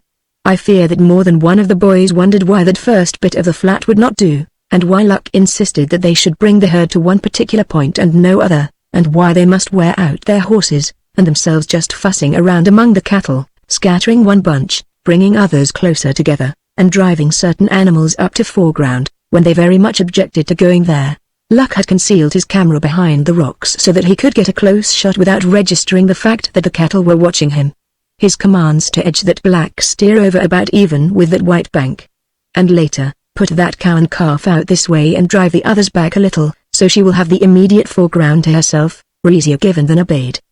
The cow and calf, for instance, were much inclined to shamble back with the others, and did not show any appreciation for the foreground, wherein they were vastly unlike any other extras ever brought before a camera. Still, in spite of all these drawbacks, the moment arrived when Luck began to turn the crank with his eyes keen for every detail of that bunch of forlorn, hungry, range cattle huddled under the scant shelter of a 10-foot bank, while the snows fell steadily in great flakes which Luck knew would give a grand storm effect on the screen. The happy family, free for the moment, crowded close to the fire of dead sagebrush which Many Ponies had lighted in the lee of a high rock, and sniffed longingly at the smell which came steaming up from the dented 2-gallon coffee boiler blackened from many a campfire. Luck was turning the crank and watching his foreground stuff so that he did not at first see the 2 riders who came loping down the hill which he was using for background.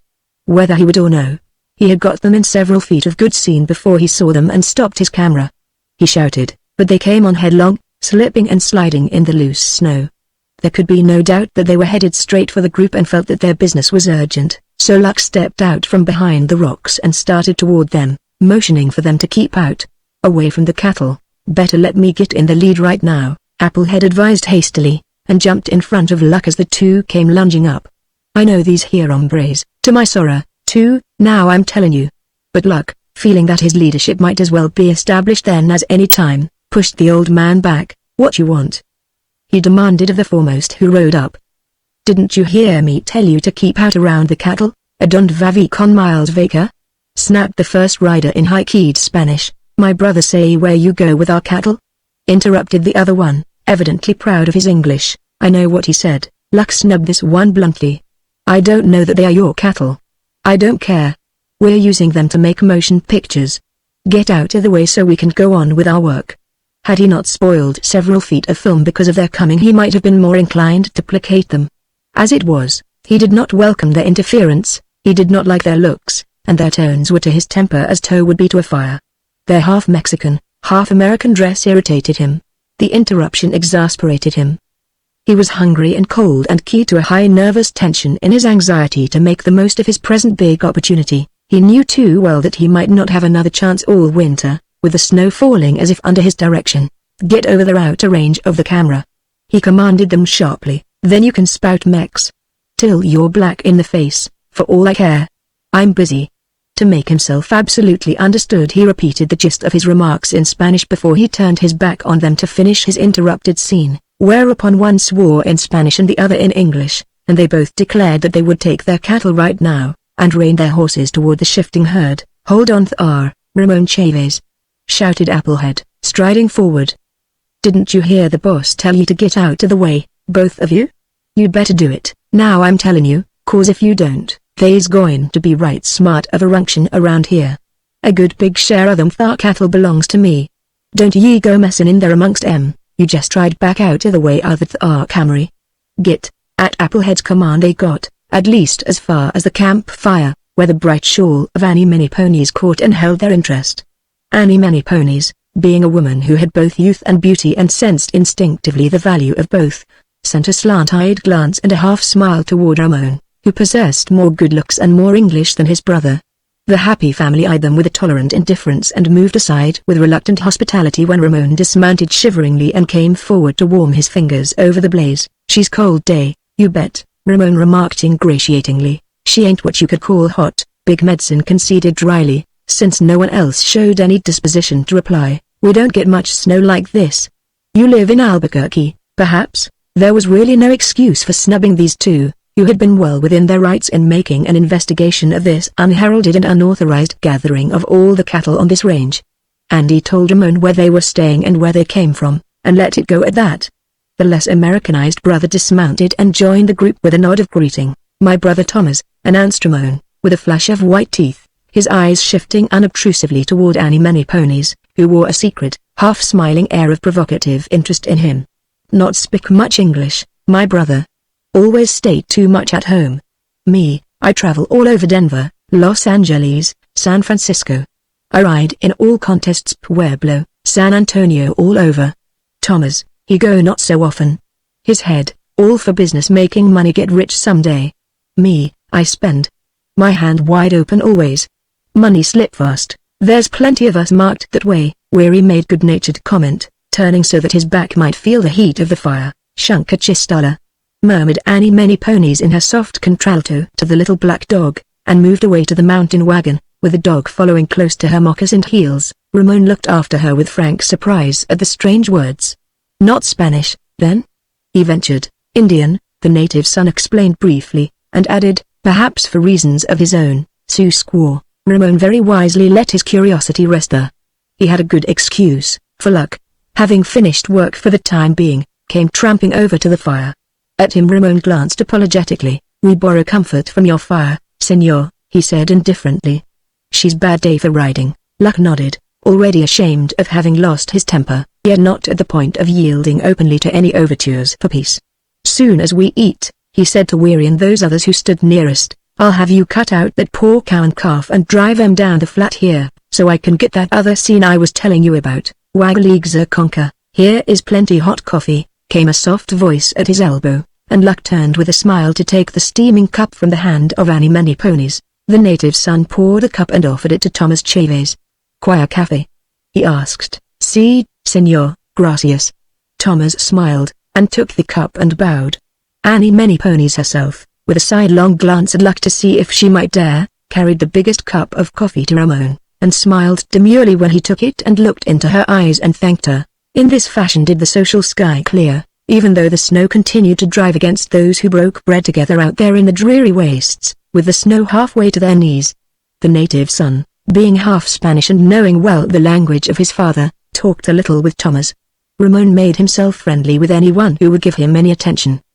But Applehead scowled over his boiled beef sandwich and his coffee, and kept his back turned upon the Chavez brothers, and would not talk at all. He eyed them sourly when they still loitered after the meal was over and the remains packed away in the box by Annie Many Ponies, and Luck had gone to work again with Bill Holmes at his heels and the boys helping to place the cattle to Luck's liking. When the Chavez brothers finally did show symptoms of intending to leave, Luck beckoned to Thomas, whom he judged to be the leader. Here, he said in Spanish, when Thomas had come close to him. I will pay you for using your cattle. When I am through, my boys will drive them back to the mesa again. For my picture I may need them again, senor. I promise you they will not be harmed. And he charged in his expense book the sum, to use of locations. Gracias, said Thomas, and took the $5 which Luck could ill afford to give, but which he felt would smooth materially the trail to their future work. Cattle he must have for his picture, cattle he would have at any cost, but it would be well to have them with the consent of their owners. So the Chavez brothers rode away with smiles for their neighbors instead of threats, and with $5 which had come to them like a gift. You might better kicked him out of here without no soft soapin about it, now I'm telling you. Applehead grumbled when they were out of earshot. You may know your business better'n what I do, but by thunder I wouldn't give em no $5 nor 5 cents. S like feeding a stray dog, you won't never get rid of em now.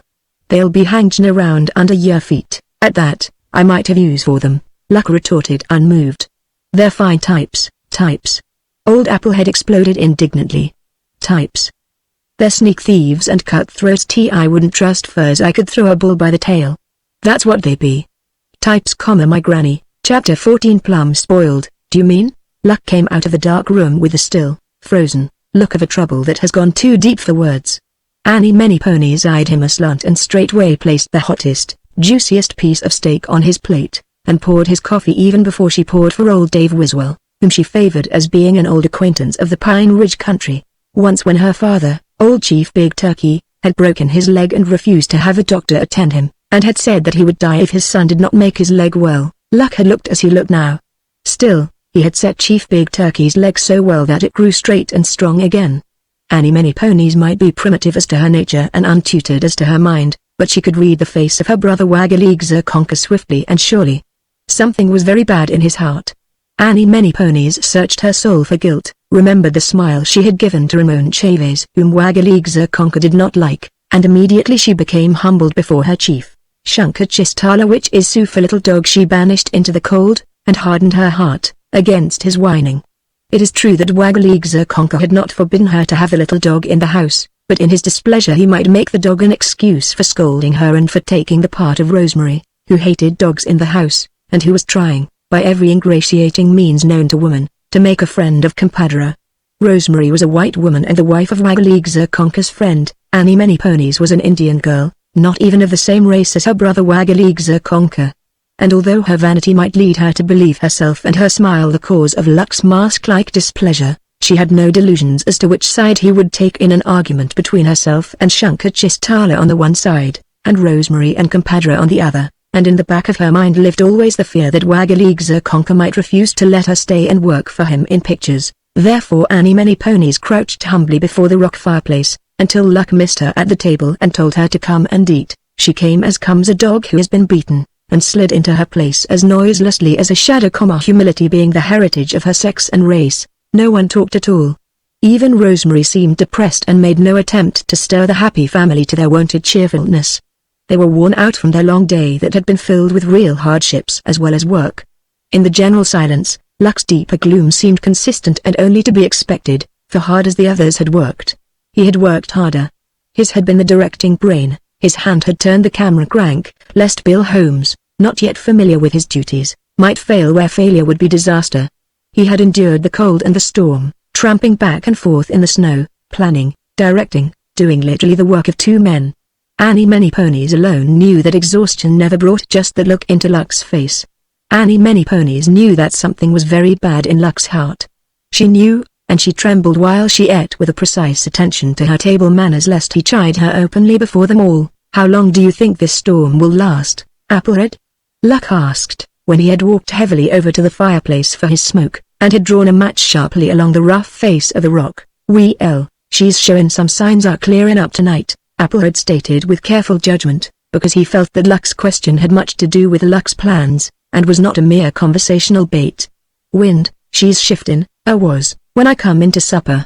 She sure come down like all get out even since she started, and I calculate she's about stormed out. I look for sun all day tomorrow, boy." This last in a tone of such manifest encouragement that Luck snorted. Back by the table in the kitchen, Annie Manyponies paused in her piling of plates and listened breathlessly. She knew that particular sound. Wagaleegzerkonka would presently reveal what was bad in his heart. "That would be my luck, all right," her chief stated pessimistically. "What's the matter with the sun, now?" Big Medicine boomed reprovingly. "Comin' in, you said you had your blizzard stuff, and now if the sun just come out, by cripes, you'd be singing songs of Thanksgiving or words to that effect. Honest to Grandma, there's folks that'd kick if, but I haven't got my blizzard stuff," Luck stated, harshly because of the effort to speak at all. "All that negative I took today is chock full of static." Annie Manyponies, out in the kitchen, dropped a granitine plate, but the others merely stared at Luck uncomprehendingly. "Well, say, by cripes. What's statics?" demanded Big Medicine pugnaciously, as though he meant to ward off from his mind the realization of some new misfortune. Luck's lips twitched in the faint impulse toward a smile that would not come. "Statics," he explained, "is that branch of mechanics that relates to bodies held at rest by the forces acting on them. In other words, it is electricity in a stationary charge, the condition being produced by friction, or induction.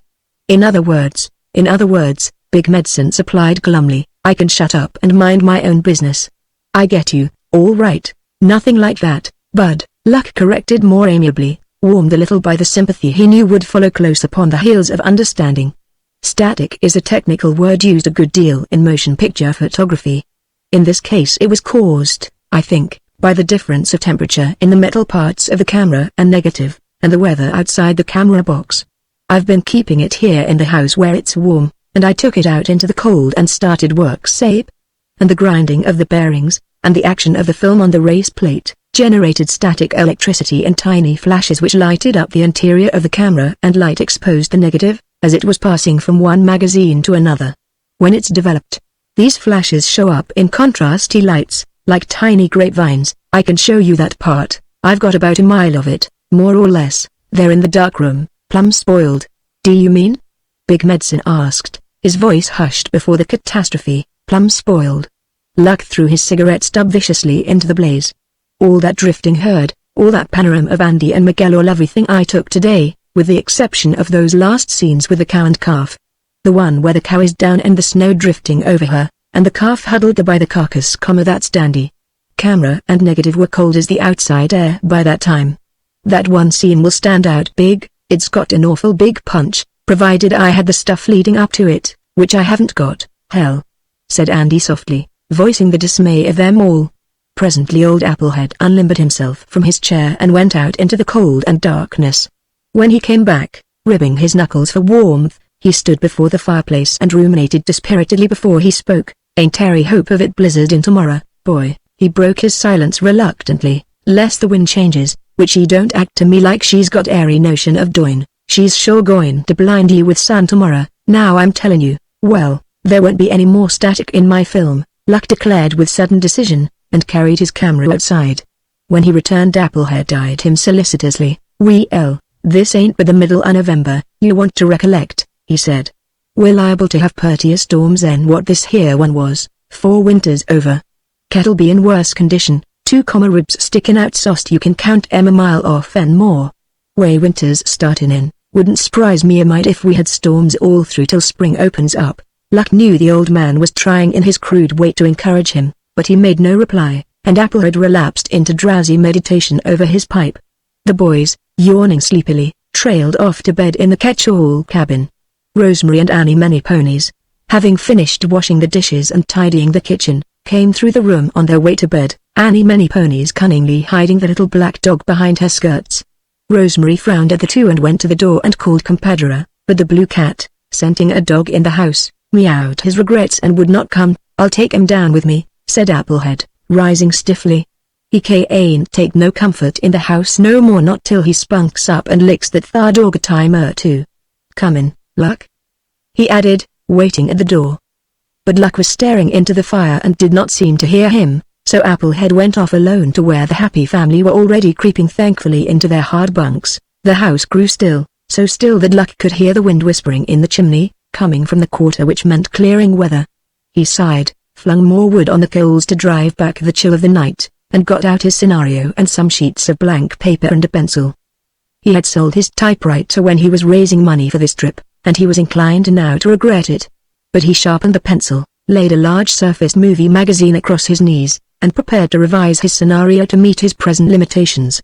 With a good 1,000 feet of film spoiled through no real fault of his own, and with the expenses he knew he must meet looming inexorably before him, he simply could not afford a leading woman. Therefore, he must change his story, making it a character lead instead of the conventional hero and heroine theme. Chance, he called it. Luck had sent him Many Ponies, who wants no monies. He must change his story so that she would fit into it as the necessary feminine element, but he was discouraged enough that night to tell himself that, just as he had her placed and working properly, the Indian agent or her father, old Big Turkey, would probably demand her immediate return. In his despondent mood he had no faith in his standing with the Indians or in the letter he had written to the agent. His one best bet, as he put it, was to make her scenes as soon as possible, before they had time to reach him with a letter. Therefore he must reconstruct his scenario immediately, so that he could get to work in the morning, whatever the weather. He read the script through from beginning to end, and his heart went heavy in his chest. He did not want to change one scene of that big picture.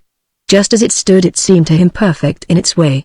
It had the bigness of the West when the West was young. It had the red blood of courage, the strength of achievement, the sweetness of a great love. It was, in short, Luck's biggest, best work. Still, without a woman to play that lead, Luck sighed and dampened his pencil on his tongue and drew a heavy line through the scene where Marion first appeared in the story. It hurt him like drawing a hot wire across his hand.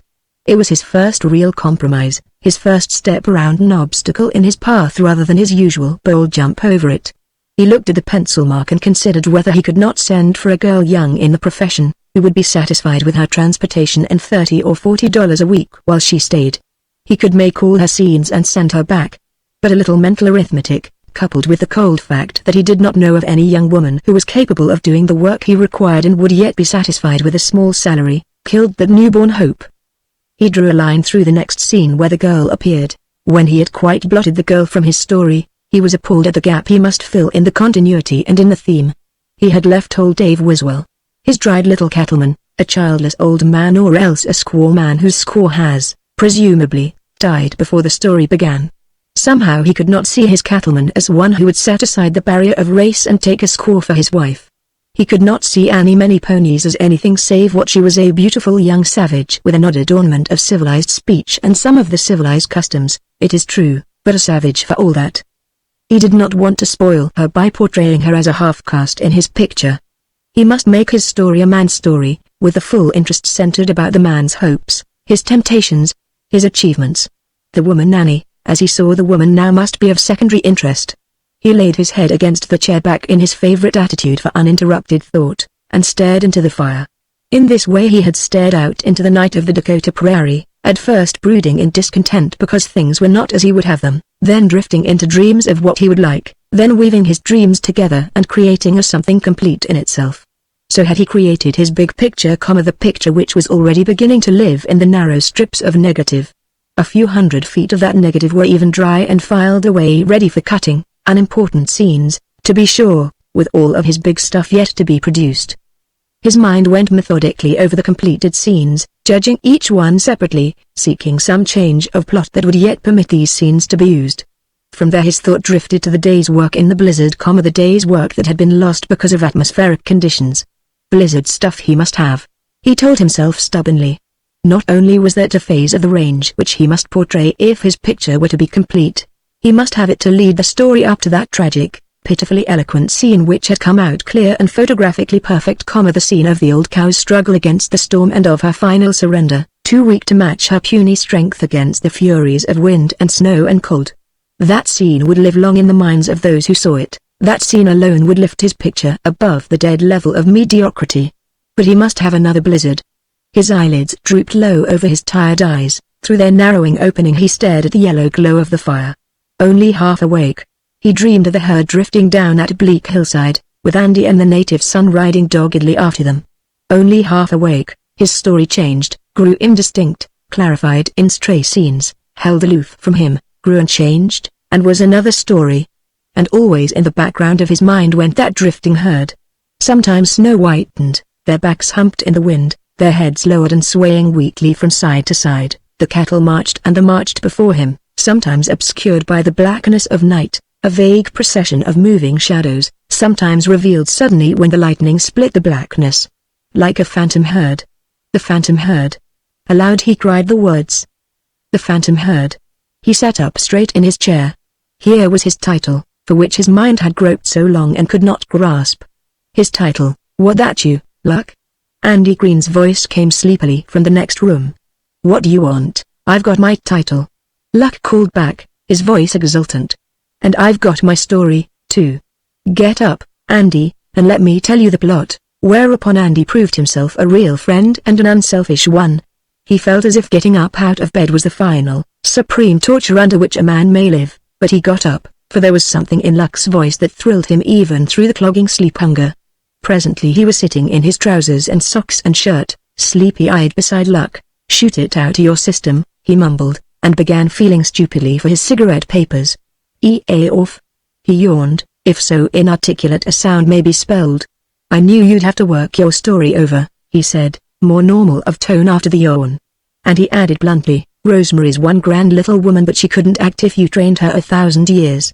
What's your next best bet? No next best, it's the picture this time. The Phantom Herd. Get that as a title? Gee. Andy softly paid tribute. Then he grinned. By gracious, they sure didn't act to me like any phantom herd when we first headed them into that wind. Them babies are going to march us up to a pile of real money, though, Luck asserted eagerly. Listen. Here's the story. The part 1 changed, all the first part is the same, the trail herd and all. You're old Dave's son, and you're wild. You quarrel, and he turns you out, thinking he'll let you rustle for yourself a while, and maybe tame down and come back more like he wants you to be. But you don't tame that way. You throw in with Miguel, and you two turn rustlers. You hold a grudge against your dad, and you rustle from him mostly, on the plea that by rights what's his is yours, you know. Annie is Mig's sweetheart, and she's a kind of go-between, keeps you posted on what's taking place on the outside, and all that. I haven't, he explained hastily, doped out the details yet. I'm giving you the main points I want to bring out. Well, here's the big stuff. You get a big herd together. You're holding M in a box canyon, I know the spot, all right, waiting for a chance to drive them out of the country, see? This blizzard hits, and you take advantage of it to drive the herd out under cover of the storm. But the blizzard beats you. You trail them along, but there's only 2 of you, and you can't keep them from swinging away from the wind. You try to hold the herd into the storm, that's where I'll get my big storm effects, but they swing off in spite of you. Your horses get tired, all you can do is follow the herd. Lord. I wish that stuff I took today wasn't spoiled. I sure would have had some big stuff there. Well, Mig's horse goes down in a drifted Washington. You're trying to point the herd then, and the storm's so thick you don't miss him at first, we'll say. Anyway, as I've doped it out, Mig loses his life. You find him dead whether then or later I don't know yet. The punch is this: you have been getting pretty sick of the life, and wishing you had behaved yourself and stayed with your dad. But you've been afraid of Mig. You couldn't see any chance of taking the back trail as long as he was alive to tell on you. Now he's dead. I guess maybe you better find him right there in the blizzard hurt, maybe. Anyway, just about all in. You try to save him, Sabe?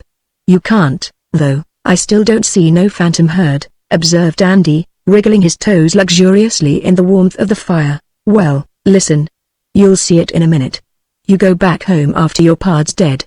You have a close squeak yourself, see? And the thing works on your mind. Cutting out the frills, you see things. You see a herd drifting before a storm, maybe a blizzard like yesterday, with your pal riding point. You try to come up with it, no herd there. You come to yourself and go back home. Then maybe some black night you're brooding before a fire like this. I can get a great firelight effect on your face, sitting like this. Luck, actor that he was, made Andy see just how the scenes would look. Have a flare in the fire to throw the light back on you, see what I mean? And outside a thunderstorm is rolling up. A bright flash of lightning startles you.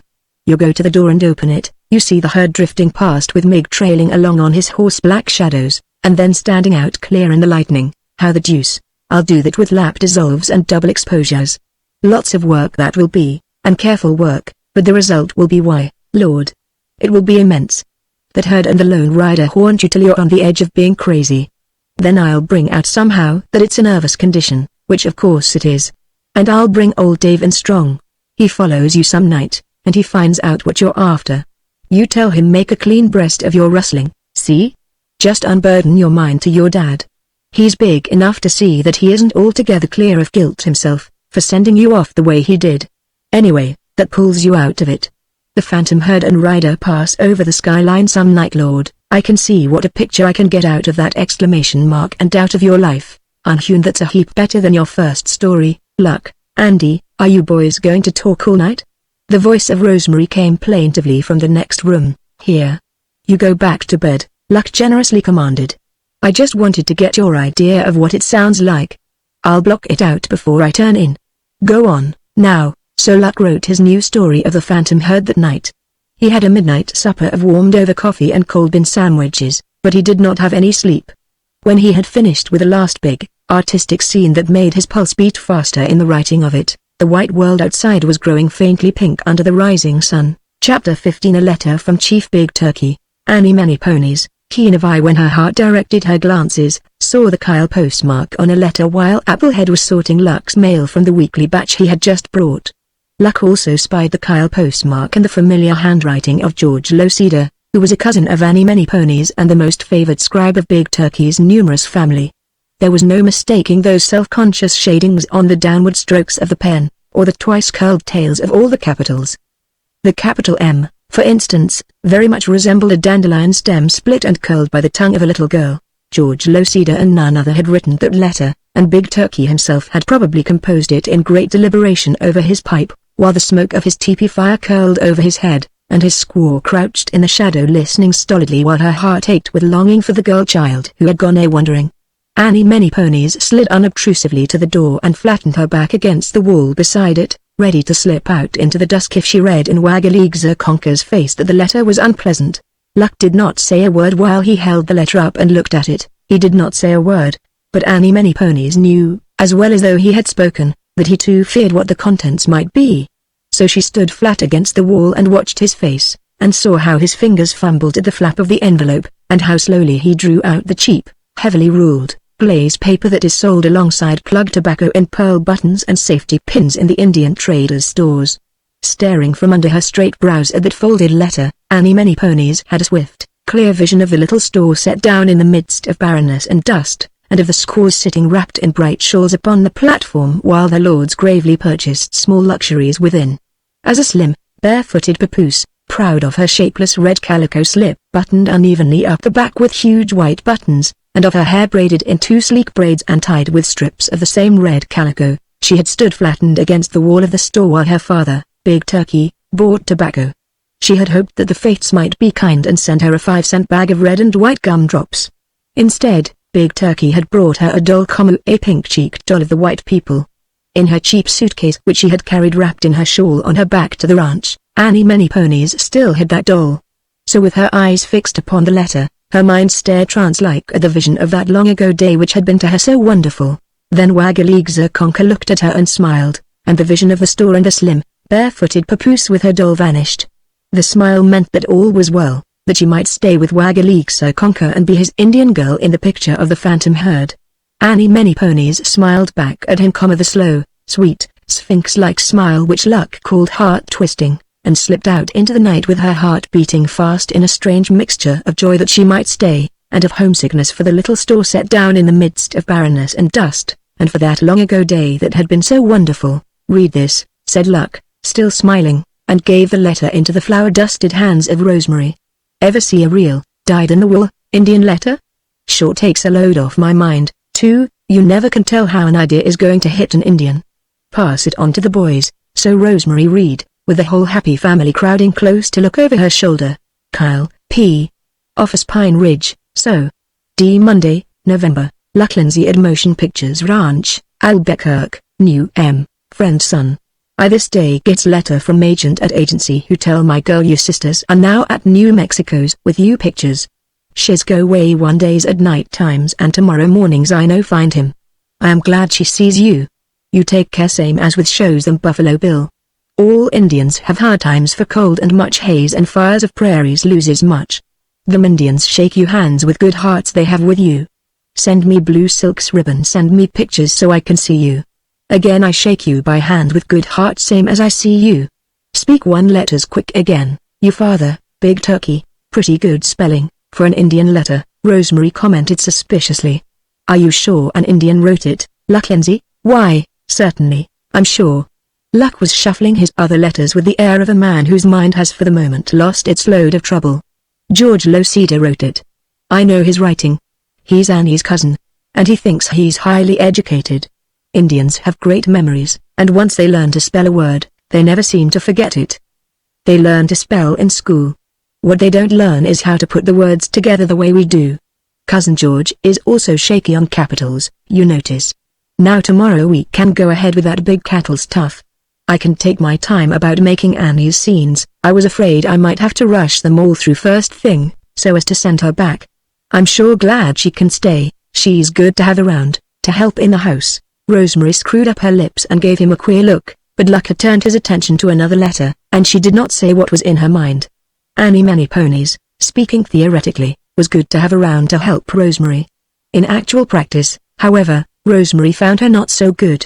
Personally Annie was fastidiously tidy, which Rosemary ungenerously set down to youthful vanity rather than to innate cleanliness. When it came to washing dishes, however, Annie Many Ponies left much to be desired. She was prone to disappear about the time she reached the biscuit basin and the frying pan stage of the thrice daily performance.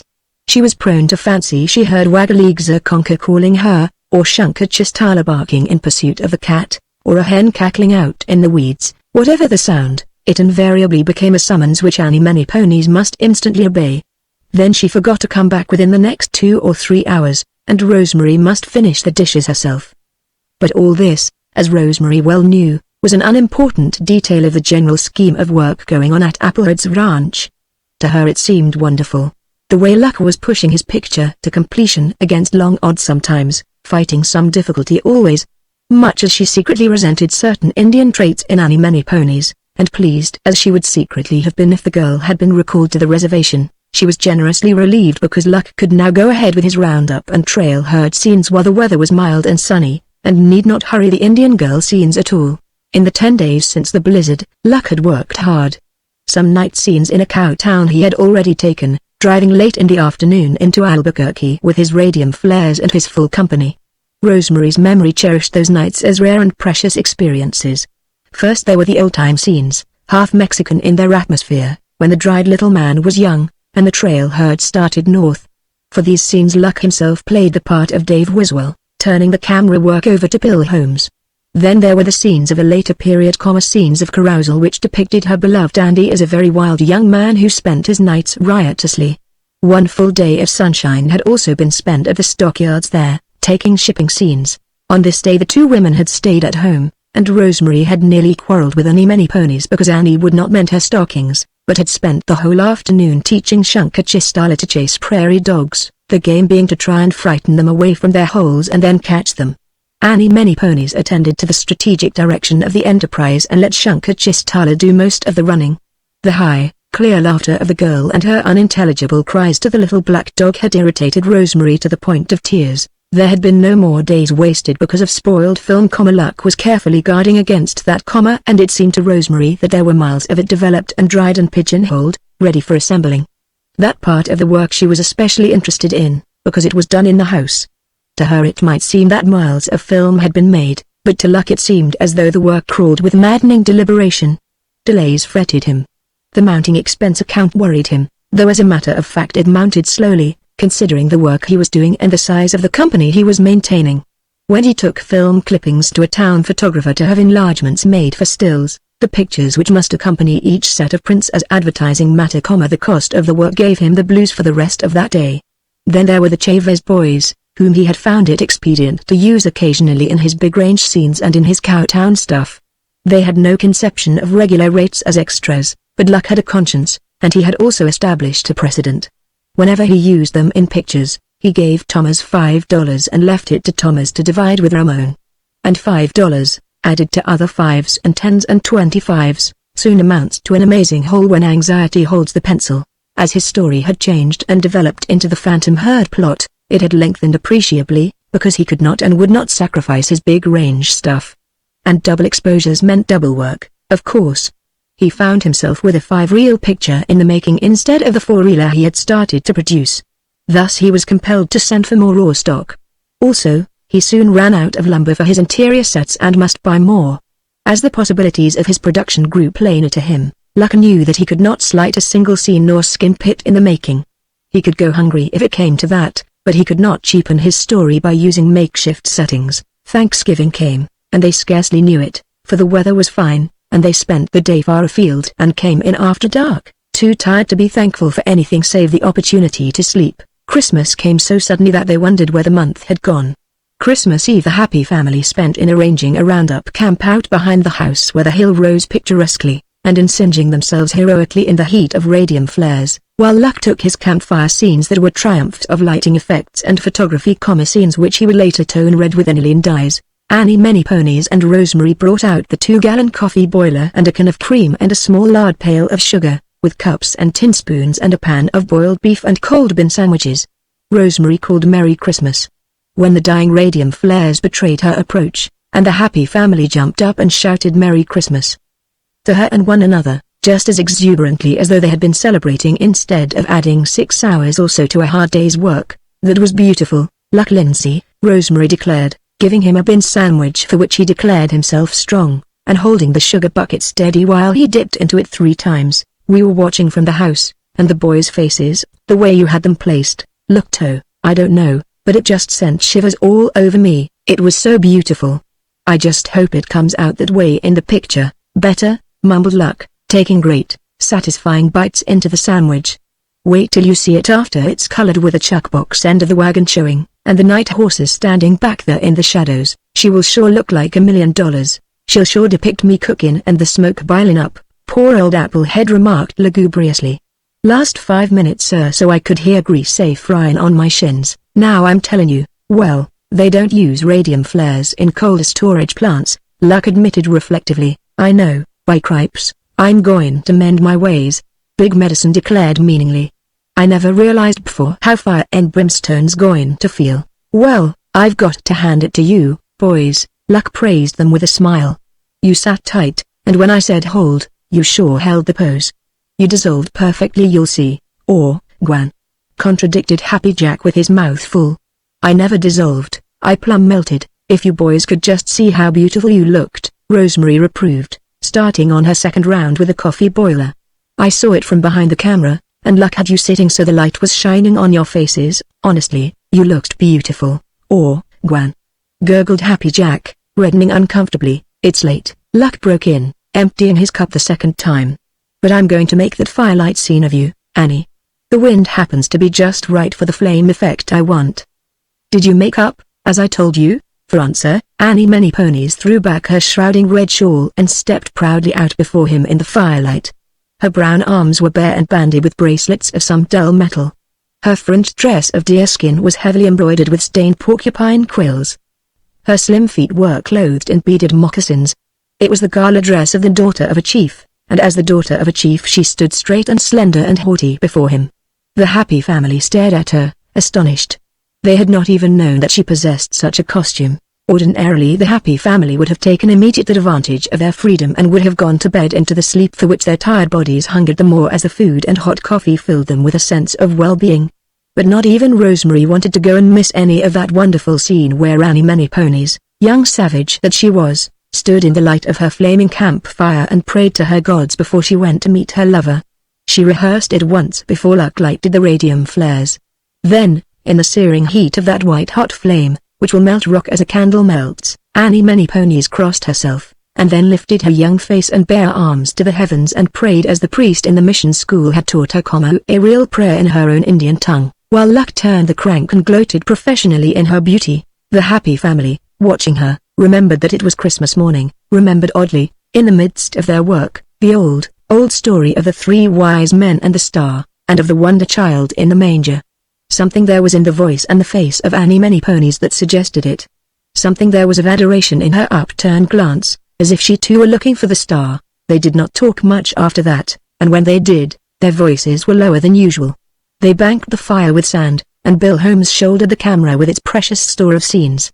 As they trooped silently down to the house and to their beds, they felt something of the magnitude of life, something of the mystery. Behind them, treading noiselessly in her beaded deerskin moccasins, Annie Many Ponies followed like a houseless wraith of the plains, the little black dog at her heels. Chapter 16. The chance is slim and getting slimmer. Must be going to snow, Weary observed with a slight twinkle, "'Cause Paddy Cat has got his tail bristled up bigger than a trapped coon. Or, that's because Chunky Chesty chased him all the way up from the corral a minute ago." Happy Jack explained the phenomenon. "I betcha he swaps and some of these times and gives that dog the surprise of his life. He come purty near making a stand tonight. Well, when he does turn on that thar mongrel perp, they's going to be some dogs scattered around over the premises now, I'm telling you." Applehead cocked his eye toward Annie Many Ponies and nodded his head in solemn warning. "He's takin' a mighty long chance. Every time he turns that thar trick chasing compadre all over the place, and them that thinks anything other thar dog. I betcha it's going to snow." "All right," Happy Jack interrupted the warning. "Chickadees was swarming all over the place, well, now, you don't want to go too much on them chickadees," Applehead dissented. "Change a wind'll set them flockin' and chirpin'. Ain't Terry flake a snow in the wind day, furs I can smell, and I calculate I can smell snow furs the next one. Oh, let's not talk about snow, that's getting to be a painful subject on this ranch," Rosemary pleaded, while she placed 12 pairs of steel knives and forks on the long, white oilcloth-covered table. "Painful subject is right," Luck stated grimly, glancing up from the endless figuring and scribbling which seemed to occupy all his time indoors that it was not actually given over to eating and sleeping. "If you don't begin to smell snow pretty quick, Applehead, I can see where the phantom herd don't have any phantom herd." The corners of his mouth quirked upward, though his smile was becoming almost a stranger to his face. "Well, I dunno's you can blame me because it don't snow.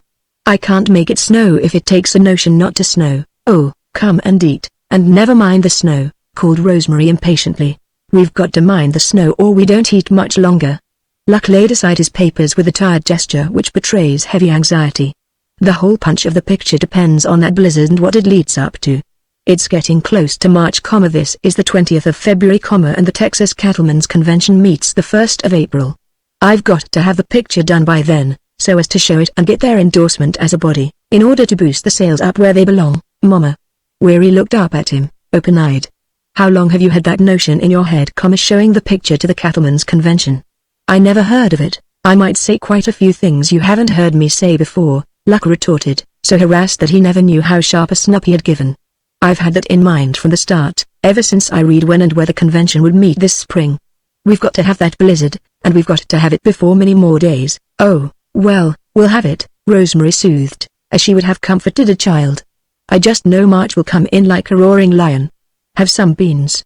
They're different, tonight. I cooked them with plain salt pork instead of bacon. You can't imagine what a difference it makes. Luck was on the point of snapping out something that would have hurt her feelings. He did not want baby soothing. It did not comfort him in the least to have her assure him that it would snow, when he knew she had absolutely no foundation for such an assurance.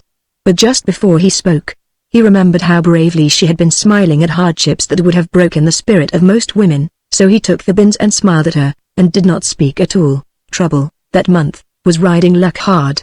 The blizzard that was absolutely vital to his picture plot seemed as remote as in June. Other storms had come to delay his work without giving him the benefit of any spectacular effect. There had been days of whooping wind, when even the saddle strings popped in the air like whiplashes, and he could not shoot interior scenes because he could not shelter his stage from the wind, and everything blew about in a most maddening manner to one who is trying, for instance, to portray the calmness of a ranch house kitchen at supper time. There had been days of lowering clouds which brought nothing but exasperating little flurries of what Applehead called spit snow, flurries that passed before Luck could get ready for a scene. There had been one terrific sandstorm which had nearly caught them in the open. But Applehead had warned them, and Luck, fortunately for them all, had heeded the warning. They had reached shelter just before the full force of the storm had struck them, and for 6 hours the air was a hell of sand in violent flight through the air. For 6 hours they could not see as far as the stable, and the rooms were filled with an impalpable haze of dust which filtered through minute crevices under the roof and around the doors and windows. Luck, when that storm broke, was worried over his negative drying in the garret, until he had hurried up the ladder to see what might be done. He had found the film practically dry, and had carried it down in much relief to his dark room which, being light-proof, was also practically dust-proof. There had been other vexations, but there had been fine, clear days as well. Luck had used those fine days to their full capacity for yielding him picture light. Could he have been certain of getting his blizzard stuff now, he would have left but his one load of financial worry. That was a heavy one, but he felt he could carry it with a better grace if only he could be sure that his picture would be completed in time. Pass the beans, Luck. Pink broke into his abstraction. Seems like I've had beans before, this week, but I'll try them another whirl, anyway. Ever try syrup on M? Old Dave Wiswell looked up from his plate to inquire. Once you get to liking M that way, they go pretty good for a change. Pink, anxious for variety in the monotonous menu, but doubtful of the experiment, poured a teaspoon of syrup over a teaspoon of beans, conveyed the mixture to his mouth, and made a hurried trip to the door. Say, was that a joke? He demanded, when he returned grimacing to his place. Joke? No, ain't no joke about that. The dried little man testified earnestly. Once you get to liking M that way, Pink scowled suspiciously.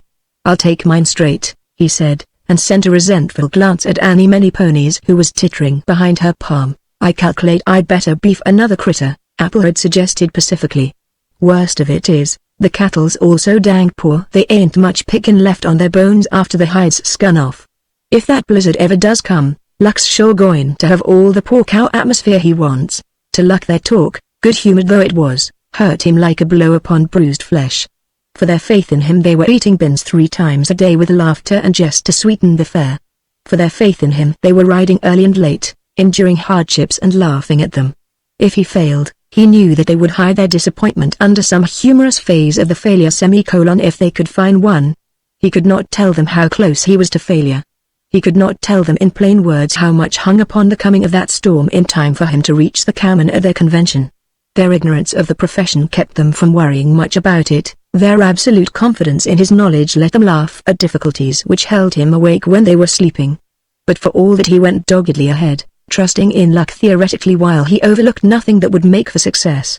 While Applehead sniffed the air and shook his head, Luck was doing everything he could think of to keep things going steadily along to a completion of the production. He made all of his close-ups, his inserts, and subtitles. He cut negative by his continuity sheet at night after the others were all in bed, and pigeonholed the scenes ready for joining.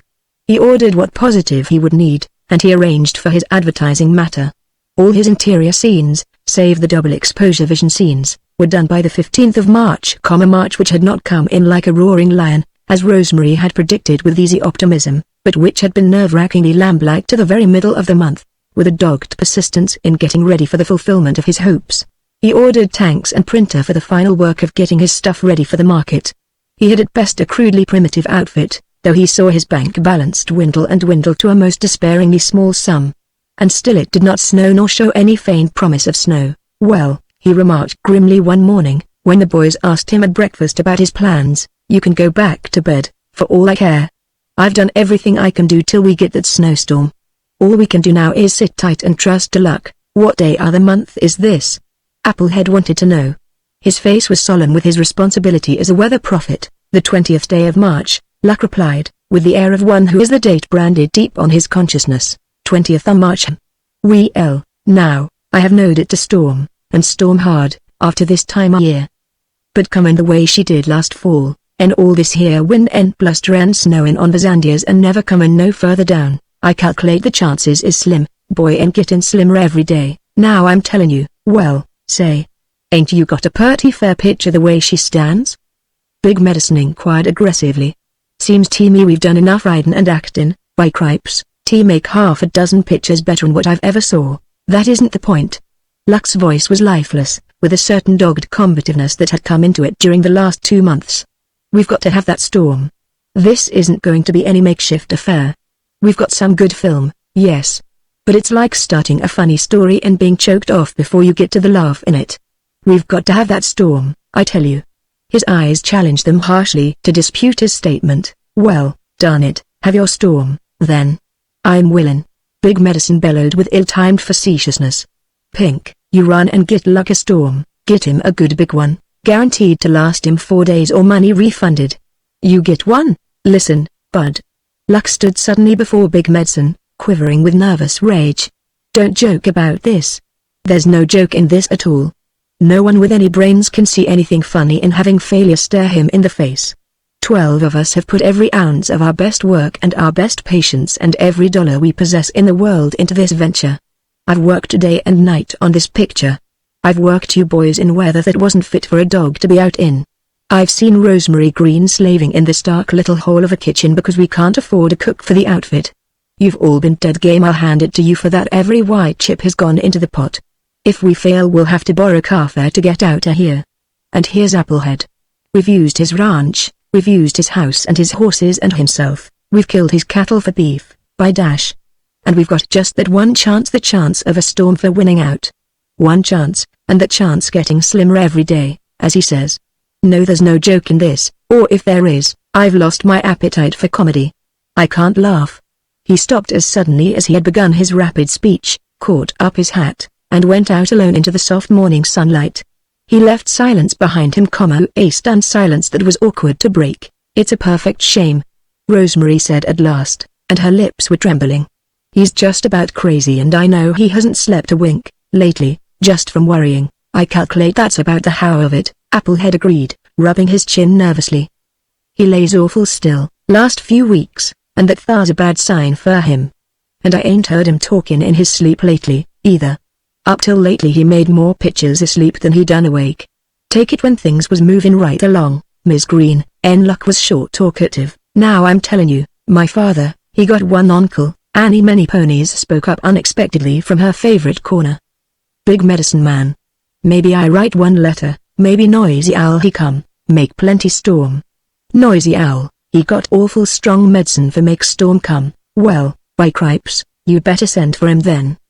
Big Medicine advised gruffly, and went out. Chapter 17. The Storm. The Phantom Herd, as the days slipped nearer and nearer to April, might almost have been christened the Forlorn Hope. On the 21st the sun was so hot that Luck rode in his shirt sleeves to Albuquerque, stubbornly intending to order more positive for his prints in the final work of putting his big picture into marketable form.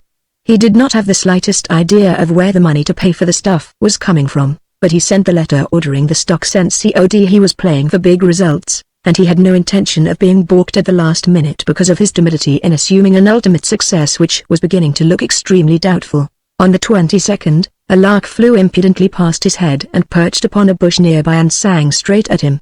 As a general thing, Luck loved to hear bird songs when he rode abroad on a fine morning, but he came very near taking a shot at that particular lark, as if it were personally responsible for the sunny days that had brought it out scouting ahead of its kind. On the 23rd the sky was a brassy blue, and Applehead won Luck's fierce enmity by remarking that he calculated he'd better get his garden in. Luck went away off somewhere on the snuffy little bay that day, and did not return until after dark. On the 24th he took the boys away back on the mesa, where the mountains shoulder the plain, and scattered them on a wide circle, rounding up the cattle that had been permitted to drift where they would in their famished search for the scant grass growth. Bill Holmes and the camera followed him in the buckboard with the lunch, and Luck, when the boys had met with their gleanings, shot 2 or 3 short scenes of poor cows and their early calves, which would go to help along his range atmosphere. To the Happy family it seemed a waste of horseflesh to comb a 20-mile radius of mesa to get a cow and calf which might have been duplicated within a mile of the ranch. The Happy family knew that Luck was wading chin-deep in the slough of despond, and they decided that he kept them riding all day just for pure cussedness. I suppose they thought that his orders to range herd the cattle they had gathered came from the same mood, but they did not seem to mind.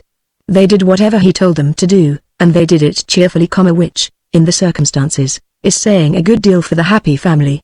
So with the sun warm as early May, and the new grass showing tiny green blade tips in the sheltered places, they began range herding 2,000 head of cattle that needed all the territory they could cover for their feeding grounds. The 25th day of March brought no faintest promise of anything that looked like snow.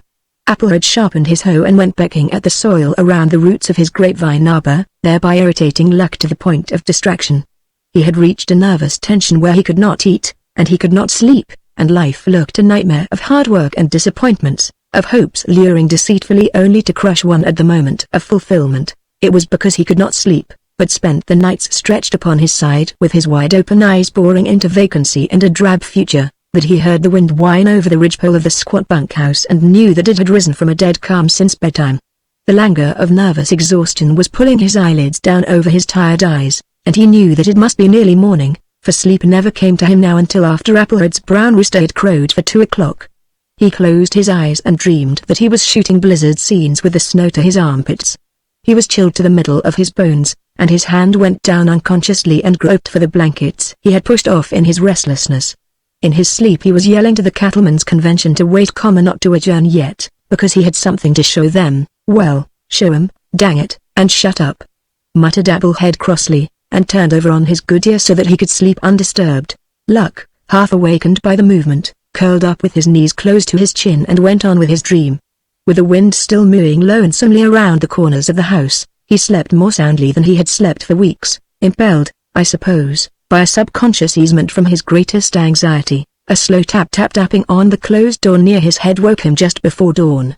The lightest sleeper of them all, Luck lifted his head with a start, and opened his sleep-blurred eyes upon blackness. He called out, and it was the voice of Annie Many Ponies that answered, "Wagaleegzer conker. You come quick. Plenty snow come. You be awful glad when you see. Soon day comes. You hurry. I make plenty breakfast, Wagaleegzer conker." As a soldier springs from sleep when calls the bugle, Luck jumped out into the icy darkness of the room. With one jerk he had the door open and stood glorying in the wild gust of snow that broke over him like a wave. In his bare feet he stood there, and felt the snow beat in his face, and said never a word, since big emotions never quite reached the surface of Luck's manner. "Day come quick, Wagaleegzer conker." The voice of Annie Many Ponies urged him from without, like the voice of opportunity calling from the storm. "All right. You run now and have breakfast ready. We come quick." He held the door open another half-minute, and he heard Annie Many Ponies laugh as she fought her way back to the house through the blinding blizzard. He saw a faint glow through the snow whirl when she opened the kitchen door, and he shut out the storm with a certain vague reluctance, as though he half feared it might somehow escape into a warm, sunny morning and prove itself no more than a maddeningly vivid dream. "Hey! Wake up!" he shouted while he groped for a match and the lamp. "Roll into your sourdoughs, you sons of guns." "Say, Applehead," came a plaintive voice from Pink's hunk, "make Luck turn over on the other side, can't you? Darn a man that talks in his sleep. By cripes, Luck's got to sleep in the hayloft ere I will." Big Medicine growled, making the boards of his bunk squeak with the flop of his disturbed body. Then Luck found the lamp and struck a match, and it was seen that he was very wide awake, and that his face had the look of a man intent upon accomplishment. The native son sat up in one of the top bunks and looked down at Luck with a queer solemnity in his eyes. "What is this, amigo?" he asked with a stifled yawn. "Another one of your big minutes, Queen-Sabe?" Luck retorted, reaching for his clothes as his small ebullition subsided to a misleading composure. "Storm's here at last, and we'll have to be moving. Roll out and saddle your ridge runners, Annie's got breakfast all ready for us, or, Gwan," grumbled Happy Jack from sheer force of habit, and made haste to hit the floor with his feet before Luck replied to that apparent doubt of his authority. "Dress warm as you can, boys," Luck advised curtly, lacing his own heavy buckskin moccasins over thick German socks, which formed his cold-weather footgear. "She's worse than that other one, if anything, Mama," Weary murmured, in a tone of thanksgiving. "She didn't come any too soon, did she?" Luck did not reply. He pulled his hat down low over his forehead, opened the door and went out, and it was as through the wind and snow and darkness swallowed him bodily. The horses must first be fed, and he fought his way to the stables, where Appleherd's precious hay was dwindling rapidly under Luck's system of keeping mounts and a 4-horse team up and ready for just such an emergency. He labored through the darkness to the stable door, lighted the lantern which hung just inside, and went into the first stall. The manger was full, and the feed-box still moist from the lapping tongue of the grey horse that stood there munching industriously. Annie Many Ponies had evidently fed the horses before she called Luck, and he felt a warm glow of gratitude for her thoughtfulness. He stopped at the bunkhouse to tell the boys that they had nothing to do but eat breakfast before they saddled, and found them putting on overcoats and gloves and wrangling over the probable location of the herd that would have drifted in the night. So they plowed in a straggling group to the house, where Annie Many Ponies was already pouring the coffee when they trooped in. Day was just breaking when they rode out into the full force of the belated storm and up on the mesa where they had left the cattle scattered and feeding more or less contentedly at sundown. They had not gone a mile until their bodies began to shrink under the unaccustomed cold.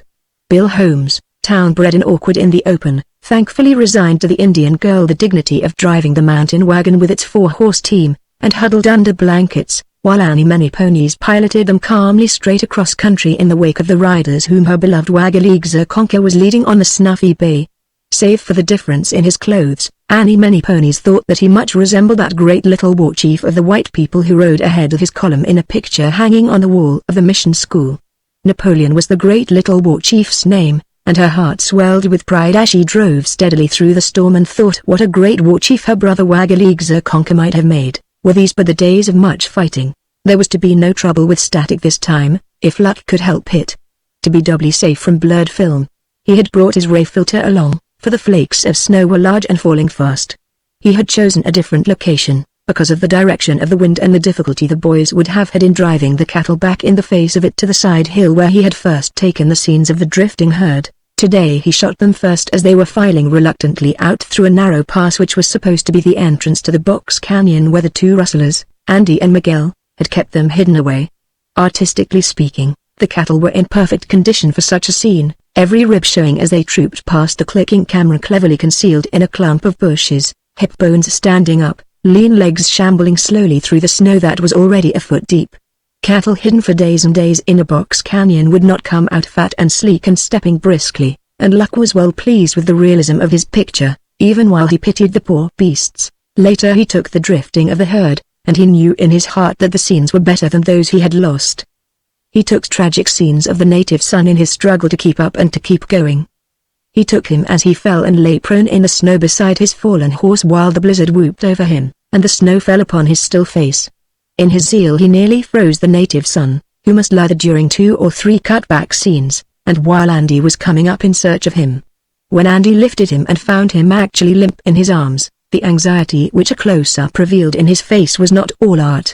However, he did not say anything until Luck's voracious scene appetite had been at least partially satisfied. "By gracious, I believe the son of a gun is about froze," he snapped out then. Luck grinned mirthlessly and called to Annie for the precious thermos bottle, and poured a cup of strong black coffee, added a generous dash of the apricot brandy which he spoke of familiarly as his cure-all, and had the native son very much alive and tramping around to restore the circulation to his chilled limbs before Bill Holmes had carried the camera to the location of the next scene. "By rights I should have left you the way you were till I got this last death scene where Andy buries you under the rock ledge so he can get home alive himself," Luck told Miguel heartlessly, when they were ready for work again.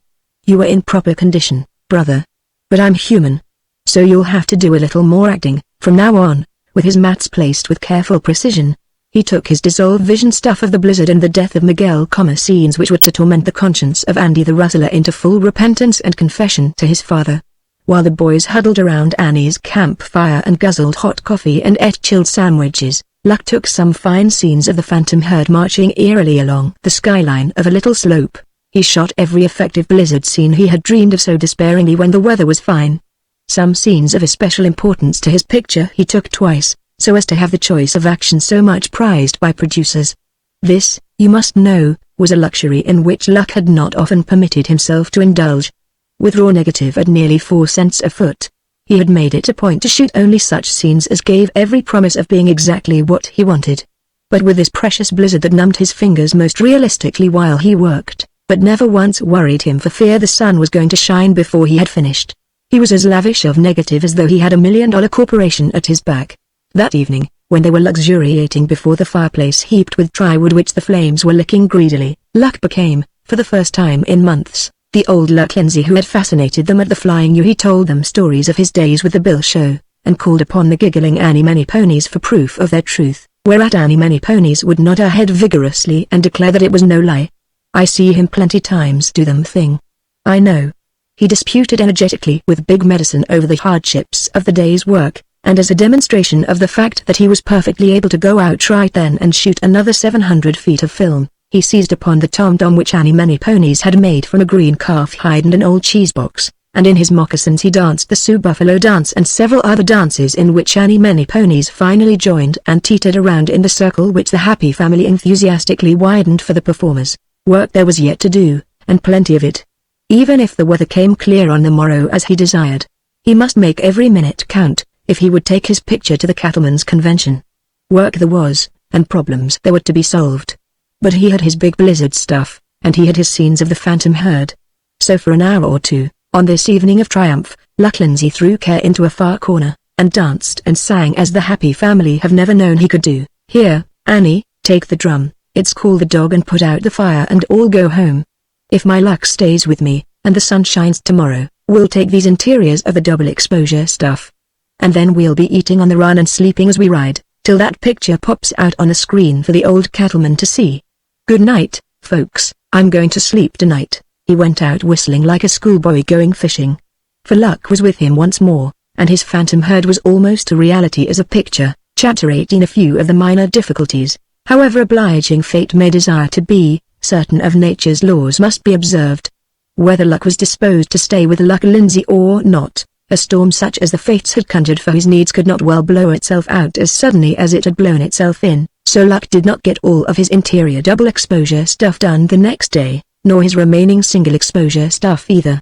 When his own reason and Applehead's earnest assurances convinced him that the day after the real blizzard day was going to be unfit for camera work, Luck took Weary, Pink, and the native son to Albuquerque, rented a little house he had discovered to be vacant, and set them to work building a drying drum for his prints, according to the specifications he furnished them. He hauled his tanks from the depot and showed the boys how to install them so as to have the benefit of the running water, and got his printer set up and ready to work, for he knew that he would have to make his first prints himself, with the help of the happy family, the photographer having neither the room nor the time for the work, and Luck having no more than barely money enough to pay house rent and the charges on his tanks and printer. Then, being an obliging young man when the fates permitted him to indulge his natural tendencies, Luck made a hurried trip to a certain little shop that had dusty mandolins and watches and guns and a cheap Kodak in the dingy window. He went in with his watch in his pocket, ticking cheerfully the minutes and hours that were so full of work and worry. When he came out, the watch was ticking just as cheerfully in a drawer and the chain was looped prosperously across his vest from buttonhole to empty pocket. He went straight across to a grocery store and bought some salt pork and coffee and cornmeal and matches which Rosemary had timidly asked him if he could get. She explained apologetically that she was beginning to run out of things, and that she had no idea they were going to have such awful appetites, and that of course there were 2 extra people to feed, and that they certainly could dispose of their share 3 times a day, meaning, of course, Annie Many Ponies and Bill Holmes. Even while his brain was doing swift mental gymnastics in addition and subtraction, Luck had told her he would get whatever she wanted.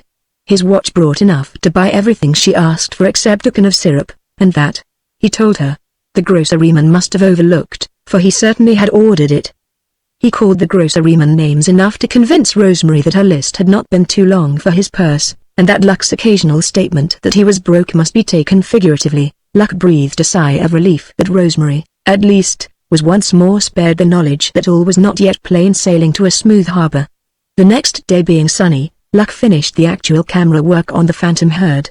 That night he and Bill Holmes developed every foot of negative he had exposed since the storm began, and they finished just as Rosemary rapped on the darkroom door and called that breakfast was ready.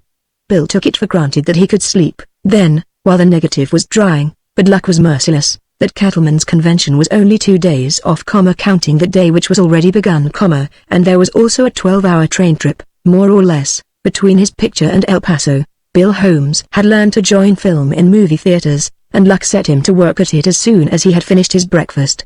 When Bill grumbled that there wasn't any film cement, Luck very calmly went to his trunk and brought some, thereby winning from Rosemary the admiring statement that she didn't believe Luck Lindsay ever forgot a single, solitary thing in his life. So Bill Holmes assembled the film, scene by scene, without even the comfort of cigarettes to keep awake. At his elbow Luck also joined film until the negative in the garret was dry enough to handle, when he began cutting it according to the continuity sheet, ready for Bill to assemble. Luck's mood was changeable that day. He would glow with the pride of achievement when he held a yard or so of certain scenes to the light and knew that he had done something which no other producer had ever done, and that he had created a film story that would stand up like a lone peak above the level of all other Western pictures.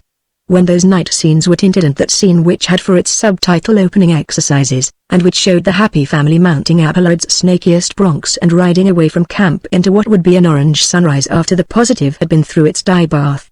And then discouragement would seize him, and he would wonder how he was going to get hold of money enough to take him to El Paso in the convention. And how, in the name of destitution, was he going to pay for that stock of positive when it came? Applehead was dead willing to help him, that went without saying. But Applehead was broke. That last load of horse feed had cleaned his pockets, as he had cheerfully informed Luck over 3 weeks before. Applehead was not, and never would be by his own efforts, more than comfortably secure from having to get out and work for wages. He had cattle, but he let them run the range in season and out, and it was only in good years that he had fair beef to ship. He hated a gang of men hanging around the ranch and eating their fool heads off, he frequently declared. So he and compadre had lived in unprosperous peace, with a little garden and a little grape arbor and a horse for Applehead in the corral, and teams in the pasture where they could feed and water themselves, and a month's supply of grub always in the house. Applehead called that comfort, and could not see the advantage of burdening himself with men and responsibilities that he might pile up money in the bank. You can easily see where the coming of Luck and his outfit might strain the financial resources of Applehead, even though Luck tried to bear all extra expense for him. No, thought Luck, Applehead would have to mortgage something if he were to attempt raising money then. And Luck would have taken a pack outfit and made the trip to El Paso on horseback before he would see Applehead go in debt for him. As it was, he was seriously considering the pack horse proposition as a last resort, and trying to invent some way of shaving his work down so that he would have time for the trip. But certain grim facts could not be twisted to meet his needs. He simply had to print his positive for projection on the screen. And that positive simply had to go through certain processes that took a certain amount of time, and it simply had to be dry and polished before he could wind it on his reels. Reels? Lordy. He didn't have any reels to wind it on. What's the matter? Spoil something? Bill Holmes asked indifferently, pausing to look at Luck before he took up the next strip of celluloid ribbon with its perforated edges and its little squares of shadow-like pictures that to the unpracticed eye looked all alike. No. What reel is that you're on now? We want to be in town before dark with the stuff, so as to start the printer going tonight. By printing, that night, and by hard riding, he might be able to make it, he was thinking. Think we'll be through in time? Certainly, we'll be through in time. Luck held up another strip to see where to cut it. We've got to be through. I'm liable to be joining this junk by the sides instead of the ends, before long, Bill hinted. No, you won't do anything like that. Luck's voice had a disturbing note of absolute finality. Bill looked at him sidelong. A fellow can't work forever without sleep. My head's splitting right now. I can hardly see. Yes, you can see well enough to do your work and do it right. Get that? Bill grunted. Evidently he got it, for he said no more about his head, or about sleep. He did glance frequently out of the tail of his eye at Luck's absorbed face with his jaw set at a determined angle and his great mop of iron grey hair looking like a heavy field of grain after a thunderstorm, standing out as it did in every direction. Now and then Luck pushed it back impatiently with the flat of his palm, but he showed no other sign of being conscious of anything at all save the picture, though he could have told you offhand just how many times Bill turned his eyes upon him. At noon they were not through, and to Bill the attempt to finish that day seemed hopeless, not to say insane. But by 4 o'clock they were done with the cutting and joining, and had their film carefully packed and in the mountain wagon, and were ready to drive through the slushy mud which was the aftermath of the blizzard to the little house in Albuquerque which the boys had turned into a crude but efficient laboratory. The Luck continued to be merciless in his driving energy. He canvassed the moving picture theaters of the town and borrowed reels on which to wind his film when it was once ready for winding. He went back to the little house and set everyone within it to work and kept them at it. He printed his positive, dissolved his aniline dye, which was to be firelight effect, in the bathtub, and I should like to know what the landlord thought when next he viewed that tub.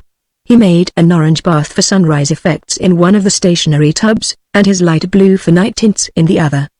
He buzzed around in that little house like a disturbed blue bottle fly that cannot find an open window.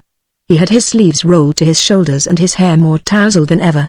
He had blue circles under his eyes and dabs of dye distributed here and there on his face and his arms.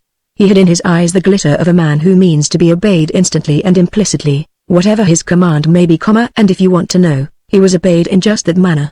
Happy Jack and Big Medicine took turns at the crank of the big drying drum, around which Andy and Weary had carefully wound the wet film. Being a crude, homemade affair, the crank that kept that drum turning over and over did not work with the ease of ball bearings. But Happy Jack, rolling his eyes up at Luck when he hurried past to attend to something somewhere, did not venture his opinion of the task. Nor did Big Medicine bellow any facetious remarks whatever, but turned and sweated, and used the other hand a while, and turned, and goggled at Luck whenever Luck came within his range of vision, and changed off to the other hand and turned, and still said nothing at all. Bill Holmes went to sleep about midnight and came near ruining a batch of firelight scenes in the aniline bath, and after that Luck did all the technical part of the work himself. The happy family did what they could and wished they were not so ignorant and could do more. They could not, for instance, help Luck in the final assembling of the polished film and the putting in of the subtitles and inserts. But they could polish that film, after he showed them how, so Pink and Weary did that. And at daylight Luck shook Bill Holmes awake and set him to work again, just to show that Luck was human, even though he was obsessed by a frenzy of work. He sent the boys outside, whenever one of them could be spared, for the smoke they craved and could not have among that 5,000 feet of precious but highly inflammable film. But he did not treat himself to the luxury of a cigarette. Luck had not yet solved the problem of meeting the expense of the trip to El Paso. Riding down with a pack horse would take him too long. The best he could do would not be quick enough, for the convention would be over before he got there, and his trip therefore useless. He worked just as fast, however, as though he had only to buy his ticket and take the train. And then, when the last drumful was drying, he got his idea, and took Andy by the shoulder and led him out into the little front hall. "Boy," he said, "you hook up the team and drive like hell out to the ranch and get the camera and all the lenses. And right under the lid of my trunk you'll find a letter file marked receipts. In the C pocket you'll find the sales slips of camera and so on. You bring them along. And bring my bag and any clean socks and handkerchiefs you can find, and my gray suits and some collars and ties. Oh, and my shoes. Make it back here by 2 o'clock if you can. Before 3 at the latest." "You bet you," assented Andy just as cheerfully as though he saw some sense in the order. Luck's clothes were a reasonable request, but Andy could not, for the life of him, figure any use for the camera and lenses, and as for the receipts, that sounded to him like plain delirium. Andy's brain, at that time, seemed to be revolving slowly round and round like the big drying drum, and his thoughts were tangled in exasperating visions of long, narrow strips of wet film. However, at 2:30 he drove smartly up to the little house with the camera and Luck's brown leather bag packed with the small necessities of highly civilized journeying, and a large flat package wrapped in old newspapers. He had not set the brake that signaled the sweating horses to stop, before Luck was in the doorway with his hat on his head and the air of one whose business is both urgent and of large issues. "Got the receipts? All right. Where are the things? This the lenses? All right. Put the team in the stable and go get yourself some rest. Where's your rest coming in at?" Andy flung back over his shoulder, as Luck turned away with the camera on his shoulder and the small case in his hands. "Mine will come when I get through. I've got the last reel wound and packed, though. You bed down somewhere and sleep. I'll be back in a little. I'm going to catch that 4 o'clock train." When you consider that Luck made that statement with about 15 cents in his pocket and no ticket, You will understand why Andy gave him that queer look as he drove off to the stable. Luck might have climbed up beside Andy and ridden part of the way, but he was too preoccupied with larger matters to think of it until he found himself picking his footing around the mud through which Andy had splashed in comfort. At the bank, Luck went in at the side door which gave easy access to the office behind, and without any ceremony whatever he tapped on a certain glass-paneled door with a name printed across. He waited a second, and then turned the knob and walked briskly in, carrying camera, tripod, and the case of small attachments, and smiling his smile of white teeth and perfect assurance and much goodwill. Now, the cashier whom he faced was a tall man worn thin with the worries of his position and the care of a family. He lived in a large white house, and his wife never seemed able to find a cook who could cook, so the cashier was troubled with indigestion that made his manner one of passive irritation with life. His children were for some reason forever coming down with colds or whooping cough or measles or something. You have seen children like that, so his eyes were always tired with wakeful nights. It needed a Luck Lindsay smile to bring any answering light into the harassed face of that cashier, but it got there after the first surprised glance. Luck stood his camera screwed to its tripod against the wall by the door. "I'm Luck Lindsay, Mr. White," he announced in his easy, Texas drawl. "I'm in a hurry, so I'll omit my full autobiography, if you don't mind, and let you draw your own conclusions about my reputation and character. I've a 5-reel feature film called The Phantom Herd just completed, and I want to take it down to El Paso and show it before the Texas Cattlemen's Convention which meets the today. I want their endorsement of it as a Western film which really portrays the West, to incorporate in my advertisements in all the trade journals. But the production of the film took my last cent, and I've got to raise money on my camera for the trip down there. You see what I mean? I'm broke, and I've got to catch that 4 o'clock train or the whole thing stops right here. This camera cost me close to $1,500. Here are the receipted sales slips to prove it. In Los Angeles I could easily get." He caught the beginning of a denial in Mr. White's sidewise movement of a head. 10 times as much money on it as you can give me. You probably don't know anything at all about motion picture cameras, but you can read these slips and find out how prices run." Mr. White had in a measure recovered from the effects of Luck's smile. He picked up the slips and glanced at them indifferently. "There's a pawn shop just down the street, I believe," he said. "Why? I want to leave this camera here with you, anyway," Luck interrupted. "It's valuable, too valuable to take any risk of fire or burglary. I want to leave it in your vault. You've handled a good deal of my money, and you know who I am, and what my standing is, or else you aren't the right man for the position you occupy. It's your business to know these things. Now, I'm not asking you for any big loan. All I want is expense money for that trip. If you'll advance me $75 or $100 on my note, with this camera as security, I'll thank you and jump down to El Paso and get that endorsement before the convention adjourns till next year." Mr. White looked at the camera strangely, as though he half expected it to explode. "I should have to take it up with the directors." "Directors? Hell, man, the train's due in an hour. What are you around here, a man in authority, or just a dummy made up to look like one? Do you mean to tell me you're afraid to stake me to enough money to make El Paso in return? What, for the Lord's sake, do I look like, anyway, a crook?" Mr. White's head was more than 6 feet in the air when he stood up, and Luck Lindsay in his high-heeled boots lacked a good 6 inches of that altitude, but for all that, Luck Lindsay was a bigger man than Mr. White. He dominated the cashier. He made the cashier conscious of his dyspepsia and his thin hair and his flabby muscles and his lack of enthusiasm with life. "The directors have to pass on all bank loans," he explained apologetically, "but I can lend you the money out of my personal account. If you will excuse me, I'll get the money before my assistant closes the vault. And shall I put these inside for you?" He rose and started for the inner door with a deprecating smile. "Aren't you going to take a note?" Luck studied the man with sharpened glance. "My check will be a sufficient record of the transaction, I think." And Mr. White, with 2 or 3 words scribbled at the bottom, proceeded to make the check a record. "I am glad to be able to stake you, Mr. Lindsay, and I hope your trip will be successful." He got another Luck Lindsay smile for that, and the apology he had coming to him. And then in a very few minutes Luck hurried out and back to the little house on the edge of town. "Where's my bag? So long, boys, I'm going to drift. I'll change clothes on the train, haven't got time now. Here's $5, Andy, for the stable bill and so on. Bill, you're the only one of the bunch that shirked, so you can carry this box of reels to the depot for me. Adios, boys, I'm sure going to romp all over that convention, believe me, If they don't swear the Phantom Herd's a winner from the first scene, Chapter 19, wherein Luck makes a speech. Luck stood on the platform of the Texas Cattlemen's Convention and looked down upon the work-lined, brown faces of the men whose lives had for the most part been spent out of doors.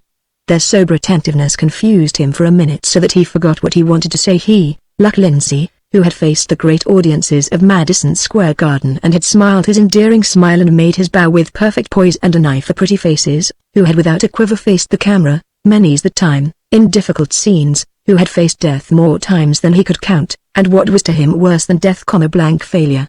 But these old range men with the wind and sun wrinkles around their eyes, and their ready-to-wear suits, and their judicial air of sober attention, these were to him the jury that would weigh his work and say whether it was worthy. These men. And then one of them suddenly cleared his throat with a rasping sound like old Dave Wiswell. His dried little cowman of the picture, and embarrassment dropped from Luck like a cloak flung aside. He was here to put his work to the test, to let these men say whether the Phantom Herd was worthy to be called a great picture, one of which the West could be proud. So he pushed back his mop of hair grayer than the hair of many here old enough to be his father with a fiat of his palm, and looked straight into the faces of these men and said what he had to say. Mr. Chairman, and gentlemen of this convention, I consider it a great privilege to be able to stand here and speak to you, a greater privilege than any of you realize, perhaps. For my heart has always been in the rangeland, my people have been the people of the plains. I have today been honored by the hand grip of old-timers who were riding circle, trailing longhorns, and working cattle when I was a boy in short pants. I have trailed herds on the payroll of one man who remembers me here today, and of others who have crossed the big divide. I have seen the open range shrink before the coming of barbed wire and settlers. I have watched the long shadow fall across God's own cattle country. Since I entered the motion picture business, my one great aim and my one great dream has been to produce one real Western picture.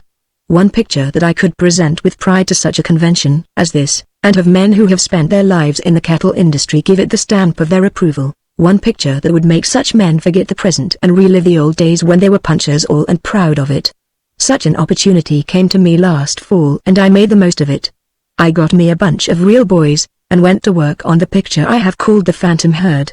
From the trail herds going north I have tried to weave into my story a glimpse of the whole history of the range critter, from the shivering, newborn calf that hit the range along with a spring blizzard, to the big, 4-year-old steer prodded up the chutes into the shipping cars. I want you, who know the false from the real, to see the Phantom Herd and say whether I have done my work well.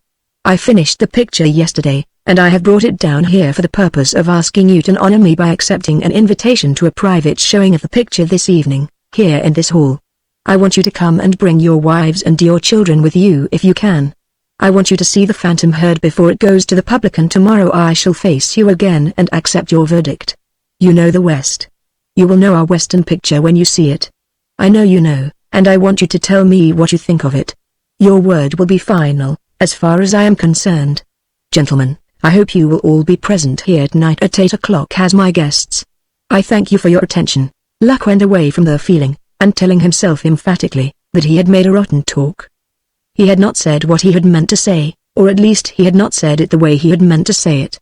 But he was too busy to dwell much upon his deficiencies as an orator. He had yet to borrow a projection machine and operator from somewhere, for, as usual, he had issued his invitation before he had definitely arranged for the exhibition, and had trusted to luck and his own efforts to be able to keep his promise. Luck, or his own efforts, landed him within easy conversational reach of a man who was preparing to open a little theater on a side street. The seats were not in yet, but he had his machine, and he meant to operate it himself, while his wife sold tickets and his boy acted as usher, a family combination which to Luck seemed likely to be a success. This man, when Luck made known his needs, said he was perfectly willing to limber up his machine and himself on the Phantom Herd, if Luck would let his wife and boy see the picture, and would pay the slight operating expenses. So that was settled very easily. At 5 minutes to 8 that evening, all of the cattlemen and a few favored, influential citizens of El Paso whom Luck had invited personally sat waiting before the blank screen. Up in the operator's cramped quarters, Luck was having a nervous chill and trying his best not to show it, and he was telling the operator to give it time enough, for the Lord's sake, and to be sure he had everything ready before he started in, and so forth, until the operator was almost as nervous as Luck himself. "Now, look here," he cried exasperatedly at last. "You know your business, and I know mine.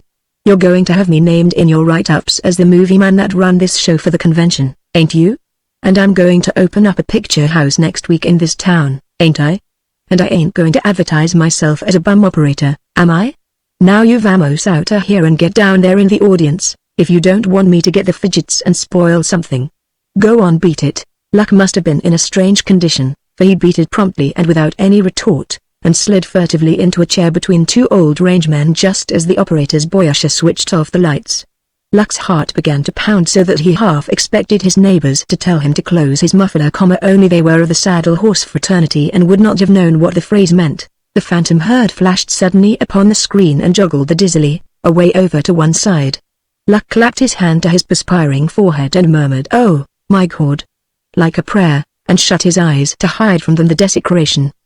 He opened them to find that the cast was just flicking off and the first scene dissolving in. The man at his left gave a long sigh and crossed his knees, and leaned back and began to chew tobacco rapidly between his worn old molars. "Oh, a $10 horse and a $40 saddle, I'm going to punch in Texas cattle." The subtitle dissolved slowly into a scene showing a cowpuncher, who was weary, swinging onto his rangy cow horse and galloping away after the chuck wagon, just disappearing in the wake of the dust-flinging remuda. Back somewhere in the dusk of the audience, a man began to hum the tune that went with the words, and the heart of Luck Lindsay gave an exultant bound. He had used lines from the old Chisholm Trail and other old-time range songs for his subtitles, to keep the range atmosphere complete, and that cracked voice humming unconsciously told how it appealed to these men of the range. Luck did not slide down in his seat so that his head rested on the chair back while the phantom herd was being shown.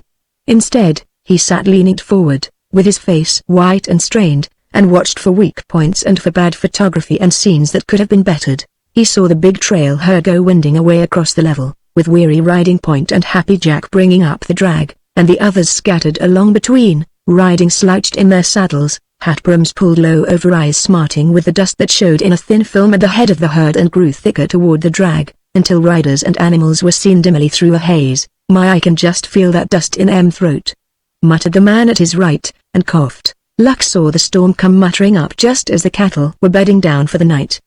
He saw the lightning, and he knew that those who watched with him were straining forward.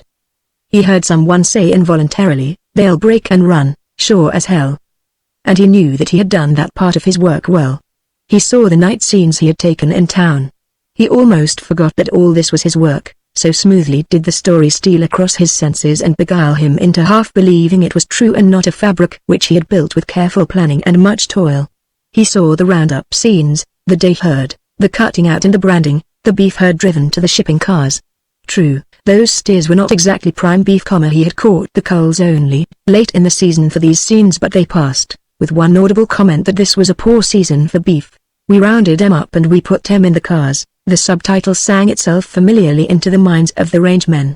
More than one voice was heard to begin a surreptitious humming of the old tune, and to cease abruptly with the sudden self-consciousness of the singer. But there was the story, growing insensibly out of the range work. Luck, more at ease now in his mind, studied it critically. There was the quarrel between old Dave and Andy, his son. He saw the old man out with his men, standing his shift of night guard, stubbornly resisting the creeping years and his load of trouble, riding around the sleeping herd with his head sunk on his chest, meeting the younger guard twice on each complete circle, and yet never seeming to see him at all. "Sing low to your cattle, sing low to your steers." The words and the scene opened wide the door of memory and let whole troops of ghosts come drifting in out of the past. The hall, Luck roused himself to notice, was very, very still, so still that the sizzling sound of the machine at the rear was distinct and oppressive. There was the blizzard, terrible in its biting realism. There was the old cow and calf, separated from the herd, fighting in the primal instinct to preserve themselves alive, fighting and losing. There was that other, more terrible fight for existence. The fight of the native sun against the snow and the cold. Men drew their breath sharply when he fell and did not rise again. They shivered when the snow began to drift against his quiet body, to lodge and shift and settle, and grow higher and higher until the bank was even with his shoulders, to drift over him and make of him a white mound. And then, when Andy staggered up through the swirl, leading his horse and shouting, when he stumbled against Miguel and tried to raise him and rouse him, a sound like a groan went through the crowd. "Close a call as I ever had was in a blizzard like that." The old man at Luck's left whispered agitatedly to Luck behind his palm, when the lights snapped on while the operator was changing for the last reel. There was Andy, haunted and haggard, at home again with his father. There were those dissolve scenes of the phantom herd drifting always across the skyline whenever Andy looked out into the night or rose startled from uneasy sleep. Weird, it was weird and real and very terrible. And, at last, there was that wonderful campfire scene of the Indian girl who prayed to her gods before she went to meet her lover who was dead and could not keep the tryst. There were heartbreaking scenes where the Indian girl wandered in wild places, looking, hoping, despairing. Luck had planned every little detail of those scenes, and yet they thrilled him as though he had come to them unawares. He did not wait after the last scene faded out slowly. He slipped quietly into the aisle and went away, while the hands of the old-timers were stinging with applause. Halfway down the block he heard it still, and his steps quickened unconsciously. They were calling his name, back there in the hall. They were all talking at once and clapping their hands and, as an interlude, shouting the name of Luck Lindsay. But Luck did not heed. He wanted to get away by himself. He did not feel as though he could say anything at all to anyone, just then. He had seen his big picture, and he had seen that it was as big and as perfect, almost, as he had dreamed it. To Luck, at that moment, words would have cheapened it, even the words of the old cattleman. He went to his hotel and straight up to his room, regardless of the fact that it would have been to his advantage to mingle with his guests and to listen to their praise. He went to bed and lay there in the dark, reliving the scenes of his story. Then, after a while, he drifted off into sleep, his first dreamless, untroubled slumber in many a night. By the time the convention was assembled the next day, however, he had recovered his old spirit of driving energy. The chairman had invited him by telephone to attend the afternoon meeting, and Luck went to be greeted by a rousing applause when he walked down the aisle to the platform where the chairman was waiting for him. Resolutions had already been passed, the convention as a body thanking Luck Lindsay for the privilege of seeing what was in their judgment the greatest Western picture that had ever been produced. The chairman made a little speech about the pleasure and the privilege, and presented Luck with a letter of endorsement and signed with due formality by chairman and secretary and sealed with the official seal. Attached to the letter was a copy of the vote of thanks, and you may imagine how Luck smiled when he saw that. He stayed a little while, and during the recess which presently was called he shook hands with many an old-timer whose name stood for a good deal in the great state of Texas. Then he left them, still smiling over what he called his good luck, and wired a copy of the letter of endorsement to all the trade journals, to be incorporated in his full-page advertising. By another stroke of luck he caught most of the trade journals before their forms closed for the next issue, so that the Phantom Herd was speedily heralded throughout the profession as the first really authentic Western drama ever produced. By still another stroke of what he called luck, an Associated Press man found him out, and was pleased to ask him many questions and to make a few notes, and Luck, wise to the value of publicity, answered the questions and saw to it that the notes recorded interesting facts. That evening Luck, feeling that he had reached the last milepost on the road to success, hunted up a few old-timers who appealed to him most as true types of the range, and gave them a dinner in a certain place which he knew was run by an old roundup cook. There was nothing about that dinner which would have appealed to a cabaret crowd. They talked of the old days when Luck was a lad, those old-timers. They talked of trail herds and of droughts and of floods and blizzards and range wars and the market prices of beef on the hoof. They called in the old roundup cook and cursed him companionably as one of themselves, and remembered that more than one of them had run when he pounded the bottom of a frying pan and hollered come and get it. They ate and they smoked and they talked and talked and talked, until Luck had to indulge himself in a taxi if he would not miss the 11 o'clock train north. His only regret, in spite of the fact that he was practically and familiarly broke again, was that circumstances did not permit the happy family to sit with him at that table. Especially did he regret not having old Applehead and the dried little man with him that night to make his gathering complete. Chapter 20 She's shaping up like a bankroll. Well, said Luck to the happy family, we've come this far along the trail, and now I'm stuck again. Bank won't loan any more on the camera, and I've got $1.06 to market the Phantom Herd with. Everything's fine so far, she's advertised, or will be when the magazines come out, and she's got some good press notices to back her up, but she ain't out to the woods yet. I've got to raise some money somehow. I hate to ask poor old Applehead, my granny. Bald Big Medicine, laughing his big haw-haw. Poor L.A. Applehead's sure stepping high these days. He'd mortgage his ranch and feel like a millionaire, by cripes. His ole compaddy cat just naturally walloped the tower out to Shunky Chestley, and Applehead seen him doing it. Compaddy, he's hanging out in the house now, by cripes, except when he takes a sachet down to the stable looking for more. And Shunky, he's bedded down under the catch-all, when he ain't hittin' further tall timber with his tail clamped down between his legs. Honest to Grandma, Luck, you couldn't hit Applehead at a better time. He'll borrow money or do anything you care to ask, except shut up that cat hissin'. Well, Luck may come my way, I'll just sit tight a few days and see, said Luck. When that positive film comes, I'll have to rustle money somewhere to get it out to the express office, so we can make more prints. And grind our daylights out again on the drum that never does get wound up. Groaned Big Medicine, and felt his biceps tenderly. We won't rush the next job quite so hard, Luck soothed, perfectly amiable and easy to live with, now that the worst was over. We made a darn good set of prints, just the same, boys, you ought to seen that picture. I've a good mind to get some house here in town to run it, say, I might raise some money that way, if I can't do it any other. And then his enthusiasm cooled. Town isn't big enough for a long enough run, he considered disgustedly. I'm past the 2-bit stage of the game now. Well, you ask Applehead to raise the money, advised Weary. Or one of us will write to chip for some. Mama. The world's full of money. Seems like it ought to be easy to get hold of some. It is, but it ain't, Luck stated somewhat ambiguously, and turned the talk to his meeting with the old-timers, and prepared to sit tight and wait for his god good luck to smile upon him. The smile arrived at noon the next day, in the form of a wire from Philadelphia. Luck read it and gave a whoop of joy quite at variance with his usual surface calm. Can offer you $1,500 for Pennsylvania, writes the Phantom Herd, usual 10 cents per foot, positive prints if accepted, wire at once and ship to this point. R.J. Crittenden. I hollered too soon, groaned Luck, when he had read it the second time, pushing back his hair distractedly. How the devil am I going to send him any positive prints at 10 cents a foot or 10 cents an inch or any other price? Till I get that shipment of positive, I can't fill any orders at all. And until I begin to fill orders, I can't realize on the film. Can you beat that? I'll have to wire him to wait, and that's $2,000 tied up, or, Gwan. Happy Jack croaked argumentatively. Why don't you send him what you took to the convention? Luck stared at Happy stupefied before he said a word. Say, Miguel, you saddle your Ridge Runner while I get ready to take this wire hack to town and send it off, he snapped, preparing to write. Sure, I'll send that set of prints. Happy, you can go to the head of the class. Now it's only a case of sit tight till the money comes. The prints are packed and in the bank vault, so I'll just get them out and send them COD to Mr. Crittenden, along with the state's rights contract. How's that for luck, boys? Pretty good for luck, grinned Andy meaningly. Fly at it, you coming millionaire, just a case of sit tight, boys.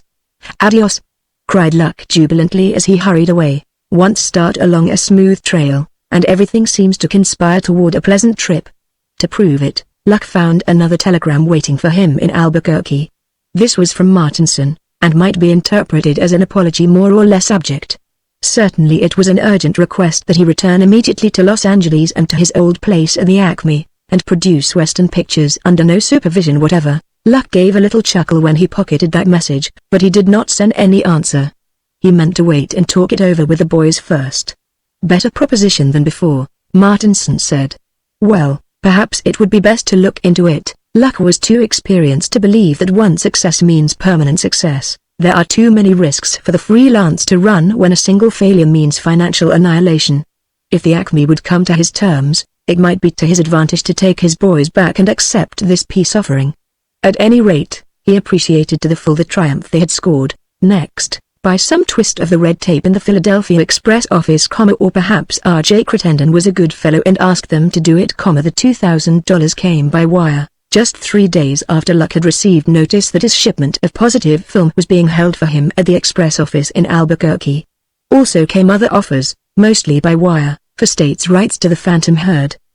And when the Happy family realized what those offers meant, they didn't care how hard or how long Luck worked them in the little house which he had turned into a laboratory. Being human, intensely so in some ways, the first set of prints they turned out Luck sent to Los Angeles with a mental godspeed and a hope that Bentley Brown and Martinson would see it and get wise to what a real Western picture looked like. There were other orders ahead of Los Angeles in Luck's book, but they waited a little longer so that he might the sooner taste a little of the sweets of revenge. Whether Bentley Brown and Martinson saw the Phantom Herd, Luck was a long time finding out. But he learned that someone else did see it, and that right speedily. For among his many telegrams that came clicking into Albuquerque was this one which makes a fitting end to this story. Luck, Lindsay, Albuquerque, New Mexico, Congratulations on the Phantom Herd wonderful production. New proposition you to produce Western features with your present company on straight salary and bonus basis. Miss Jean Douglas to play your leads. If I can sign her up, can you come here at once to close deal? Answer: do it. All right, boys, you can run and play. Luck handed them the telegram, looked at his watch, and began to roll down his sleeves. I'll catch the next train for Los and see do it, don't take any studying to know that's the thing to do, and if you'll pack all this negative, Bill, I'll take that along and hire the rest of the prince maid. Andy, you're riding herd on this bunch while I'm gone.